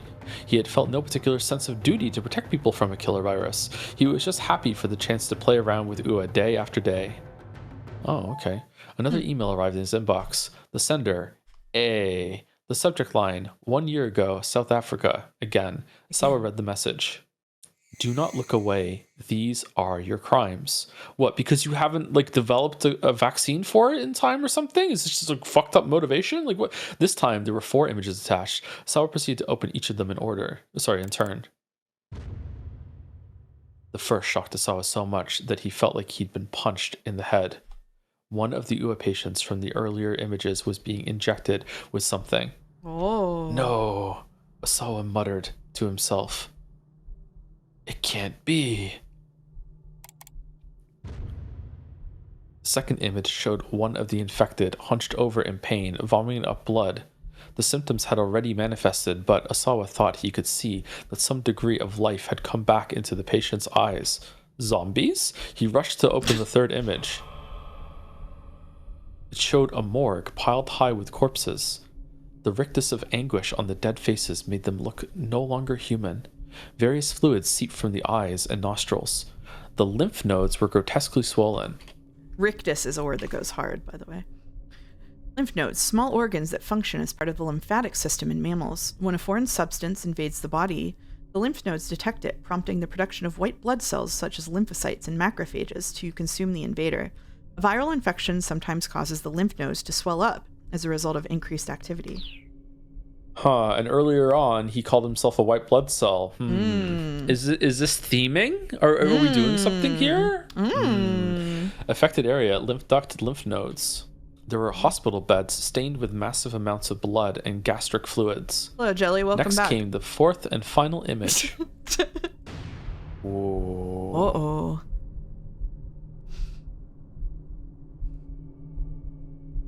More corpses. They had badges affixed to their chests with various labels. 6 hours passed, 12 hours passed, and 18 hours passed. They were It looked as purposely... if someone had been attempting live trials with the antiviral agent. Oh. Osawa didn't consider the antiviral agent ready for release, but that was because his team hadn't conducted clinical trials on humans yet, and there was a good reason why such trials hadn't been conducted. There was no way to test the efficacy of the drug without an infected patient. To run a proper clinical test, someone would first need to be infected with the UA virus. No matter how effective animal testing had been, if the drug proved ineffective on humans, that person would have a guaranteed death sentence. It was unthinkable to run trials that involved such a deadly risk. And yet, as he looked over the images again and again, Osawa became certain. Without his knowledge, someone, presumably someone from Akashi Pharmaceutical, had conducted human testing with the antiviral agent. The time markers on the corpses in the fourth image were surely there to mark the time elapsed since the onset of symptoms. A thorough trial would test the drug's effectiveness in those time frames. So do we think that the person sending these emails thinks that he's responsible for it? And the person sending emails doesn't know that this was done without his knowledge? Or does the person sending emails not care that it was done without his knowledge? You made it, it's still your fault. Which one do you think? It could be either. I will also present the additional twist to you that it could be possible that they were purposely injecting these patients with the virus. And so the twist is that they weren't actually testing his antiviral stuff. They actually manufactured the virus themselves. Okay. Osawa slammed his fist on the desk and raged. This was nothing short of vile human experimentation in the guise of clinical testing. The people responsible could not be allowed to get away with this. There was only one person Osawa could trust to keep this under wraps. His boss, Makino. Okay, so Makino now did totally it. Going to be. Yeah, Makino did it. yeah, okay. Got it. I mean, we've got two named people in the company. It's either Makino or Tanaka. It's like, He reached for his phone to call Makino. But he stopped short as soon as he picked up the receiver. He knew he was in no state of mind to have a calm, reasoned conversation right now. Turning to the CD player, he put on Aya Kamiki's latest album. Awesome. Yeah. Love this bookend. So I got a blank space, darling. All right. Leaning back in his chair, he surrendered himself to her soothing tones. Bit by bit, he could feel himself returning to a calmer emotional state. There had been a time when Osawa hadn't listened to music at all. In fact, he had no interest in the arts in general, music, painting, cinema. It was only due to a simple coincidence that he had found Aya Kimiki. His daughter had asked for a CD as a birthday present, so he'd swung by the store to pick one up. Since Kimiki's new album had just come out, there was a display for it in front of the shop. Something about the bright, colorful album packaging had drawn him in. After a time, Osawa could feel himself growing calmer. He took a nice deep breath. Then he dialed up Makino. He closed his eyes and tried to banish his nerves completely. Ooh. We're going to go A? Top to bottom? I guess we go A. Yeah, top to bottom. A. He took a nice deep breath and then he dialed up Makino. Has there been any progress? Makino asked as soon as he picked up. His voice was somber. No, Osawa said. Nothing much yet. A tiny sigh came in from the other end of the line. I see. Then what can I do for you? Sir, I'll just get right to the point. Have you conducted clinical trials using the antiviral drug? Oh! Makino didn't respond right away. What makes you think that? He asked at last. Osawa described the emails he'd received. The most guilty answer possible. When he finished, Makino let out his breath in surprise. Not over the phone, he said. We'll discuss this in person. I'll head over to your place when I'm done here. As soon as possible, sir. As soon as I can manage. Makino said. You're not the only one. You're not the only person who's busy. Oh, that was you. Okay, yeah, probably. Well, that's okay. With that, Makino hung up. There was no doubt about it. Then there had been human testing. Osawa went to let Tanaka know he'd be meeting with Makino, and also he got a gun. Yeah. A stolid-looking man stood in the hallway, almost as if he'd been waiting for Osawa to emerge. Pardon me, Mr. Osawa, but could you come with me for a moment? Whoa. The detectives assembled in the living room. All wore grave expressions. The room was brimming with tension, and Osawa felt it ramp up even further as he entered. What is it? He asked. Has something happened? The man who had come to find him turned to speak, hesitating at first. Yes. It turns out that Your other daughter, Hitomi, has been abducted by an unknown party.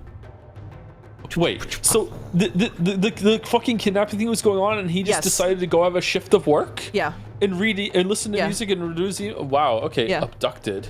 Osawa's mind whirled. What are you talking about? Maria's the one who's been abducted. No, sir, you don't understand.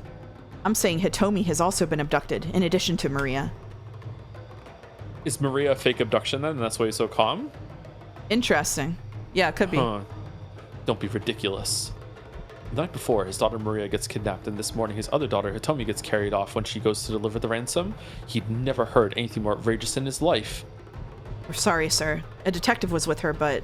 Police went on to explain that Hitomi had somehow managed to end up all by herself, and while she was alone, several individuals had forced her into a car and driven off. Osawa could barely comprehend what they were saying. His mind was in a fog. The detective's words seemed to grow quieter and quieter. Osawa's strength drained from his body. His ability to process external stimuli began to drift far, far away. I'm loving the drums right now. It's not possible. It can't be. Could no one keep them safe? Not me. Not anyone. My girls, they... Hitomi. Maria. It's not true. This is all just a bad dream. Some kind of sick joke. Okay, not fake then. It's not true. It's not true. It's not. It's all just a bad dream. It's a lie. It's a twisted joke. Someone made this all up. Stop it. Stop saying this. I don't want to hear it. Tell me it's all a lie. Tell me it isn't true. Tell me now, please. Tell me this is a nightmare. Tell me.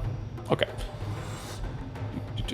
Slowly, the ceiling began to spin. Then Osawa's vision went awash with white. Damn. Bad end. Damn. The worst case scenario. That was a pretty good chapter, I gotta say. I enjoyed that. That was good. I was gonna say that was incredibly well paced, and like the suspense in it was really good. Like that was really good. Actually well written, Vienne, somehow. Osawa had a complete mental breakdown when he learned that not just one but both of his daughters were kidnapped. But surely there has to be someone who can keep Hitomi safe. She's been on the run with Achi, but just what are they up to? The key to changing her fate and her father's lies with Achi's decision at 11:05. Ah, okay. So it's only going to be one daughter, which is not his favorite, so he'll be fine with it. Okay. Do we want to go through the possibilities again, just to knock them out? Probably do. I have a feeling it's going to be the same thing, but I think yeah. so too. Oh, I pressed the wrong button again. I also pressed the wrong button. Okay, That's so F2. Yeah, F2. Okay, so we're And gonna go back to up. the first one. Yeah. I shows up. Yep. No, we're swapping to B. Remember. I couldn't appreciate these segments when I play this as a team, but Osawa's chapters are great. Now that was just straight up good writing. Yeah. All right. Go give me just a second. Can I give a tip for finding bad endings? Sure, August. A little backseat as a treat. As a treat. Give me just a second. Osawa hurriedly closed the mail program. Even if this was nothing more than some sick prank, it wasn't anything he wanted his family to see. Especially not I. All right, come in. But Osawa turned to see that I had already let herself into the study. The sharp sting of her perfume made him scrunch up his face for a moment. That's a bit different. Okay, this is the same now. So if we can press down, will it just go through? Yes. Yeah, okay, so we've done that one. So right now this doesn't really change much. Okay, so now we're doing a time chart and we go down to calling Makino. It's better to do each route once first, so it's easier to see what choices you haven't done yet. They're not faded out yet, and you don't have to go back and flip a billion choices to hunt them down. But you said it was better to go through them, all the routes. Maybe that's what August meant. We reverse understood it. Well, do we want to go do... Well, we're here now. We might as well just do it. I think it's going to be the same thing. Do it, yeah. First, he took a nice deep breath, and then he closed his eyes and tried to banish his nerves completely. Okay. Inclining his head toward the music, he could feel the melody pervade his body. He could scarcely believe there had been a time when he hadn't cared about music. Surely something that had such a strong effect on the body and mind alike also conveyed a deeper meaning. Osawa let the positive energy flow through him, buoying his spirits. Buoying? At last, when his mood had sufficiently calmed under the music's influence, Osawa reached for the handset. Oh. The study door opened and a stolid-faced man appeared in the doorway. I beg your pardon, Mr. Osawa. Would you mind coming to the living room for a moment? Oh, so this is a significant one because he didn't tell his boss. Yeah. So now there's no meeting or anything like that. Okay, cool. Yeah. All right, so now we're there. Okay, so he didn't do this phone call. All right, so that's that. Okay, yeah, right, that's good to know. So that's that. So of the 5 lines, we've exhausted 2 of them. So now we're going to go to at least so far, yeah. I think that's what people wanted to do, yeah. Okay, and that'll be the last one we do today. Yeah. Do you want me to take this is pretty one? Cool so far. Yeah, Yeah, it sure, go is. for I it. really like it. Okay. All right, cool. Yellow lighting this time? I guess so. The Super Cub 90 raced down Route 246 toward Shibuya. A motorcycle produced by Honda with an 85cc engine displacement, a common sight around town, often used by newspaper and postal delivery workers. Many owners are big enthusiasts, sometimes even swapping out parts such as the handlebars or mufflers and giving the body a repaint, resulting in fashionable bikes that don't even look like Super Cubs at first glance. The speedometer remained at a steady 60 kilometers per hour. Pumping the gas harder was no use. This was as fast as the bike would go. Minorikawa shouted as he sped along. Damn it! I am not letting you die! He jerked the handlebars and blew past a truck on the inside. The driver scowled at him as he shot by. You maniac! You trying to get yourself killed? Just the opposite, Minorikawa shouted back. I'm saving lives! The stoplight ahead turned red, cutting him off at the intersection. Oh, come on. He had no choice but to slam on the brakes, but his agitation boiled over as he waited for the signal to change again. How long is this thing gonna stay red? Hurry up already! He brought the bike right up to the very edge of the line, keeping the engine revved like a dragster ready to peel out. Not on time is not in my dictionary. The light turned red. Then Minorikawa's own light turned green at last. He hit the accelerator as hard as he could. His engine died with a sputter. Huh? Oh, no. Oh, come on. What the hell? Car horns blared angrily behind him. In a fury, he pulled his bike over to the side of the road.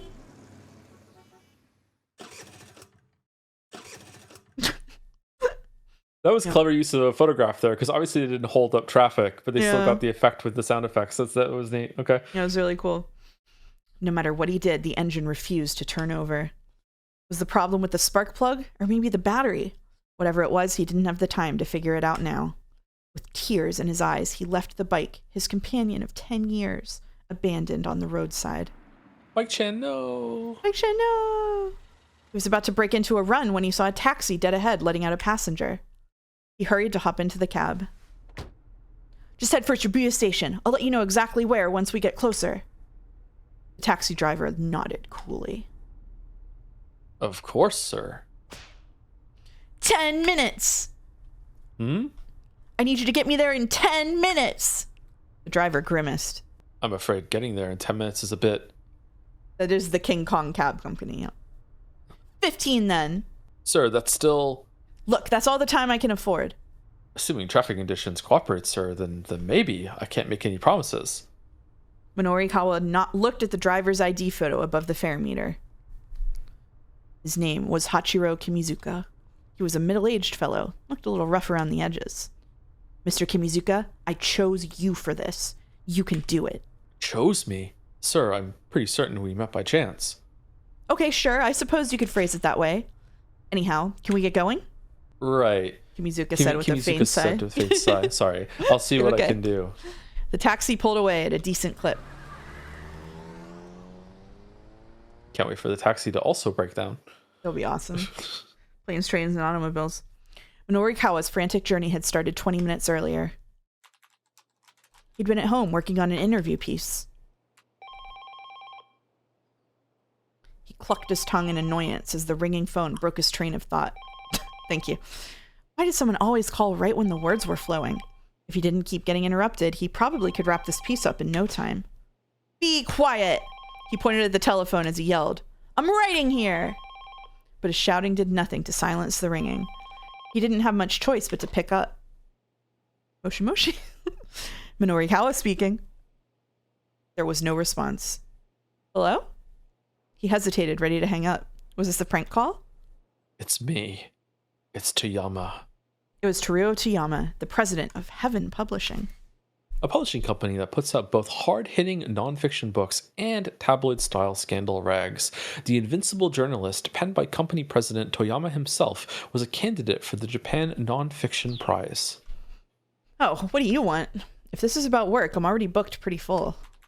He'd taken work from Heaven Publishing on several occasions, but the pay was hardly competitive. Lately, he'd been turning them down a lot, so he hadn't heard from Toyama in a while. No, this isn't work-related. Then what do you want? I'm kind of pressed for time here, working on some copy. Minorikawa was in no mood to beat around the bush. It seemed like every conversation he had with Toyama went like this. Ah, you're busy. That's good. Busy's good when you're a freelancer. Toyama sounded unusually sympathetic. Minorikawa found it off-putting. I hear sales have been good on your end, he said cautiously, with this month's 4-Star General Gossip and all. 4-Star General Gossip was a monthly magazine, Heaven Publishing's flagship publication. A magazine focusing on the private lives of celebrities and politicians. Most of the articles found in its pages are random nonsense, but 1 out of every 100 or so contains an actual major scoop, making it a difficult outlet to ignore. It had a small circulation and for the most part flew under the radar, but once in a while they'd land some big scoop and sell like crazy. This month's edition had come with a free scratch card, a gimmick that had moved 100,000 copies with ease. 5 winning symbols in a row wins 100,000 yen, was it? Minorikawa asked. A weak, moist sound came through the receiver. Hmm? Baffled, Minorikawa listened more closely. It came again, then again. It kind of sounded like sobbing. Mr. Toyama, are you crying? There was another soft sob, and then yet another. What's going on? Where are you? Minorikawa asked. At the office. Toyama managed. He let out another mewling whimper. What's the matter? It's nothing. Well, it's gotta be something. Come on, what is it? Toyama gave no reply. Mr. Toyama, you still there? Silence. What is it? What happened? Look, doesn't really tell me anything. What the hell is going on? Toyama squeaked out a drawn-out whine. Go ahead. Okay, I'm sick of this. I'm hanging up now. Minorikawa was about to break the connection when he'd heard Toyama murmur. The only thing I can do now is die. Bro. The taxi lurched to a sudden stop as the driver slammed on the brakes. What? Minorikawa pitched forward, his face smack against the back of the seat in front of him. Kimizuka stuck his head out the window. Careful, buddy. Sorry, that was you. I got excited. You shouted at someone in the street ahead. You're gonna get yourself killed. It's him! It's the guy! It's the guy! It's Kano! Minorikawa blinked the stars from his eyes and saw a man moving alongside the cab. The guy grabbed onto the handle of the back door. Please, I need you to let me have this cab. No way, Minorikawa snapped. Just who did this guy think he was? Please, I'm begging you here. Look, I'm in a hurry, pal. Get your own cab. I know how ridiculous this must sound, but please, this is really, really urgent. Bro needs to learn to flash his badge. Urgent? Yeah. Yes, it's a matter of life or death. Please. The guy did look pretty desperate. Look, I'm sorry, but I'm dealing with something urgent here too. Then let me ride with you. I'll pay for the whole fare. My entire future's on the line here. The guy sure was persistent. Maybe he was telling the truth. But Minorikawa had problems of his own. Sorry, buddy. It's life or death on my end too. I gotta look after me and mine. Right. So sorry to trouble you. Finally, the guy gave up and shuffled away. That surely won't have long-term consequences for the story. Guess it couldn't have been that much of a life-ending crisis after all. Minorikawa checked his wristwatch. Damn it! That just cost us 5 minutes! I'll try to make it up, sir. The driver called back. The taxi lurched into motion, the engine quickly revving up to speed. I hope Kano jumps on top of the car. That would be sick. Once inside the building, he avoided the elevator in favor of rushing up the stairs. Heaven Publishing rented out the 3rd and 4th floors. In all likelihood, Toyama would be at the editing department of 4-Star General Gossip on the 4th floor. When he got there, however, the door was locked. Mr. Toyama! Hey! Mr. Toyama! He shouted and banged, but there was no reply. Something was seriously wrong. Minorikawa took a deep breath and then kicked the door in. Whoa! The sight, as he stepped into the office, filled him with horror. Oh no. Oh, that was from the intro. He hung himself? We're too late? Oh shit. Damn it, Kano! Minorikawa clutched the sides of his head. I'm too late. This is the one visual novel where I love the visuals. They're pretty sick. Oh no, if only I'd gotten here a little sooner. Bad end. And just 5 minutes. Just 5 minutes. Minorikawa rushed to Heaven Publishing as fast as he could, but he didn't get there in time to save Toyama, and sad to say, it was really all Kano's fault. Why does Kano want a taxi so badly? Check his 11:10 timestamp and the situation might become clearer. Awesome. Damn. All right. That's a good one to end on, actually. That is a good one to end on. Yeah, pretty quick. Pretty good. I gotta say, as soon as we got away from the hostage situation, the VN has really picked up. Yes, it got a lot more interesting somehow. Not something I ever thought I'd say about a story. Yeah. This is pretty cool. I really like this so far. Yeah. Yeah, this was fun. I like it. It was interrupting itself too much with the notes at the beginning. It was, and jumping around a little too much and teaching you the format. But since it's gone into the second hour block, it's been a lot better. Yep. I wonder if there's gonna be a lot of fussing and jumping around though once you go through all the routes though. I guess we'll see. The interesting thing here is that you can see the faded lines, so you can see that Kano and Achi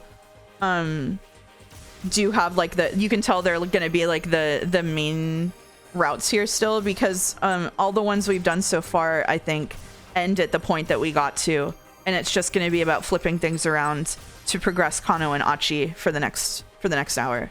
So that'll be interesting. Yeah.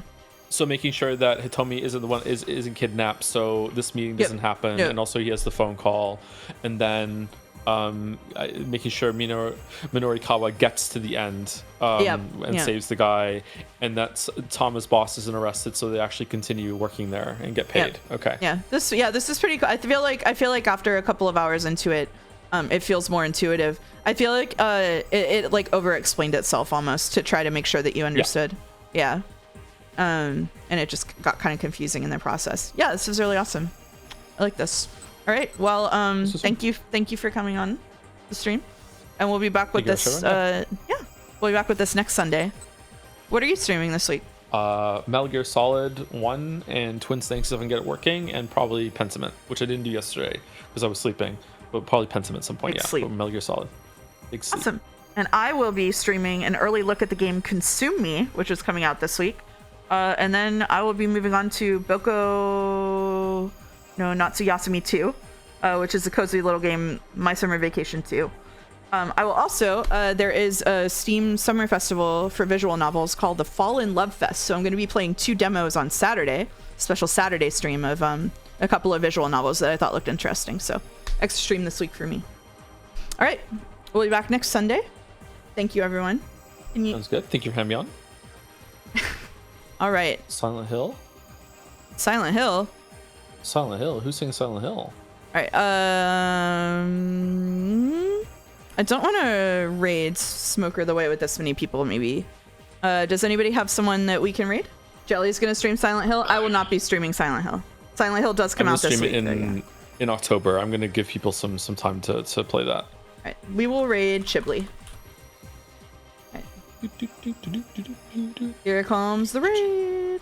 You'll be playing Silent Hill? Let me know how it is, Haydener. I am deciding if I want to play Silent Hill, but I will not be streaming it either way. Absolutely not. Right, here comes the raid. See y'all later. See you later, everyone. And as always, goodbye, Naja. Have a good day. Goodbye, Naja.